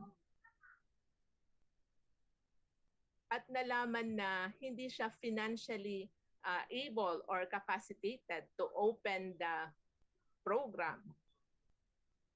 So ang mangyayari kay TVI, kahit meron po siyang existing CTPR, meron siyang nakalusot kasi yung other program registration or at that time or yung program, yung other CTPR po ay meron silang sarili nilang tools, equipment, hindi po hiniram. Pero yung new program naman po na subjected for compliance audit ay nalaman na bankrupt na pala yung TVI. Tapos hiniram na lang niya yung mga tools, equipment. Almost lahat po ng tools at equipment. So ito po yung mag-a-apply na ating sanctions and penalties.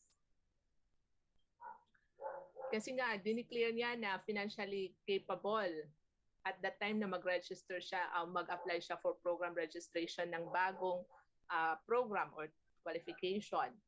But during the compliance audit, nalaman na merong false declaration dun sa kanyang financial statement or mayroong fraud or deceit. So based po dun sa ating TESDA Circular number 107 sa definition of terms, yung fraud po can be intentional act or omission by the TVI.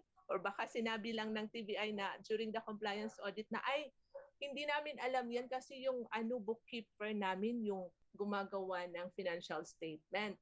So kahit po walang participation si TVI, dahil nga po sa omission ng TVI, so mag-a-apply pa rin po na yung ating sanctions and penalties.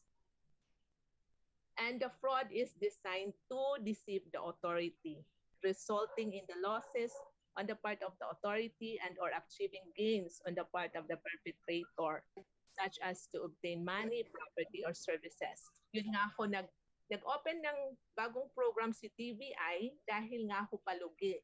So although yung dati niyang registered programs ay okay pa financially capable, nag-offer siya ng bago para makabawi or para magkaroon lang po ng additional scholarship allocation.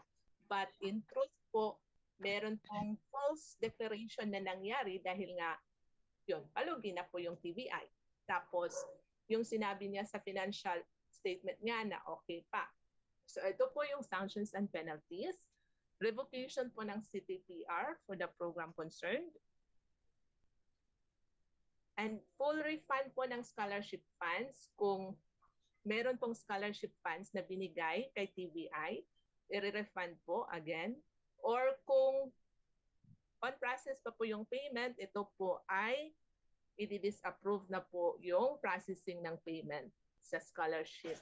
And of course, delisting po ng program or delisting ng TVI sa ating website compendium and prohibition to apply for any program registration.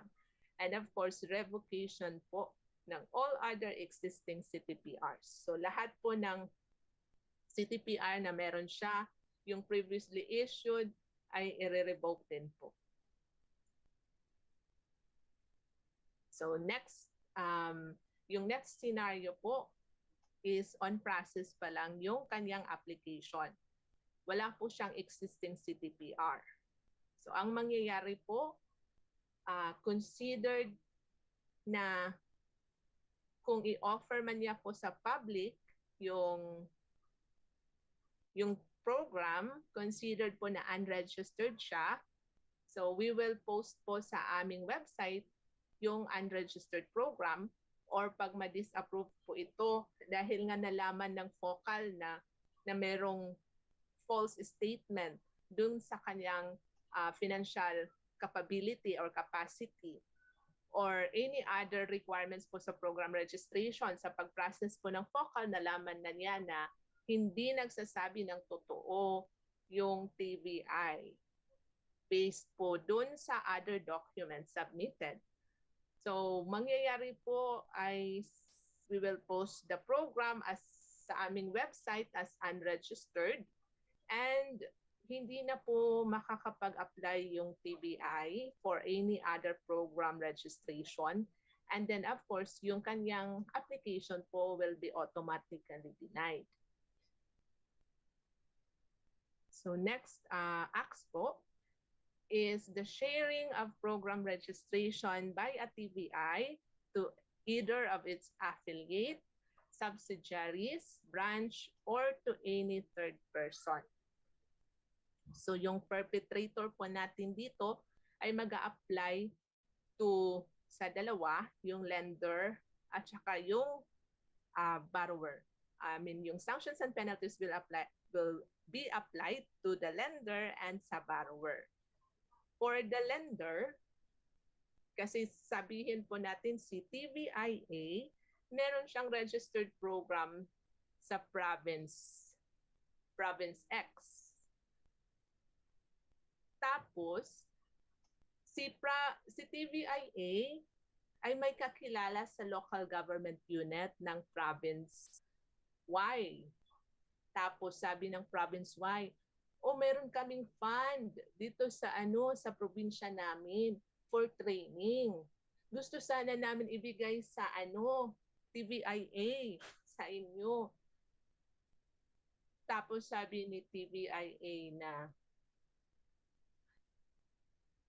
wala kaming registered program. Pero siguro pwede naman siguro dahil nga sa LGU naman yan.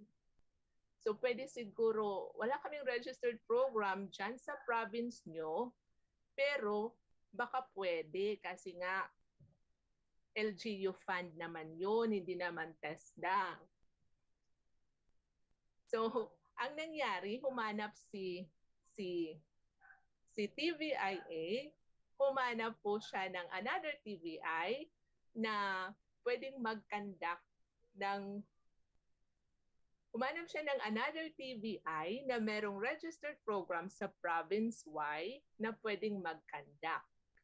Pero yung pinahawak ng TVI sa province Y na merong registered program ay si TVIA ng province X na walang registered program. Kasi nga gusto nga ng province Y na si TVIA located in another province ay yun yung mag-conduct ng training. So nanghiram si TVIA sa another TVI na meron sa Province X, na meron namang moratorium sa registration ng MPP kasi hindi pwede silang mag-apply for MPP. So yung nangyari, nanghiram siya doon sa TVI na sa province-wide. So ito po yung kanyang sanctions and penalties ng lender. Yung TVI na may registered program sa province-wide will be subjected po to the following sanctions and penalties. Revocation po ng CTPR for the program concerned.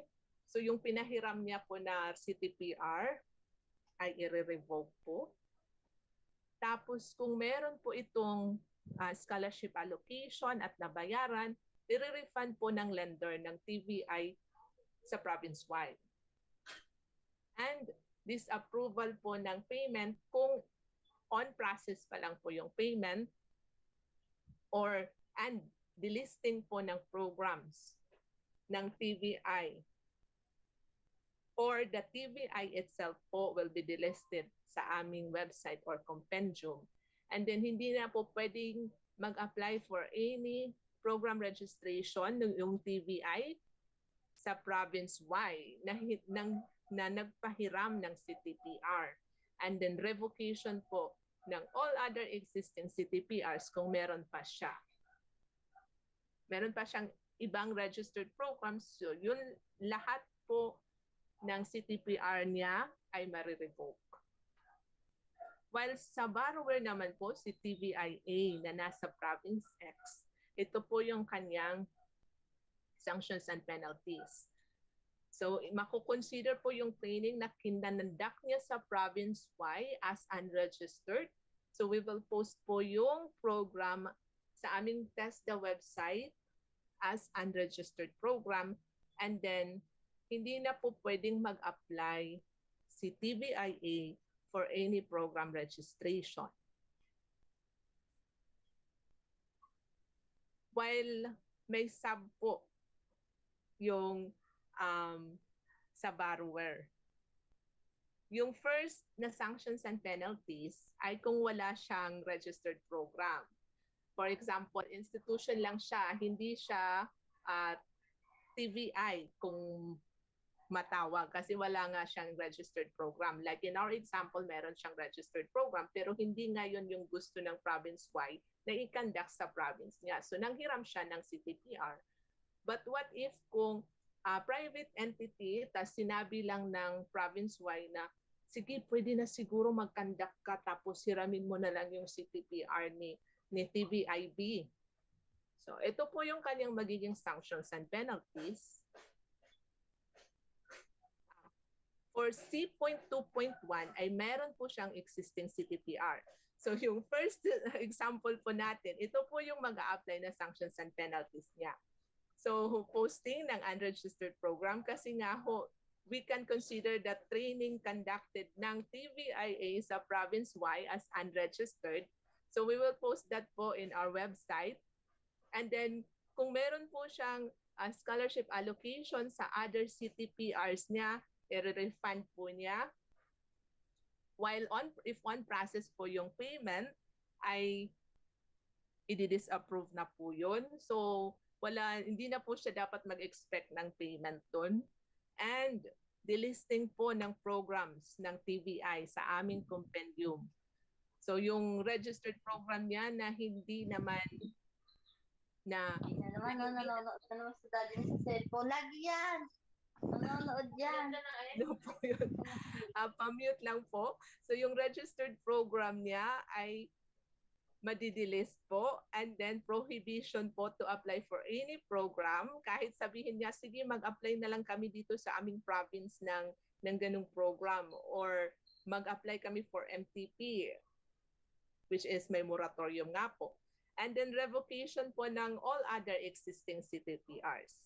So, while for C.2, yung borrower po ay wala ho talaga siyang private entity, wala ho siyang registered program, any registered program po. So yun po yung sanctions and penalties na mag-a-apply, yung posting ng unregistered program and yung prohibition po to apply for any program registration.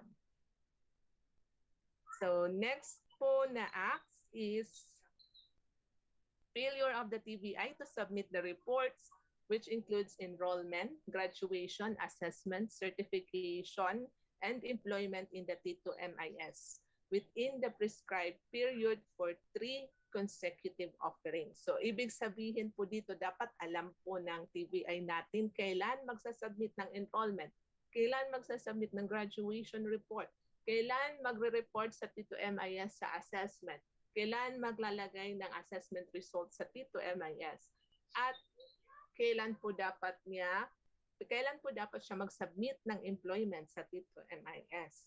Kasi kung hindi po nagsasubmit yung ating TVI in any of those reports, which includes, sabi nga, enrollment, graduation, assessment, certification, employment within the prescribed 3 consecutive offerings. So yung na-mention po dito is offering, hindi po siya years. So within, for example, within 1 year, meron po siyang 4 batches ng training programs. Pero in those 4 batches po, hindi niya ni-report yung enrollment, graduation, assessment, or any report for that matter po. Nakalimutan niya yung graduation, nakalimutan niya yung assessment, pero may enrollment. So the following sanctions and penalties po will apply. Revocation po ng CTPR for the program concerned, and then full refund po ng scholarship funds if payment was made, and disapproval ng scholarship kung on process pa lang po yung payment, and delisting po ng programs or other programs ng TVI in the website or compendium. And of course, prohibition to apply for any program registration for a period of 3 years. So for example, ng 2020 po, meron siyang 4 offering ng SMAW NC1. And then hindi nga siya nag-submit ng graduation, assessment, employment this year. For 2020, meron siyang 4 offerings, hindi siya nag-submit siya ng enrollment, hindi nag-submit ng graduation, hindi nag-update sa T2MIS ng assessment, certification, tapos yung employment this year, of course, wala din sa Tito kasi wala ngang graduates. So, hindi siya nag-submit ng employment. Tapos nakita sa compliance audit itong findings na to. So, yung TVI will be subjected to closure proceedings po as mentioned in letter K po ng ating section 20. While for falsification, misrepresentation, or any other similar acts by the TVI that tend to undermine, destroy, and cast doubt on the credibility of conduct of TESDA scholarship training programs. For example, dun sa ating TESDA Circular 107, na-define din po dun kung anong ibig sabihin ng ating falsification. It refers to the act of deliberately lying about or misrepresenting relevant documents and pieces of evidence in program registration and making them genuine or true, making them appear to be genuine when in fact hindi po. Or yung TVI nga po ay nag-misrepresent a false statement, making it appear as true. For example po, sa T2MIS, sabihin po natin si trainee A ay enrolled po siya sa cookery. Trainee A enrolled sa cookery na meron pong duration na January to February. Yun po yung actual na nangyari. January to February, dun siya pumasok, dun siya nag-attend ng training sa cookery. But sa report po ng TVI, ay si trainee A nandun sa April to June na MIS 0302. So April siya nag-enroll, tapos June siya nag-graduate according sa T2MIS. But yung actual niya is January to March. Kasi nga sabi ng TVI, yung April kasi sabi ng trainee ay papasok na siya. Meron na siyang klase. So, in-accommodate namin sa January to March. Kasi kawawa naman yung trainee. Although maganda yung intention, pero yun nga ho, sabi natin, hindi ho yung intention din yung tinitingnan. Kasi nga ho, yung omission na the fact na nangyari yung misrepresentation, yung falsification, ay subjected pa rin po tayo to the following sanctions and penalties. Mamaya po, I will enumerate, mention po yung sanctions and penalties. I-discuss ko na rin po yung ghost training. Take note po sa ating 107, parang expanded na po yung definition po ng ating ghost training. Kasi dinefine doon yung ghost trainees. So hindi lang po na ghost na as in fictitious or non-existent, but pwede rin po na nag-attend ng training, may tao talaga, may warm body, pero hindi nakatapos po yung trainee or yung learner sa requirement na minimum number of hours. So pwede po siyang ma-classify as ghost training or ghost trainees. Another po, yung inclusion of ghost trainees. So yun nga ho, take note po ng ating definition ng ghost trainees. Expanded na po siya. And yung exaction ng unauthorized fees. So doon nga din po sa ating TESDA circular, na-define po kung ano yung unauthorized fees. Any act of demanding directly or indirectly the payment of sums different from or larger than those prescribed by the authority. So pag hindi po siya sanctioned po or hindi prescribed ng authority, yung kino-collect na fees ng TVI, pwede po nating i-considered as unauthorized fees. So in any of those acts po, dito sa letter G, H, I, at J, ito po yung sanction and penalties that will apply. Revocation po ng CTPR for program concerned, full refund po ng scholarship funds kung nabayaran na po ito. Kung hindi pa po, on process pa lang yung payment, i-disapprove na po. And delisting po ng programs or other programs or delisting ng TVI po sa ating website or compendium. And prohibition po sa TVI for applying for any program registration in the future. And revocation po ng all other existing CTPRs. So yun po. Kaya take note po tayo. That's for the information po of all participants. So we'll proceed na po sa letter K, yung closure proceedings po. I'll go back to the PowerPoint presentation.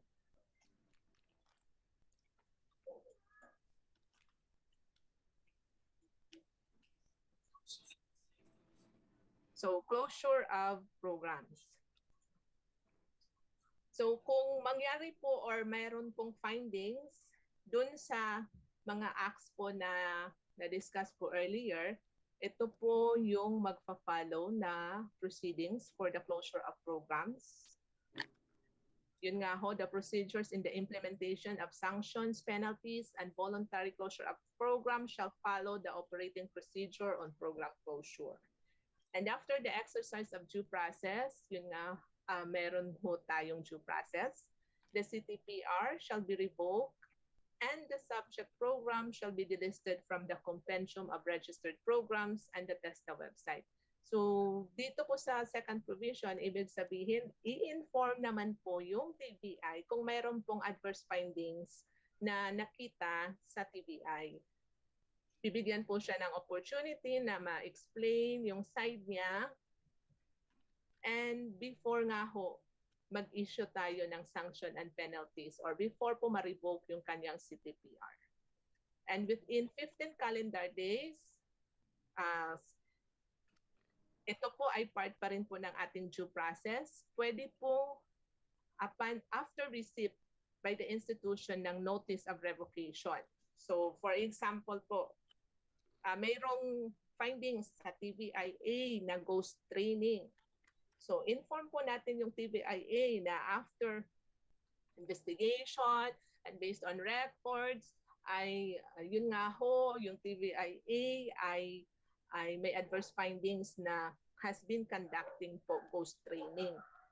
Kasi hindi niya tinatapos, shorten niya palagi yung training niya, hindi tinatapos yung prescribed nominal duration.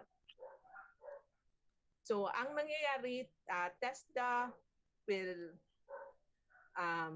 notify po yung TVIA about the findings.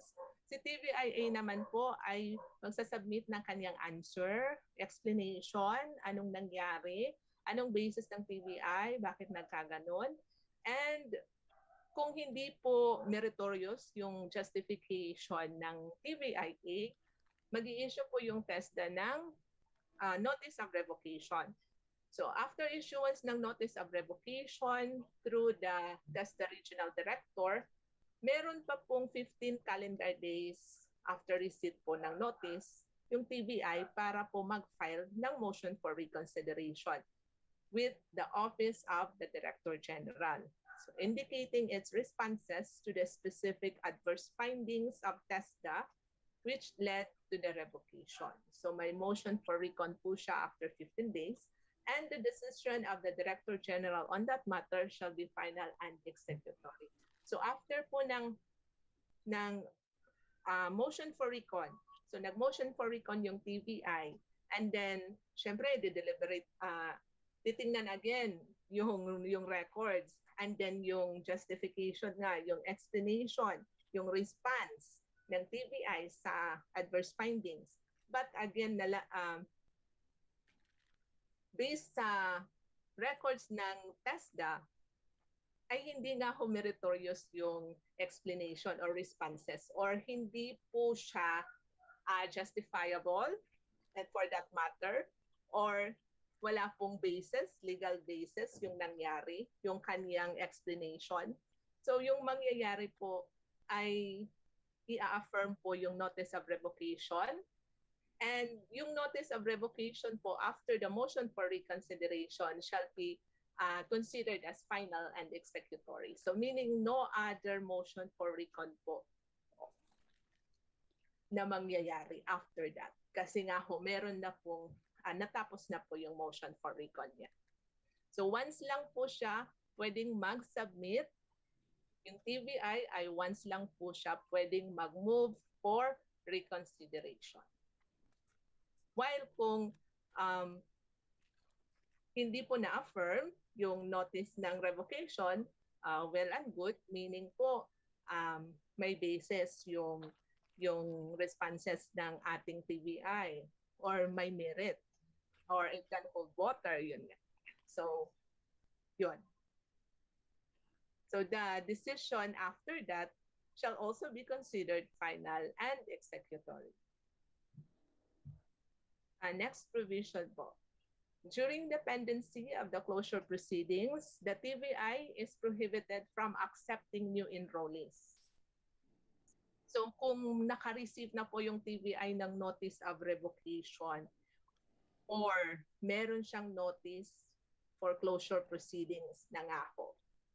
So pwede pa bang mag-accept ng new enrollees yung TVI? Sabihin ng TVI kasi meron pa kaming approved na qualification map for 3 batches. So in that case po, hindi na po kasi nga meron nang na-receive na notice for closure proceedings. Kasi during that period, dinideliberate na po, under investigation na po, tinitingnan na po, under scrutiny na po yung records ng TVI. So may possibility na ma-revoke yung CTPR. So para maiwasan po yung ganong scenario, ay hindi na po siya pwede mag-accept ng new enrollees. Nonetheless, enrolled trainees of the concerned TVI shall not be prejudiced by these administrative proceedings and should instead be allowed to complete their training and obtain their credentials thereafter. So, consistent po ito dun sa ating provision kanina na kung meron siyang ongoing training po, ay papatapusin po muna yung ongoing training. And yung credential po, of course, ng mga bata ng graduates ay ibibigay po sa kanila. Yung records naman ay ibibigay din po sa provincial office or district office pag final na po yung ating closure proceedings or may final decision na po on the revocation. Next, for TVI with granted scholarship allocations, in the event that the TVI concerned discontinues the conduct of its training after being served its notice of program closure, it shall be the policy of the corresponding TESDA provincial or district office to stop the payment of funds to the TVI which program has been subjected to closure. So, for example po, sabi ng TVI, naka-receive na siya ng closure proceeding. Sabi niya, kung meron pa akong 3 batches ng scholarship allocation, pero ano na ako, inimbestigahan. Ganun. So, sabi ng TVI, ay hindi ko na implement yun or meron akong ongoing ngayon, nasa second batch ng scholarship allocation, ongoing siya, pero hindi ko natatapusin yun. Kasi sure ako na maklo-close yung, marirevoke yung aking CTPR. So, hindi niya natapusin para ma-dissolve na yung corporation. So, yung mangyayari po, kung nabayaran po, hindi pa po mababayan kasi na ongoing. So, yung mangyayari po ay i-stop po ni PO or district office yung payment ng fund kung on process na ito, like for example, assessment na lang yung hinihintay, pero hindi na gusto ng PBI na ipa-assess yung, or i-arrange yung assessment. Kasi nga, subjected to closure na siya. So, yung mangyayari po, i-stop po yung payment of funds, and the regional office shall reallocate the scholarship funds given to the TESDA provincial or district office in accordance with the omnibus guidelines on TESDA scholarship programs and government accounting and auditing rules and regulations. So yung stop payment po sa TVI na yun ay pwede pong i-reallocate. Ang scholarship funds ay re-reallocate po ng PO or DO sa other TVI po. Of course, in accordance with government accounting and auditing rules and dun sa ating TESDA scholarship program guidelines. It shall be the responsibility of the respective provincial or district offices to afford the trainees of the TVI, which programs were closed, the opportunity to transfer to another TVI subject to existing guidelines on program registration. At any rate, the interest of the trainees must be the paramount concern of the TESDA provincial or district offices. So, pwede rin po yung trainees, sabihin niya, doon na lang kami sa TVI neto, sir, magtatapos. So, pwede hong pakinggan po yun ng ating provincial or district office. Next po, in case an act or omission of fraud or deceit tantamount to a crime is committed, the perpetrator or perpetrators shall be prosecuted after observance of due process without prejudice to the filing of appropriate action in court. So, kasi nga ho yung fraud or deceit po kasama po siya sa ating revised penal code. So, nandun po siya especially sa falsification ng documents, public documents. So, aside from this proceeding, pwede pa pong makasuhan yung TVI under the revised penal code po. Once filed in once the action is filed in the appropriate court. So, aside from the administrative, meron pa pong criminal liability yung TVI. 7, TESDA officials and personnel who will be proven to take part in any of the violations committed by the TVI or company within its jurisdiction shall be subject to proper disciplinary actions in accordance with the 2017 Rules on Administrative Cases in the Civil Service or the 2017 RACS. This is without prejudice to any criminal liability which may be incurred under the revised penal code and other special laws. So the same po will apply to test officials and personnel kung meron po silang participation.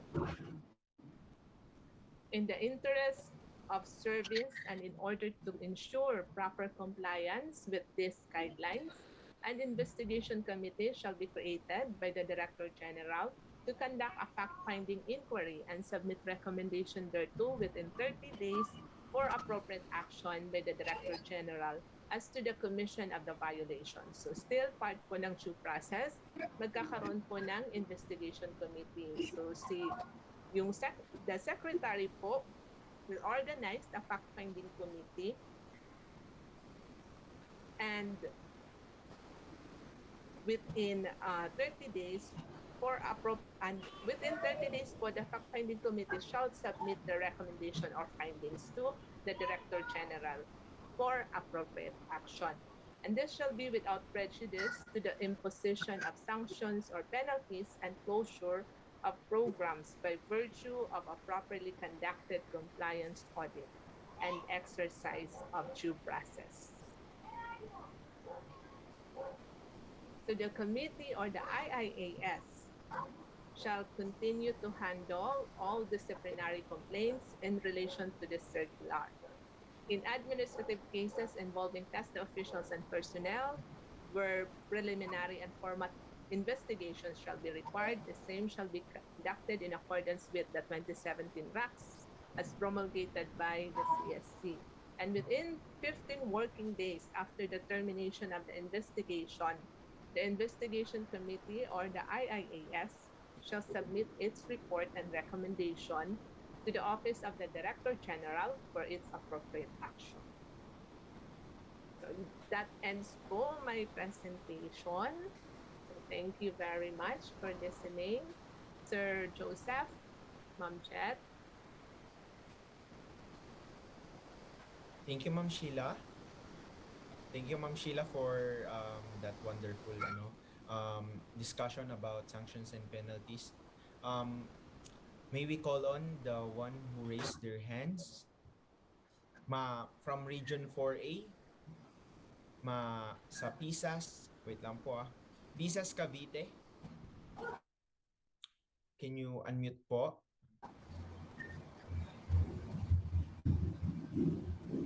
Yan. Sir?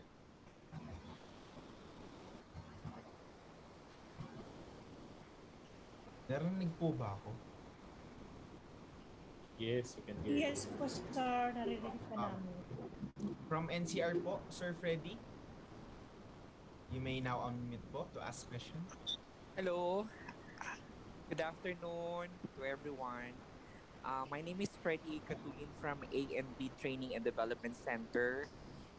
We are the newest TVIs at Las Piñas. We got our bookkeeping last November 24, 2021. And then our housekeeping last December 2, 2021. Dun sa, correct me if I'm wrong, dun sa Certificate of TVI Program Registration for 5 years, kami po ba gagawa na rin ito kahit bago lang po kami? Ma'am Sheila? Ma'am Ida? Janet?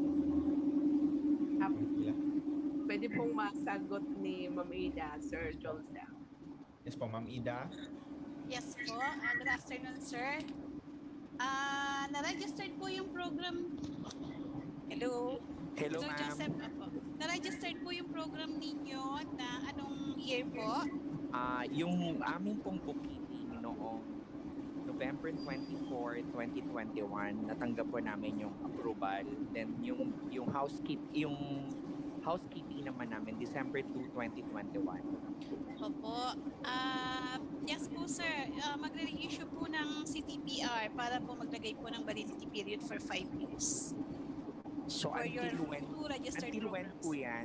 Actually, sir, ang nakalagay po kasi dun sa ating TESA circular, within 1 year po, kailangan mag-issue na po ng CTPR with validity period.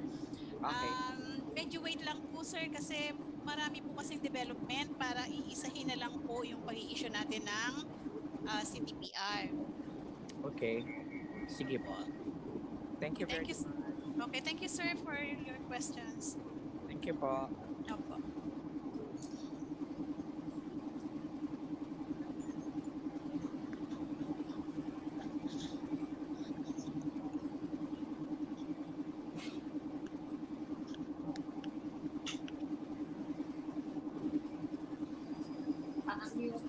Nakamute, sir.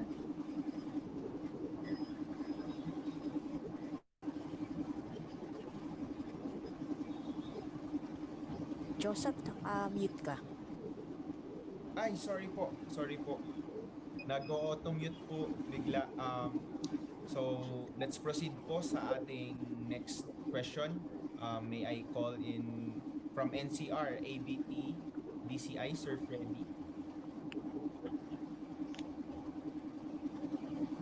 If you're, ano po?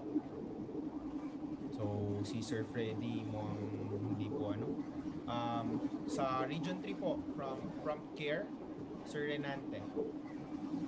May we ask you to unmute po, sir? Hello po, magandang hapon po.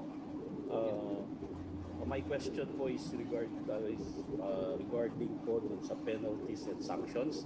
Let's say a certain institution has a program that is unregistered and there were a complaint or complaints lodged to the provincial offices or whatever office it was complained to, but there were no actions. Ito naman po ha, kasi all with the TVI. But if there were no actions coming from the offices of TESDA, what would be the sanction of such officers po?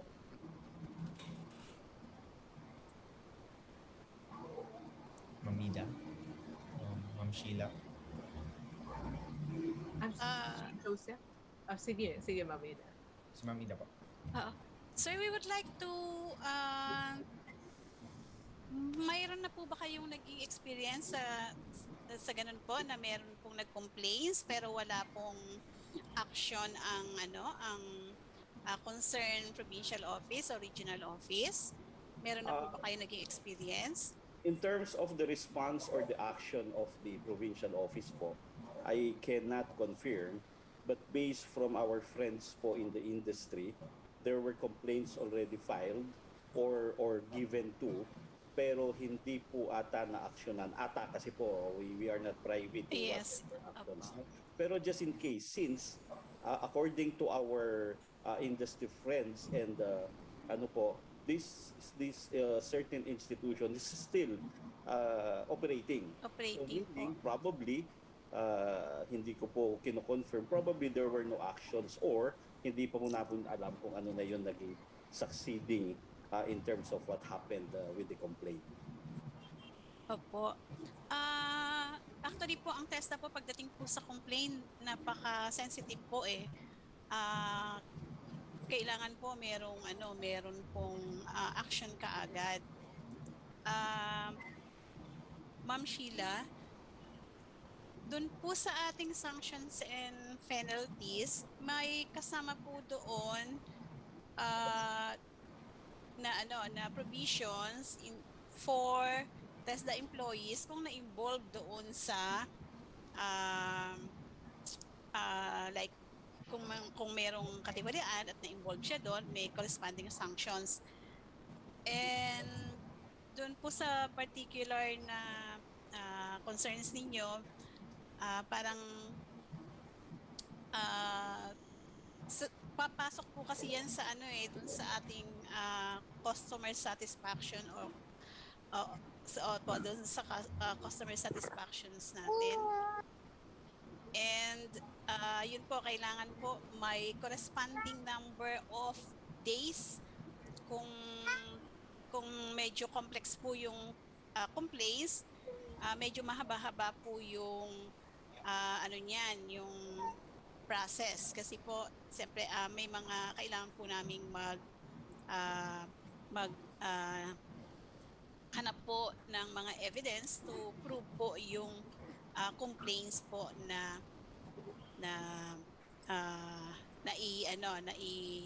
forward po sa concerned provincial and regional offices. Jet, And Ma'am Sheila, baka meron po kayong additional information regarding po yung concern ni Sir? Thank you, Ma'am Ida. Sir, kasi sir, based po sa present po ninyo, ni-raise niyo po na concern. Sabi mo nga hindi ka sir privy to this, but you just heard from other institution nga na ganun, parang wala. So, siguro, kasi nga sir, may based even sa ating Testa Circular 107, naka-indicate po doon na meron talagang office sa amin, sa TESDA, na yun po yung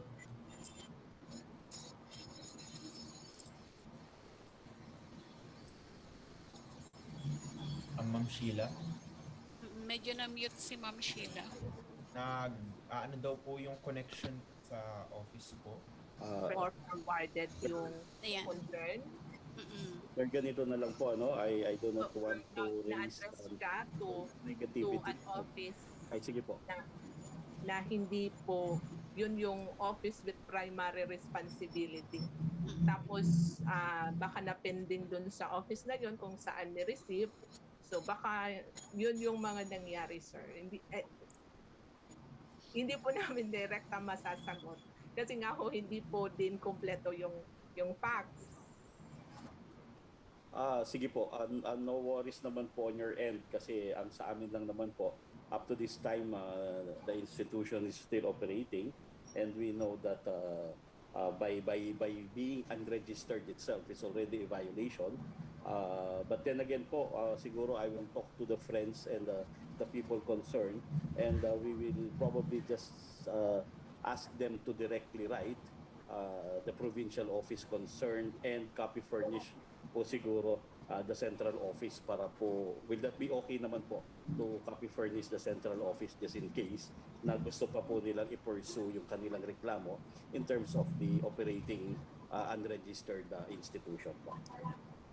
Yes, sir. Yes po, sir. Pwede pong i-copy furnish ang central office. Sige po. Kasi po ako lagi ang tinatanong since within our industry, ako po kasi yung laging nakakatulong with TESDA. But since ganun po, I still am advising them to directly communicate with their provincial offices and with the central office po. Opo. Sige, sir, para po ma-actionan po natin agad. Yes po, thank you very much. Okay. Thank you, sir. I think this is for the last question because we are running out of time. Dahil meron pa po tayong workshop or meron pa po tayong pa-poll later. So, for the last question po, may I call from NCR, PCCI, Ma'am Jeng Miranda. Hello, good afternoon po. Good afternoon, ma'am. Hi, good afternoon. Yes. My question po, ma'am, I'm just wondering, kasi right now kasi there's a lot of institutions like us offering full online or blended learning na. I'm just wondering if are you going to release also an implementing guidelines regarding po sa absorptive capacity? Kasi 'di ba right now po, for example po, we have related qualifications na gumagamit lahat ng computer. So for example, we want to apply for another program like animation or any IT related course. Right now, alam ko po, you cannot conduct simultaneous training even if online lahat because ang assumption you're going to use the same facilities even if you're doing the training online. So I'm just wondering po if are we going to have implementing guidelines also if yung training mo ay online, then the other one face-to-face, both online, pero different trainer, different qualifications. Pero yung nasa program legislation nyo po is you only have 25 or 50 computers po, for example. So, yun lang po. Kasi I think right now po what we're using for the absorptive capacity still, ang assumption is you're doing the training on face-to-face. Na hindi ka pwedeng mag-conduct ng simultaneous training unless yung ni-report mo you have enough requirements for computers that we're going to use the same with the same qualification po. So yun lang. Okay. Pwede po ba kayong mag-cite ng sample, ma'am? Kung Yeah, anong for example, qualifications? Yes, for example, ma'am, right now po, we actually have WTR na accreditations in photography and visual graphic design. Opo. And then, before po, nabigyan kami ng dalawang scholarship grants in photography. It's the same qualification. No? We also have 2 different trainers. Pero hindi po namin siya makonduct simultaneous kahit parehong online, full online, kasi yung naka-report po dun sa applications namin is we only have 25 computers, 25 yung mga equipments po namin is good for 25 students. Except for doing the classes po online. So, in reality, hindi mo talaga ginagamit yung gagamit na nandun po sa office kasi wala pa pong face-to-face, diba? So, yun lang po. I'm just curious or wondering if magkakaroon po ng implementing guidelines about it if simultaneous training pero online. Opo. Pag online po kasi, ma'am, di ba, definitely hindi nila magagamit yung inyong mga equipment. Yes. Meron silang sarili. Yes, yung ating mga learners. And that's part of the pag nag-apply ng COR, that's part of the CBC, so in-update po yun. And then we have yung institutional requirements, iba additional institutional requirements, something like that. But in the implementation po kasi, wala pa po talaga akong alam na meron pong implementing guidelines about absorptive capacity kasi in implementation, hindi po siya allowed na magkaroon ng simultaneous programs. Kami naman sa Manila, inalaw kami, ma'am. Simultaneous, yung basta sa online portion. Iba-ibang trainers. May po ba yun, ma'am? May implementing guidelines? Parang sa PASMAC po kasi pa rin, hindi. Parang yung tanong ni Ma'am is more on absorptive capacity, ma'am, given the flexible learning delivery mode, yung mga ganon. Yes. Maganda kung mayroong implementing guidelines para may uniformity, may guidance. Pero in Manila, inalaw po kami. Basta iba-ibang trainers. We'll take note po. Ma'am, and thank you for bringing that up po here. So, Thank you very much. Thank you, ma'am. To those na hindi po namin natawag po sa mga questions po, kindly please comment down sa chat.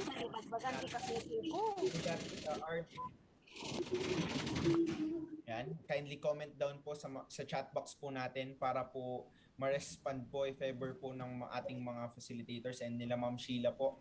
And we are lahat kino-collect po namin yung mga questions nyo po para ma-respond po namin. And Ma'am Jet, thank you po. Ma'am Sheila, thank you po sa mga questions nyo po and it helps us a lot po. Ma'am Jet. Okay, thank you, Joseph. Thank you, ma'am. At this point po, after all the topics been discussed and presented by all our resource person, we'll be having our workshop activity. For our workshop session po, to discuss the mechanics, may we once again call our Assistant Executive Director, Ma'am Janet M. Abasolo. Ma'am?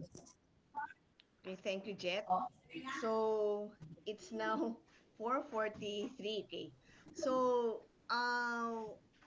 may ibang strategy po kami ng workshop. This morning po sinabi ni Director Patty, so parang application and also at the same time we want to gather inputs po from this CO Cares learning is also capability building program. So,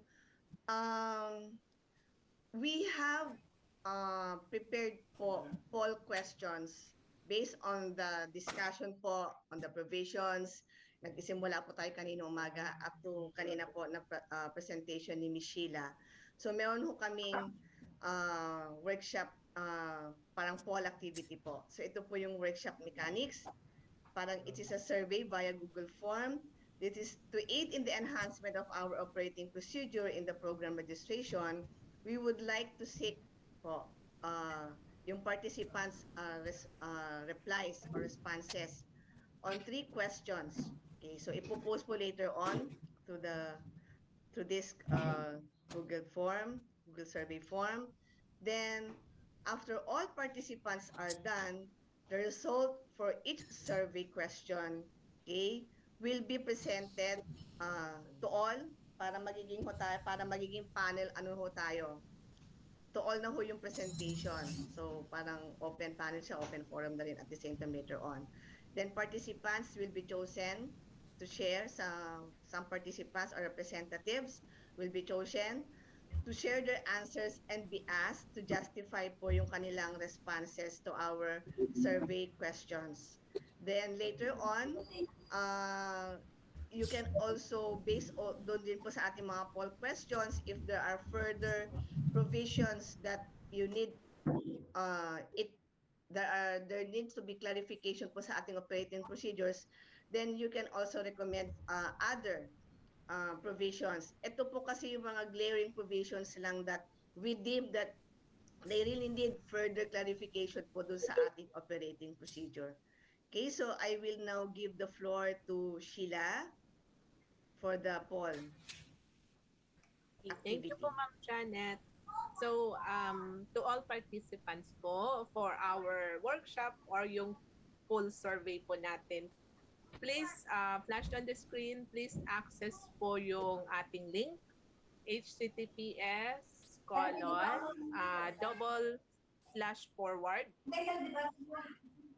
bit.ly/COCaresPool. So, yun po. If you can, nasa chat box po, pwede na po nating i-click na lang yung link and we will be directed po to the poll questions. So, yun nga ho, as mentioned po by Ma'am Janet, ito po ay to aid us po in the enhancement of our operating procedure. So, we are given po 15 minutes to answer. You can deliberate on your own na po while answering. And later on po during the plenary, we will ask po some identified or representatives po to justify why they choose that answer po. So the 15 minutes po starts now.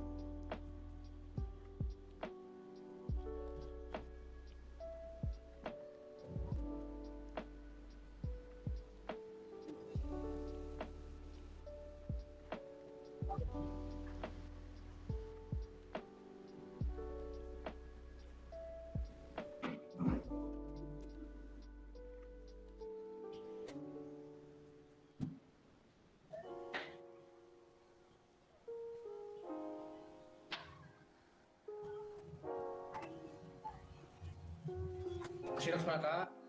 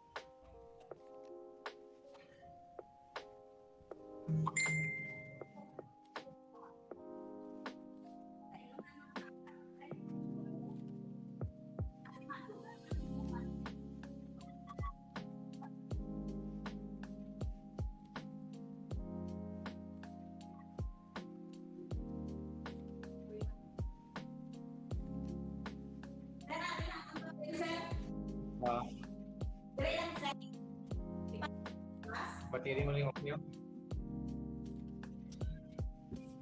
Ano ako gue? Ano?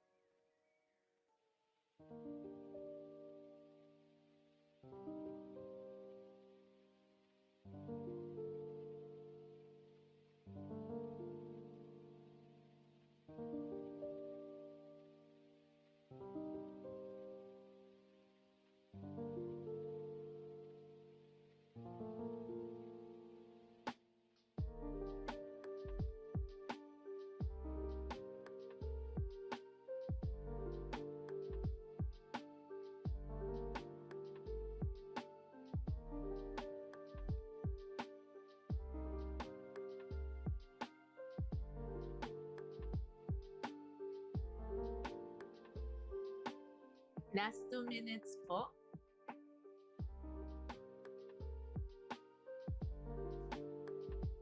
Okay, time's up. Ma'am Janet, we'll proceed po to the processing of the responses. Sige, Sheila, we'll proceed to the processing. Okay po, ma'am. So yung aming survey po ay merong 3 questions. As yun nga ho, we are asking for your inputs po para sa aming operating procedure. So the first question is, Test the Circular 107 provides that recruitment agencies are not allowed to establish, operate TVIs and or assessment centers, which operations and interest would run in conflict with the interest and operations of the established training center. As proof of absence of conflict of interest, the applicant TVI shall be required to submit an undertaking certifying that no member of the board of directors or trustees or any of their immediate family members are direct members of such or any recruitment agency. Other documentary requirements to substantiate this claim may also be required. So as made mention nga po ng aming executive director kanina that we will not amend po sa ating operating procedure yung TESDA circular, but we will just clarify po yung provisions ng TESDA circular. So that's why we deployed this poll po. So in the enhancement of the operating procedure in program registration, specifically in the above provision, which statement would be most acceptable? At ito po yung sagot ng ating TVIs.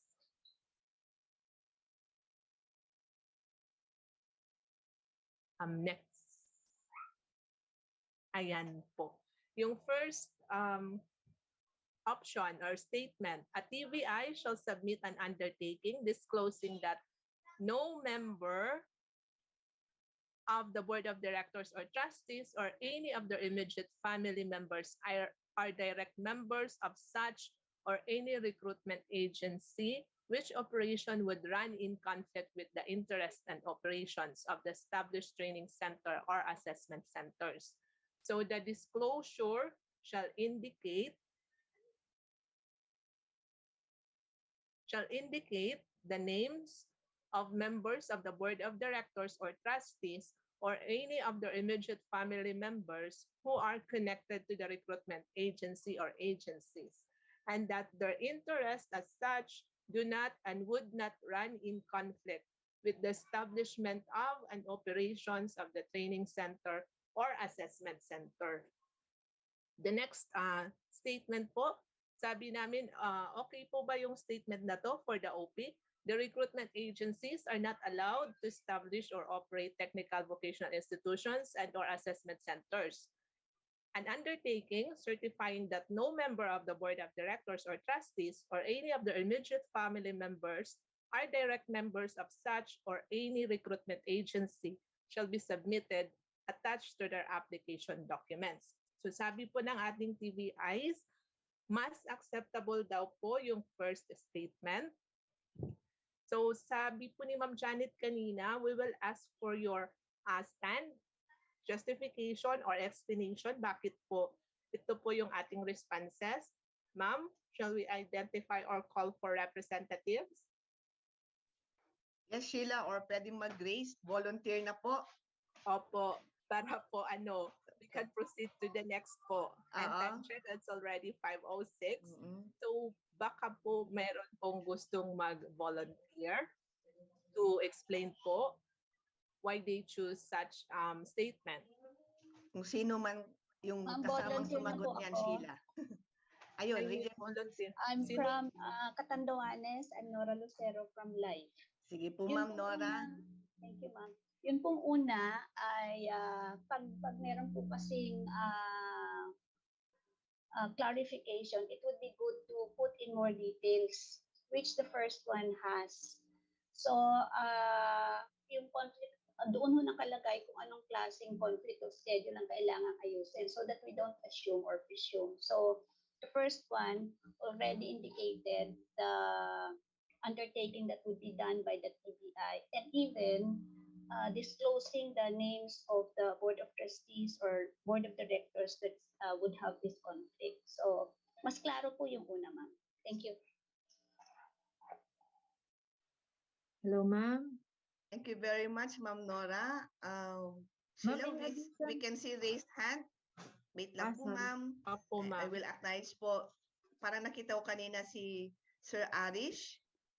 Yes po, ma'am. Si Sir Okay. Alex. Sir Arish. Ay, hello po. Oo. I actually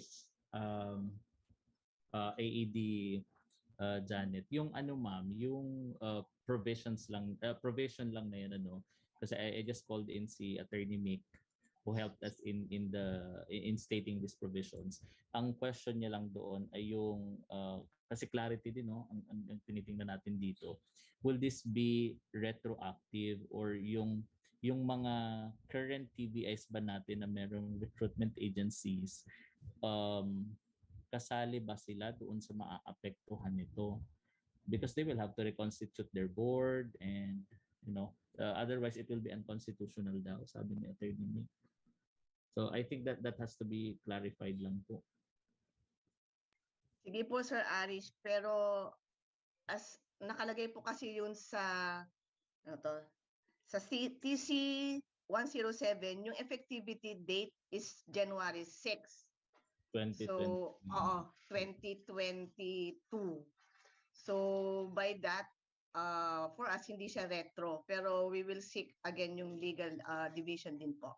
Opo, kasi ma'am, I think yung mga magpapa-re-register, yes, mga programs po na existing sa kanila but with the modification on the tools, equipment, materials, trainers, qualification trainers, training facilities, and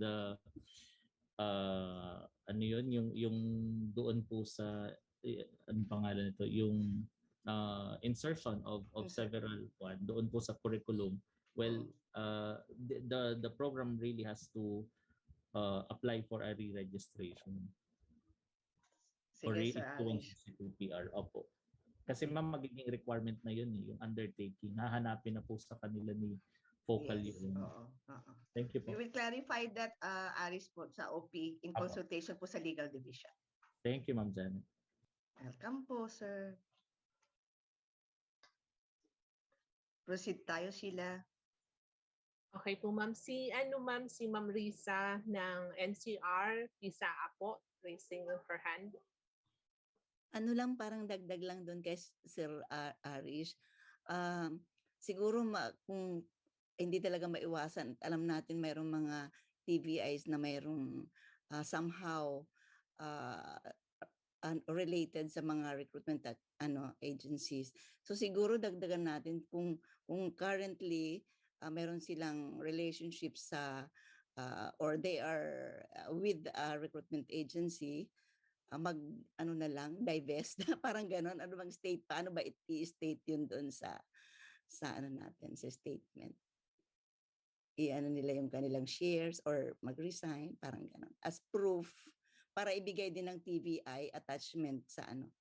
So number 1 talaga po ang pinili namin dahil ang TVI, we know already who are our board of trustees, our stockholders, kung doon sa mga stock corporations, yan. So, alam natin kung sino ang ating isasama. I-mention doon sa ating undertaking. Thank you.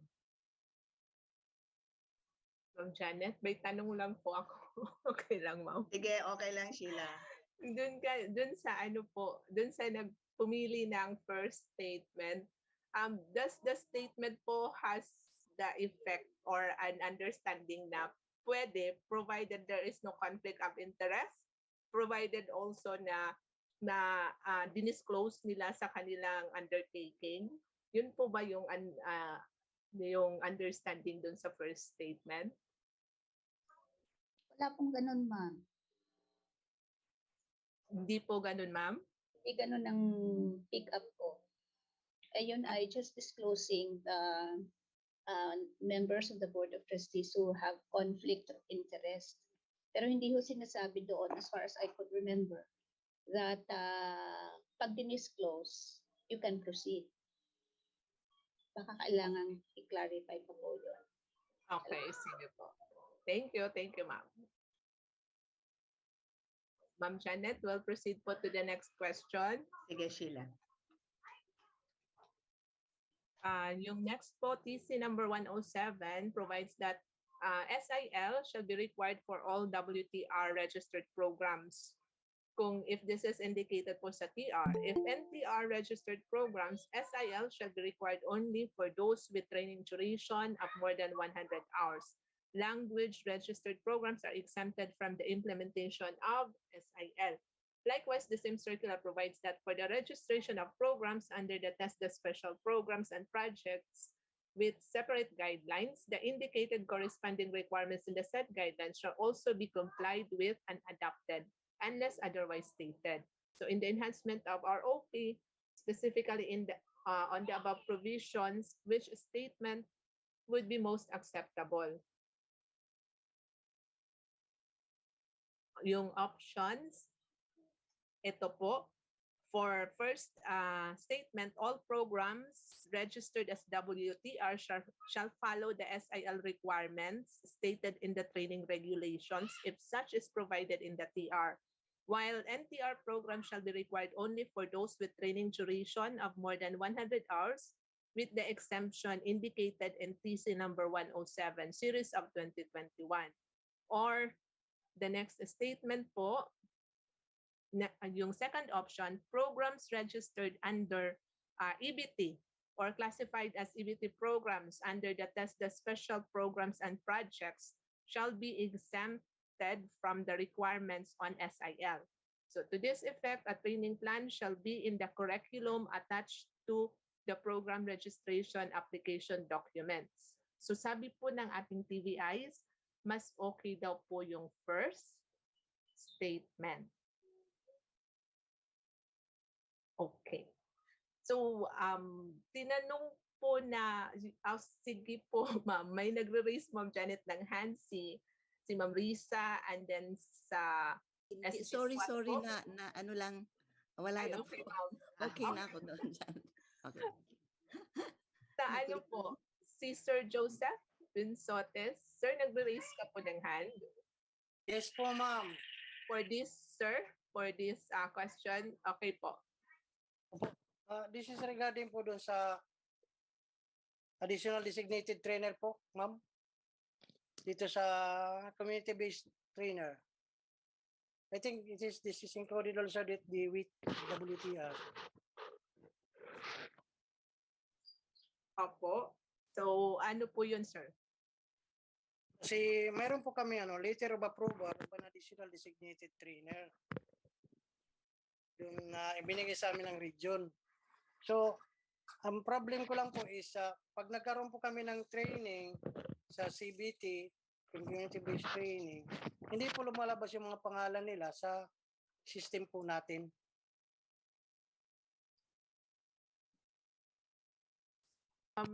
Sige, sir. Noted po yung concern mo, sir, regarding po sa Tito MIS po yan, sir, na hindi lumalabas yung mga CBT trainers po. Opo. Okay, sir. Kasi kailangan pong ipasok sila. So, we'll coordinate po with the provincial office po, sir.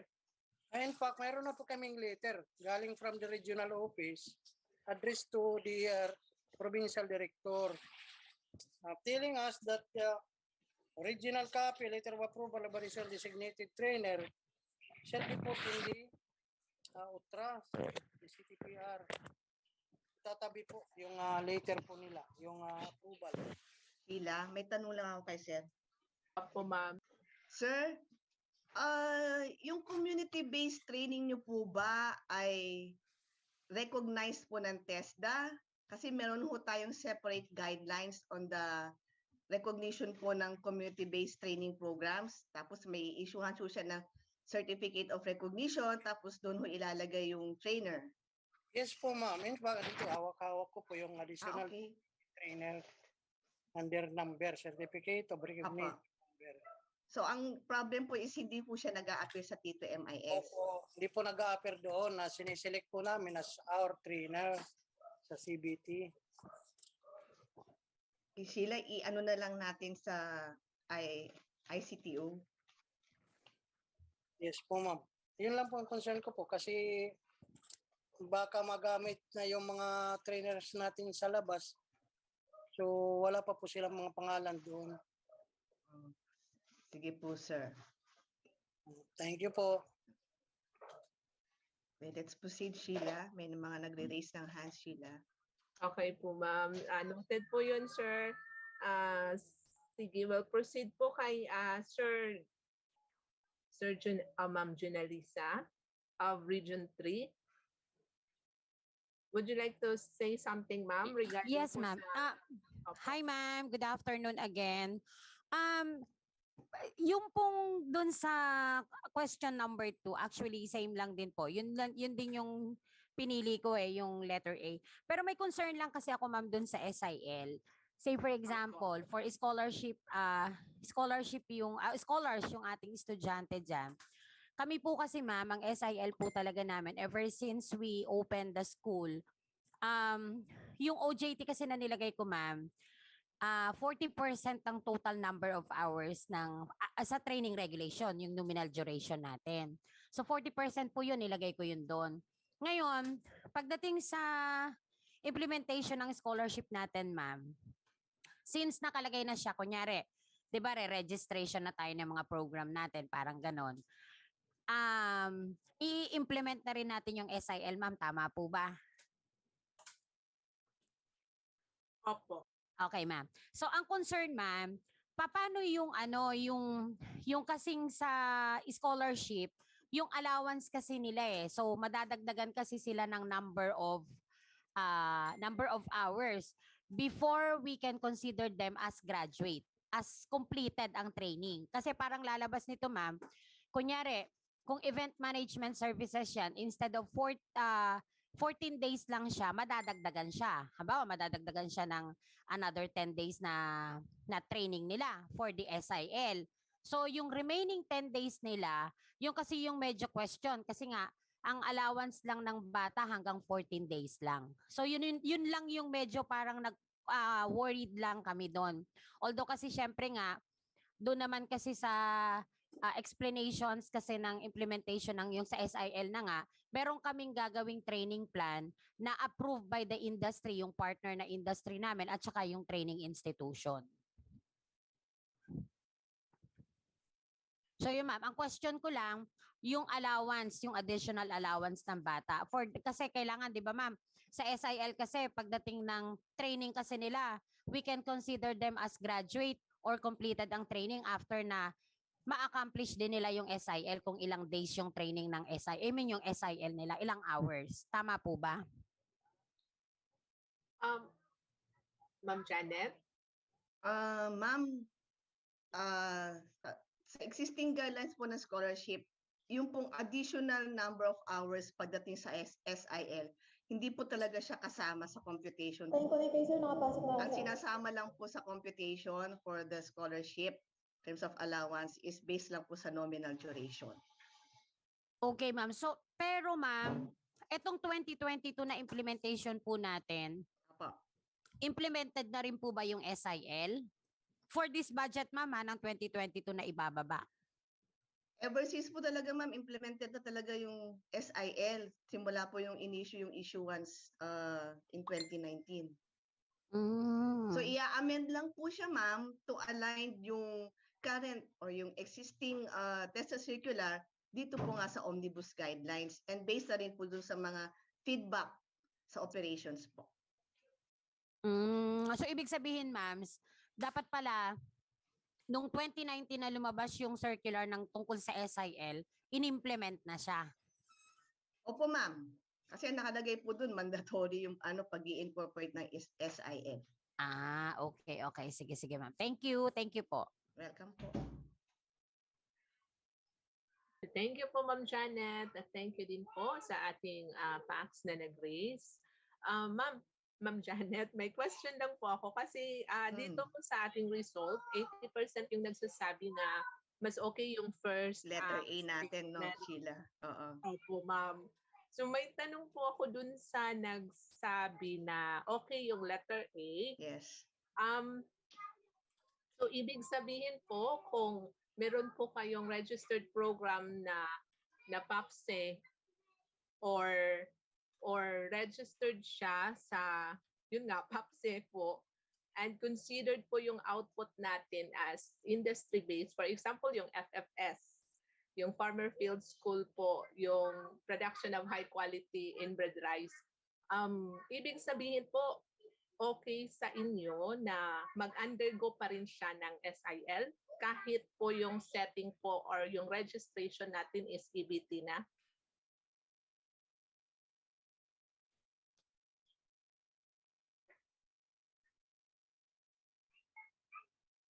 Sa NCR po, si Sir Arish po nag-raise ng hand, sir. Yes, ma'am. I think this is a clarification po dun sa sinasabi nyo, no? Because yung letter A and then yung letter B, I think are two different things, no?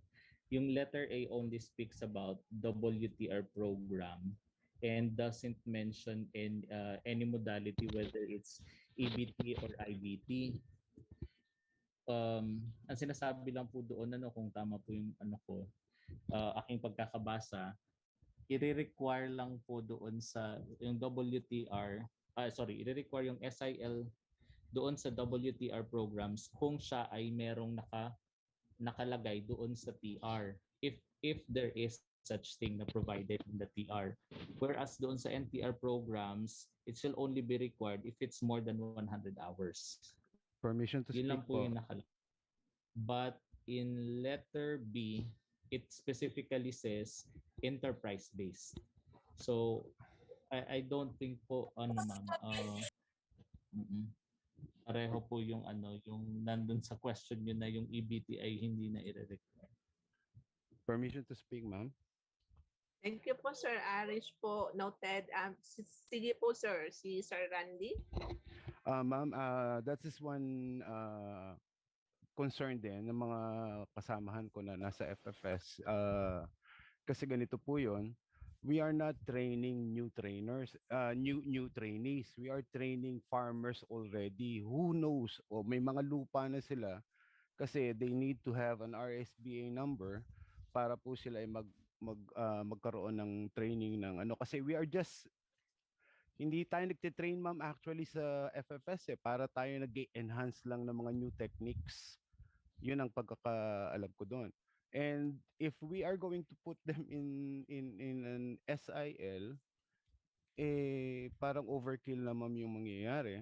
Kasi they already have their own farms to till and it would be difficult for them na papasok pa sila sa ibang farm para ano. Kumbaga, pwede na silang pumasok sa personal enterprise-based training eh.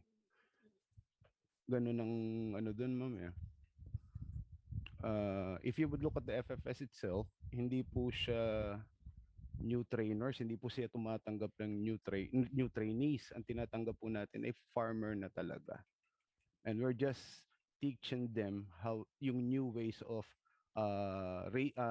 kumbaga farming inbred rice para umangat lang yung kanilang mga production. So bali sir, yung answer mo po is letter A B, or B? yung pong B ang in-answer ko. Oh, letter B. Okay. Kasi ano po, redundant na po ang mangyayari dun sa SIL nila habang sila ay ginagawa na naman nila yun sa kanilang sariling farm. Kasi ang training po ng once a week lang po ang training ng FFS. So yung naalaman nila ngayon, dadali na nila sa mga farm nila. Every time na may bago sila kaalaman, they could easily adopt it to their farms, their own farms. And again, as I have said, hindi po kami basta-basta pwedeng tumanggap ng ikaw farmer ka, gusto mo mag-aral, no? Hindi po, kailangan po sila under sa DA na meron silang RSBA number na sila certified farmer that's tilling their own land. Okay, sir. Noted po, sir, yung justification nyo. Thank you for that, sir. Thank you din po. Si Sir Jimmy po, naka-raise hand din po from Region 2.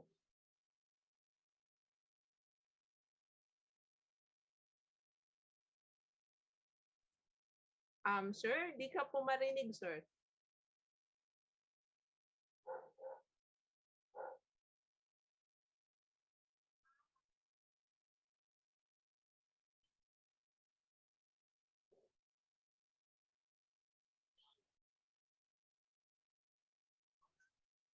Sir, di pa rin po marinig po. Sorry.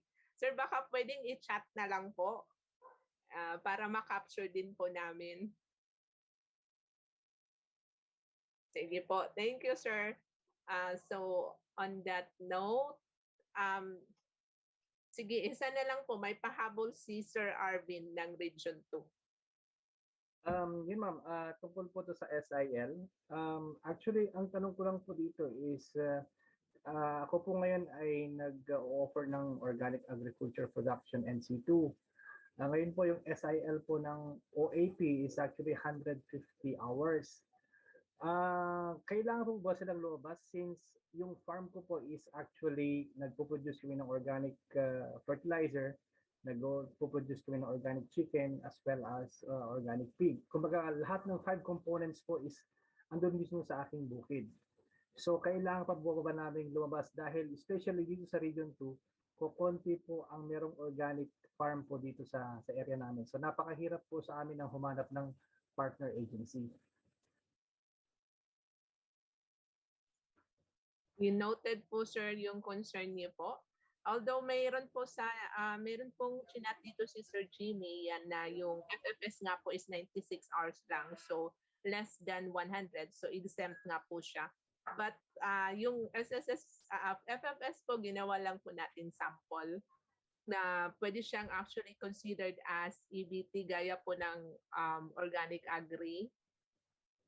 Ma'am, excuse me. Yes po, sir. Ang pagkakaalam ko sa FFS is 14 days pero dinagdagan po ng 3 days na entrepreneurship. So it's more than 100 hours. So yun po ang pinapasok sa T2MIS namin na hindi tinanggap yung 14 days, sabi niya 17 days. So dahil meron nga pong idinagdag na entrepreneurship na 3 days. So in 8 hours time, every day, that is more than 100 hours. Di po ba? Hindi po, sir, tinatanggap sa Tito pag less than 100? Less than 17 days. Okay po. Sige po, sir. Noted, sir. At saka ma'am, last concern of mine na lang.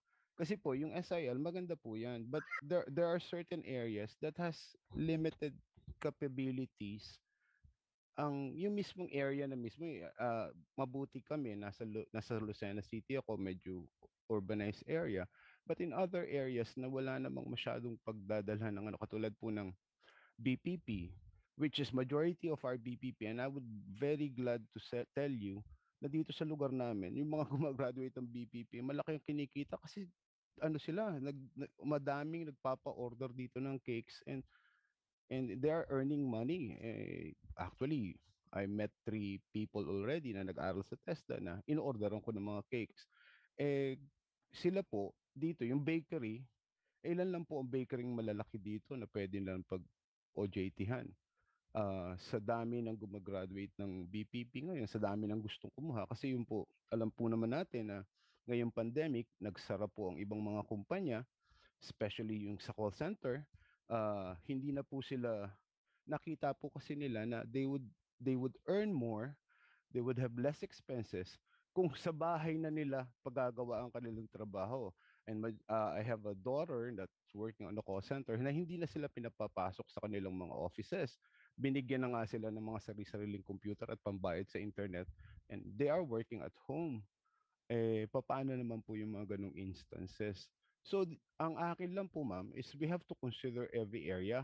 Hindi po yung isang general na lang na guidelines. Kasi po, kawawa naman po yung mga nasa municipalities na school. Paano naman po sila kung wala silang mapapagdalan? At hindi naman po nila pwedeng dalhin basta mag-OJT ko sa Manila kasi ang ating pong mga estudyante, yung mga walang pera na talaga, yung mga nawalan ng trabaho, yung mga gustong magkatrabaho, nag-i-improve ng ano. Kung sila po ay mag-OJT sa ibang location pa, it would entail more and more expenses.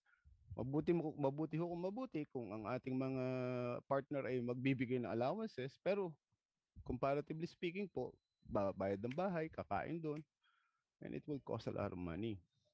Hindi po sa atin, but on the part of our students. I hope you understand my observation, ma'am. Yes po sir, naiintindihan po namin po kami dito sir sa sa certification. And in fact, the same concern po were raised during the other CO cares po. Thank you very much po, ma'am. Ma'am Sheila. Yes, Ma'am Ida. Oo.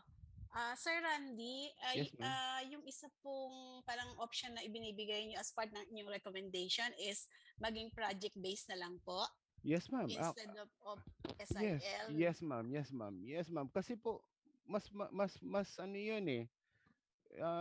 Rather than going out. At ma'am, let's face it. Ang mga nag-o-OJT minsan pinagtitimpla lang ng kape ng mga kumpanya. At nagbabawas nga po sila ngayon eh. A lot of companies right now are on shrinking sila.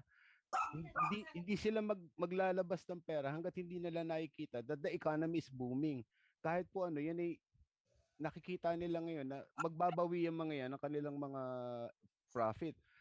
Okay po yan kung normal tayo. Wala pong problema. But now, tandaan po natin na we went through the lockdown, hindi pa nga ho tayo natatapos, and it's gonna take time for us, for our economy to resurrect itself. Kahit nga po tayo mga school, 'di ba, ma'am, we are on the brink of collapse, pero ngayon we are trying to hindi po natin ma-achieve lahat yung ngayon kasi ang daming utang babayaran. Ganun din po ang ganun din po ang mga kumpanya ngayon. I have friends in the company, even the pharmaceutical industry na kumikita sa vaccines and everything. They are still nagbabawas sila ng mga medical reps nila kasi hindi yun ang kailangan nila ngayon.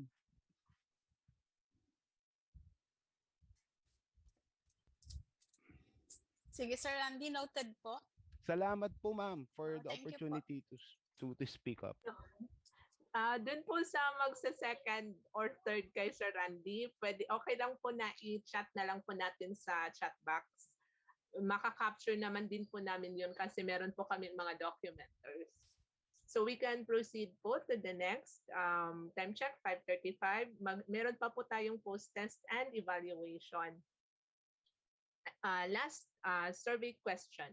TC number 107 provides that a TVI registering a program in full qualification by cluster of units of competency or even just a certifiable unit of competency, whether WTR or NTR and diploma program shall pay the non-refundable 2,000 registration fee per program. The current approved registration fee is subject for review every 2 years. So, in the enhancement of our OP, alin po dito yung acceptable para sa inyo? Yung first option po is that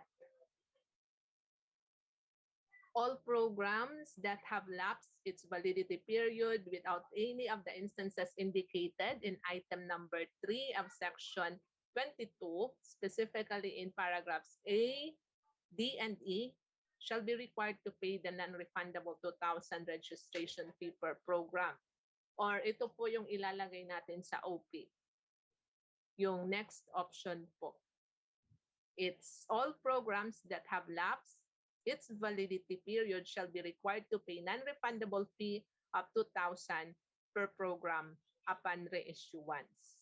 So yung marami po yung nagsasabi na yung letter A po. So para po dun sa hindi magpo-fall sa item number 3, paragraph A, D, and E, ay hindi na po kailangan magbayad daw ng 2,000. So yun lang instances na magpo-fall sa A, D, and E ng item number 3, section 22 yung magbabayad. So any inputs po or comments? So wala kasi clear po sa kanila yung ibig sabihin po ng ng last question.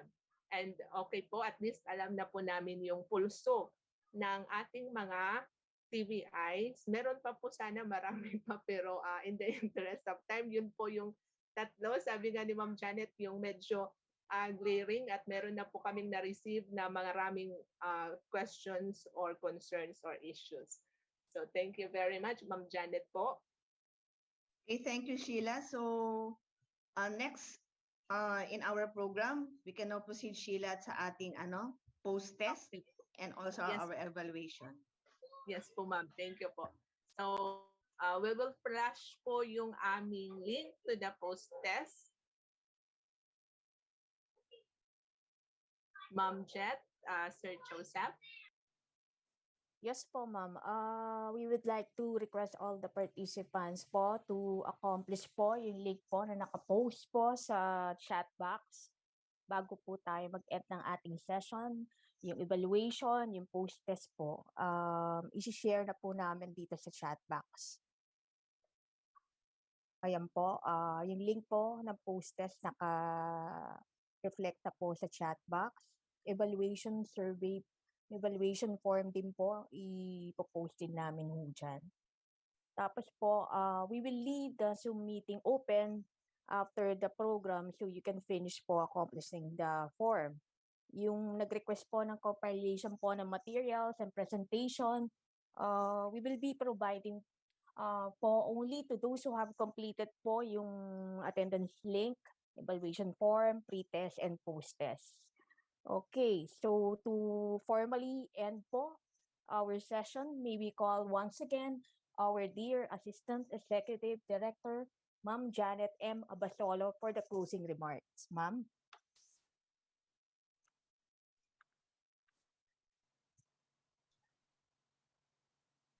Thank you very much, Jet. So, short lang po to.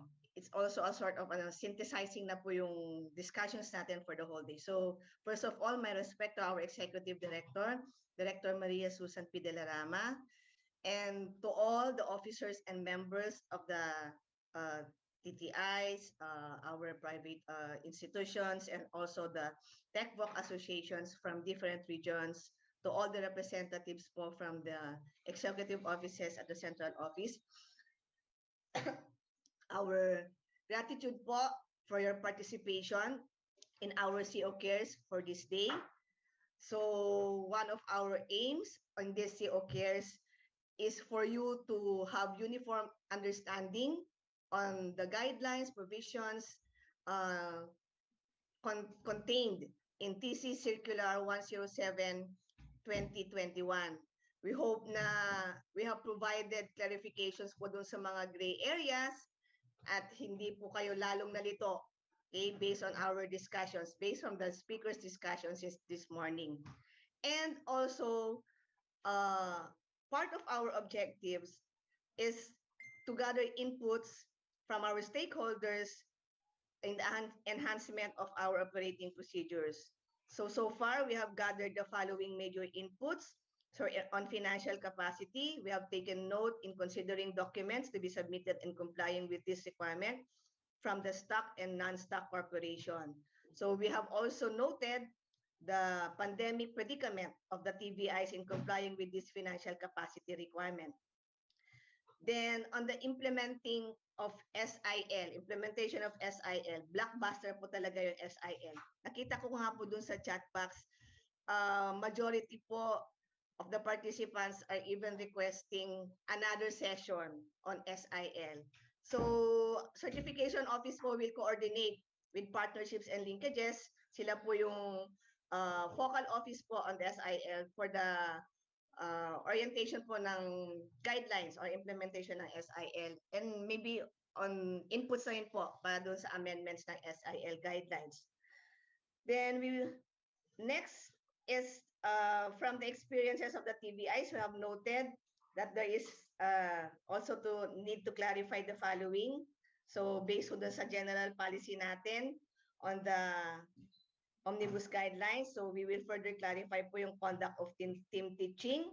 So yung trainers po ba, saan manggagaling, the same sector, pareho po ba na the same related, the same qualifications lang, and so on.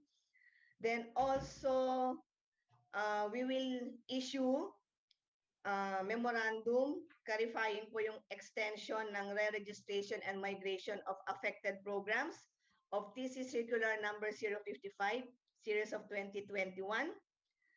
Then, in the operating procedures, further clarification on the issuance of diploma certificate in a bundled program, other than the certificates being acquired by the learner in every qualification po na nakapaloob po sa bundled program.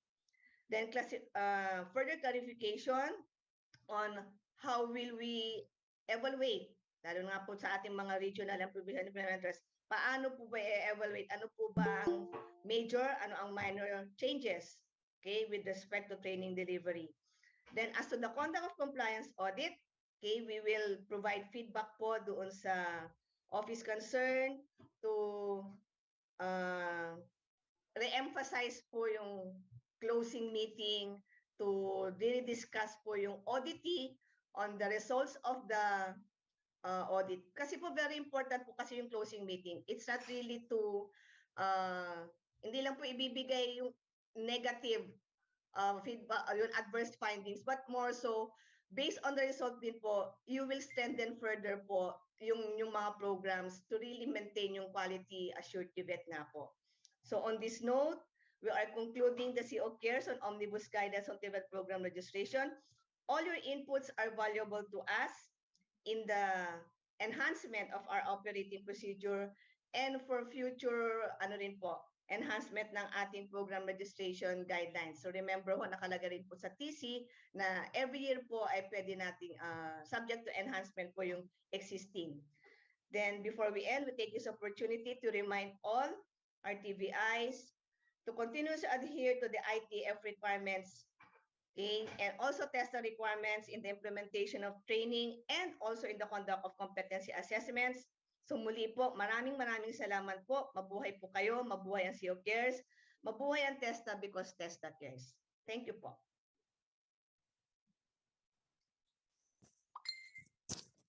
Thank you po, Ma'am Janet.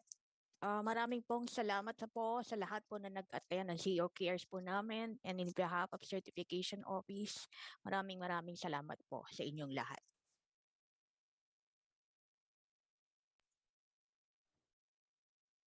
Ma'am Jet, so we will leave po the Zoom. Yes po, ma'am. And we'll keep on flashing po yung ating link for the post at saka po sa evaluation.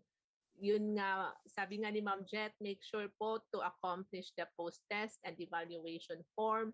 Dahil po, dun po namin isi-send yung presentation sa mga nagkumpleto po, nag-accomplish ng attendance, pre, and post-test at saka sa evaluation form. And mayroon pong announcement, si Aryan, regarding po sa STAR, para dun po sa mga TVIs na applying for STAR program po this year. Yan.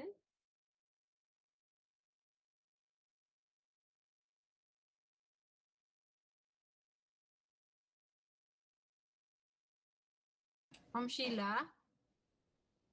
Yes po, good afternoon po sa ating mga TVIs and TTIs who attended our CO Cares for today.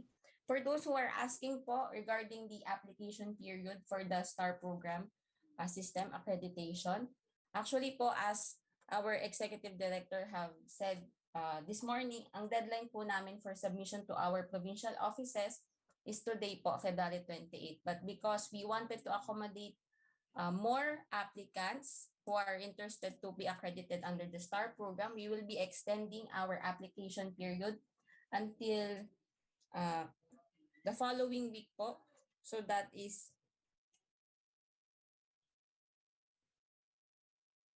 March 7 po. March 7, 2022 will be the new deadline po for the application. For those who are interested to apply, you can attend po our online course to our learning management system, the CO Elite.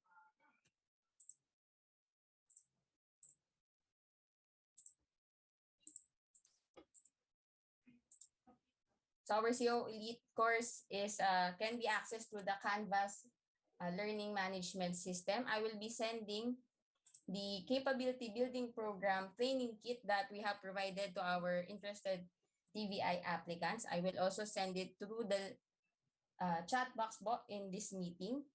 As a reminder lang po to everyone, because you need to accomplish all our requirements for you to be eligible to apply for the STAR program. So our requirements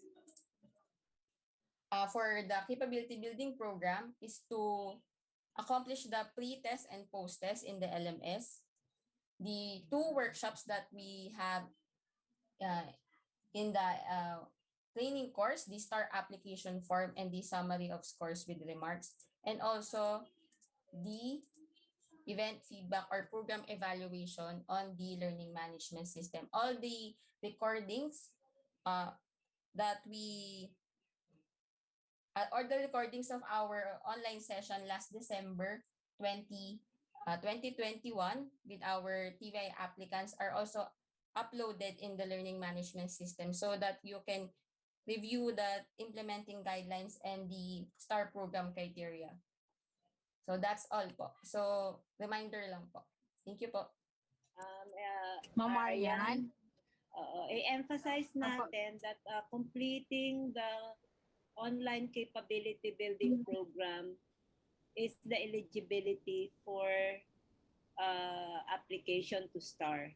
So you have to complete the requirements in this capability building program for you to be considered an applicant. So baka meron din sa inyo who attended last December but did not complete the requirements in this LMS, you can always go back and complete the requirements. Kasi we will base our acceptance of the applicants based dun sa nag-complete ng requirements doon sa LMS natin. Ma'am Marian. Yes, ED Patty, thank you for the reminder po.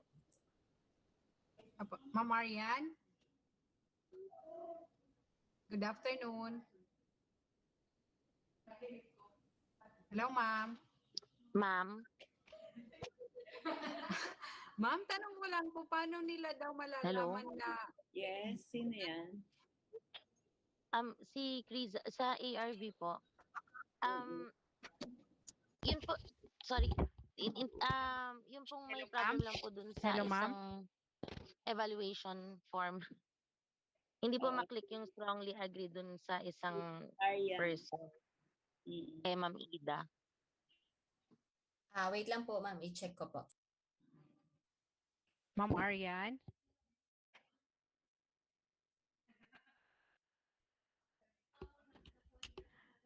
Ma'am Arian.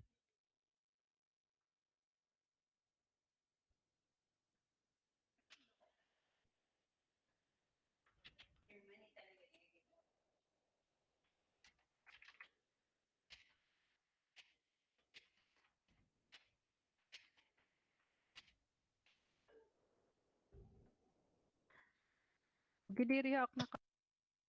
Ma'am, sinubmit ko na lang din parang second na row kay Ma'am Ida. Yun yung hindi maklik yung strongly agree. Parang hanggang agree lang yung nakiklik. Yun lang po. Ma'am Arian.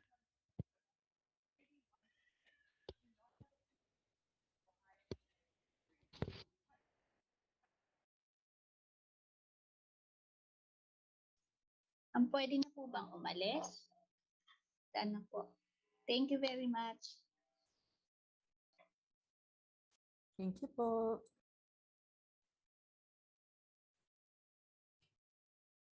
Maraming salamat po. Thank you, thank you. Thank you, Director Pat. Thank you so much po. And the rest of the team. Thank you. Thank po. you. Director Patty, thank you very much. Thank you po. God bless po. Thank you also. Joseph, dapat piniplay yung test dahil. Thank you very much, ma'am. Thank you to all. Thank you all participants. Pwede pong pa-play daw po nung God test. bless us all. Thank you sa lahat. Bye-bye po. Salamat. God bless po. Ingat lagi. Thank you po sa lahat. Thank Thank you po. God bless. Thank you po, Boss Patty. Thank you po. Bye-bye. Thank you, ma'am and sir. Po. Bye. From Palawan. I'm Janet. Thank you, ma'am. Thank you. Thank you, everyone. Thank you very much po, ma'am. Thank you. Wala po ba picture taking? Walang picture taking pala, ano? Kay Nang ulis. Hindi ba kayo nag-picture taking? Kanina po, ma'am. Kanina po. Kanina umaga po, boss. Oo. Hindi rin naman makaka-capture lahat kasi yung iba nasa Facebook. Google. Yung mga natira picture taking. Oh, sige, hoy. Oo nga, ma'am. Ay, Ma'am Marge. Oh, sige. Sige po. Hi. Opo. Kanya-kanya picture. Picture taking yung natira. Sige po, O wait yung lang mga po. natira. Ma'am Patty, nandito ka na sa Pilipinas? Oo, ayan ang office ko na. Office mo na yan. Akala ko nasa abroad ka pa. Marge, ilang araw ako hindi matutulog. Bakit, Risa? Eh, magdamag ako ngayon, hindi natulog. Yan, dito ako. Sure po. Oo nga, nasa Amerika si Risa eh. So, gabi ngayon doon. So, ikaw ay o magdamag ngayon. Opo, ma'am, hindi natulog. Pati meron pa tayo sa 3 yung sectoral board, ma'am, Ma'am Marge. 1 o'clock din. Ate, tama-tama. Matulog ka ngayong gabi kasabay namin. Opo, ma'am. Araw dyan. Very important kasi, ma'am, gusto marinig lahat. Marami pa kayang hindi do we need to do a second run? I think so, ma'am. Ma'am, ang daming hindi nakapasok agad. Kasi ako din eh. The connection, full capacity. Full capacity. Nung magang-maga. Oo nga. Early morning sa 8 o'clock. Ma'am, pwede pong pasend ng kasi kung in-invite friend lahat, request, ma'am. so imagine mo masabihan kahit 50%, 2,000 na yun. Hindi natin ma-accommodate talaga. Ay di Facebook, live. Mas maganda, ma'am, yun. At least yung kanina, yung nag-live doon sa ating, group. Yung group ng mga TVI. Phil TV. Nag-live. Helpful din sila. Sige po, ma'am. Ma'am, ready na po ba kayo? Smile po tayo. 1. Yeah, you can leave a picture. 1, 2, 3, smile. 1 pa po. 1, 2, 3, smile. Yan. Okay na po. Thank you, everyone. Thank you. Hello, mga taga-Leyte. Andyan pa ba kayo? Mga taga-Leyte. Thank you po. Daming frames, Joseph, natapos ba? Yes po, ma'am. Kasi po yung sa pang 3rd and 4th po, wala Ilang frame ba to, Joseph? Wala nang picture, puro pangalan na lang. Opo. Kahit yung second frame, wala nang Pero na-picturean ko po sila, ma'am. yung pinicturean mo kaninang umaga, buong 500. Opo, Kasi 8. Opo, ma'am. 8 panels po yun. Talaga. Baka yun yung hindi pa ako nakapasok, Joseph. Opo, ma'am. Nakapasok kasi ako, ma'am. Ikaw na yung nagsasalita eh. Ay, oo. Hindi nga agad ako makapasok. Oo nga, sir. Ako rin, kanina. Hindi rin nakapasok ng maaga. Thank you More po. than 100 Bye-bye. plus po kasi yung waiting kanina, ma'am. Dapat Kahit yung registrar ko hindi makapasok. Sabi niya, ikaw na lang. Bye na po. Bye-bye. Thank you, sir. Thank you, everyone. Good afternoon. Grocery time na po tayo. Sige, bye-bye. Next time yung yung 1,000 o kaya 2,500. Oh, Ma'am Marge. Andiyan pa ba si Aris? Aris, i-share mo yung ating 2,500. Meron kang 2,500 o gamitin natin? Sa Unity Vet. Ligna. Ano yun? Meron po kami nun. Tanungin niyo po si Aris. Ano nga yun? Si Aris po yung pang webinar talaga. Si Aris yun. Larger audience, ma'am. Ha? Larger audience po. Oo, sa larger audience na rin, yung 500. O, 500. Pipiliin mo nga. Larger audience.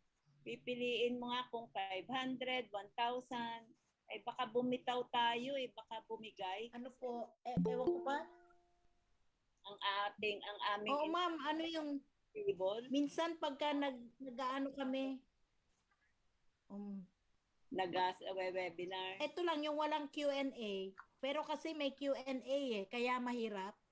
Marge, meron akong bagong pinapagawa kila Sheila. Pagka nag-2-5 tayo at nag-Q&A. Meron akong bagong pinapagawa kila Sheila. May quarterly and Kanino, ma'am? Yan, sa PRD. Quarterly quality enhancement sessions. So katulad nito na ang daming tanong about SIL, mga ganyan. So magkakaroon ng isang session all about yung SIL, yung mga lahat ng gray areas na more in-depth discussion. So SIL, diploma, imbitahin namin yung mismo office. Tapos open natin sa lahat Tibet TVIs. Ay, sige ma'am. I think they are kaya ito tingnan nyo ang dami. Kasi they are they're really wanting a lot of information ba? Hindi ba nung nag-pandemic parang kulang sa information. Samantalang 2 Kita taon nyo, na ang daming nag nga 2 taon na kaming kanina lang umaga, textan kami ni Aris. Aris, hindi ako makapasok. Nakapasok pa ba? Hindi makapasok Magsasalita na ako. Sabi ko, may umalis muna dapat yan ng CO para i-admit nyo. Exact, ma'am. Talagang full capacity. Ayun. Nga, ma'am, ang yun, full capacity na. Pero yun nga yung ginagawa naman ng iba na Ilan ba yung ginamit mo, ma'am? 500? O hanggang 500 lang. Kasi nga baka hindi rin kayanin ng aming internet yung marami. At saka ano nga ba? Ayun. Test the way na lang. Sa bagay. Oo. Ano? Yung test the way na lang kuya ta, nag-iintay ma-play. At hindi, nag-aalisa na naman. 100 na lang O bakit nga ayaw pa umalis ng iba? Magmi-meeting lang kami. Sana, Ari. Opo, sige, alis na ma'am kami. Aris, alis na tayo. Yes, ma'am. Okay, ma'am, thank you po ha. Thanks. Okay. Ayan, magbe-breakout room kami. Okay. Sige po. Sige po.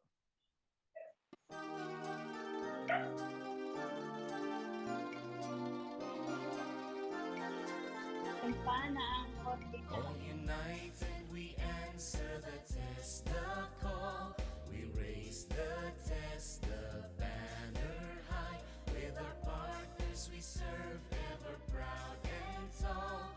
From day to day we strive to address the needs of our labor force. Provide the skills that open doors. Excellence in world-class work. Access to success for everyone. With the power of information, proper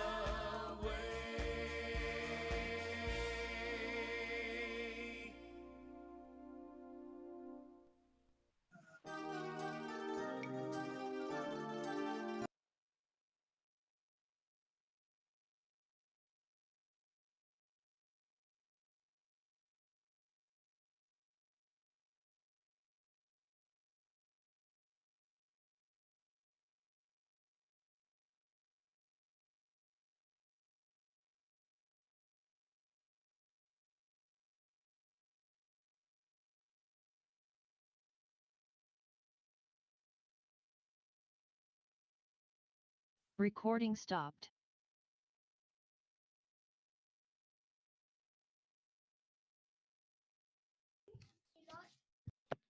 Good afternoon po. Kindly share po yung link, sir, sa ano po. Hingi po sana uli ako ng link ng evaluation at saka po test po.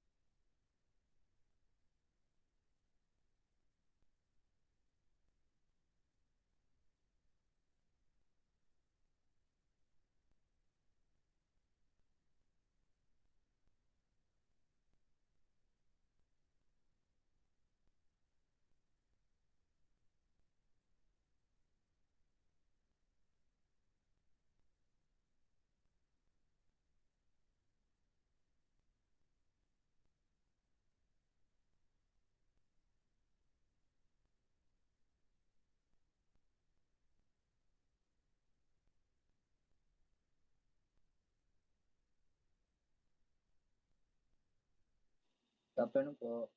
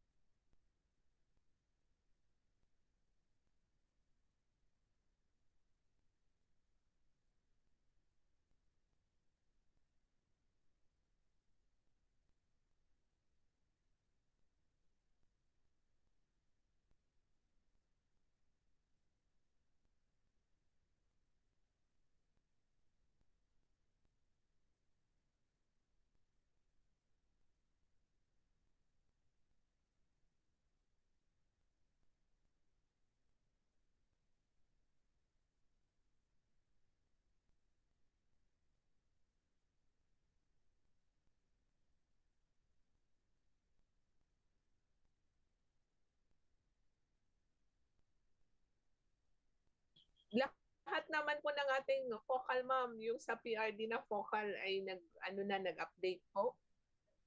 Wala na po silang Sa annual, ma'am, ang kailangan ko na lang yung PR utilization report kasi ang mga lang doon, ang okay lang po doon is yung regions na hawak ni ni Tonet. So yung iba wala pa, ma'am? Wala pa po, hindi pa po yan updated. Ma'am, gawa ka ng Isi-share ko po yung last na nagawa ko. Opo, para na lang nila doon. Hindi, sa group chat din natin, ma'am. Sige po. Ilagay mo kung sino yung hindi pa nagbigay ng update. Sige po, sige. Para or i-share ko na lang yung ma'am, yung document mismo para ipasok na lang nila doon. Opo. Tapos kasi baka akala nila, ma'am, tapos na sila. Ay. Hindi pa, ma'am. Hindi. Sige po. Nandyan si Sir Anthony. Sir Anthony, tigil mo na yan. Baka naririnig ka. Nag-share pa si Sir Anthony. Mamida. Ha? Nandiyan pa si Good Tonet? afternoon po. Si Tonet? Si Sir Anthony, ng Quezon. Inadmit ko eh. Sige, ma'am, tayong dalawa na lang. Gagawin ko pa yung presentation. Dalawa na lang mag-usap. Kala ko makakapasok na ako bukas. Paano yan? Meron na namang wala kasing sounds yung aking CPU eh. Yung desktop ko eh. Super luma na talaga. Diyan ka, ma'am? Dito Di po ka ako. pa po muna papasok? Opo. Tapos, March 1, March 2 po, meron akong therapy morning, alas 8.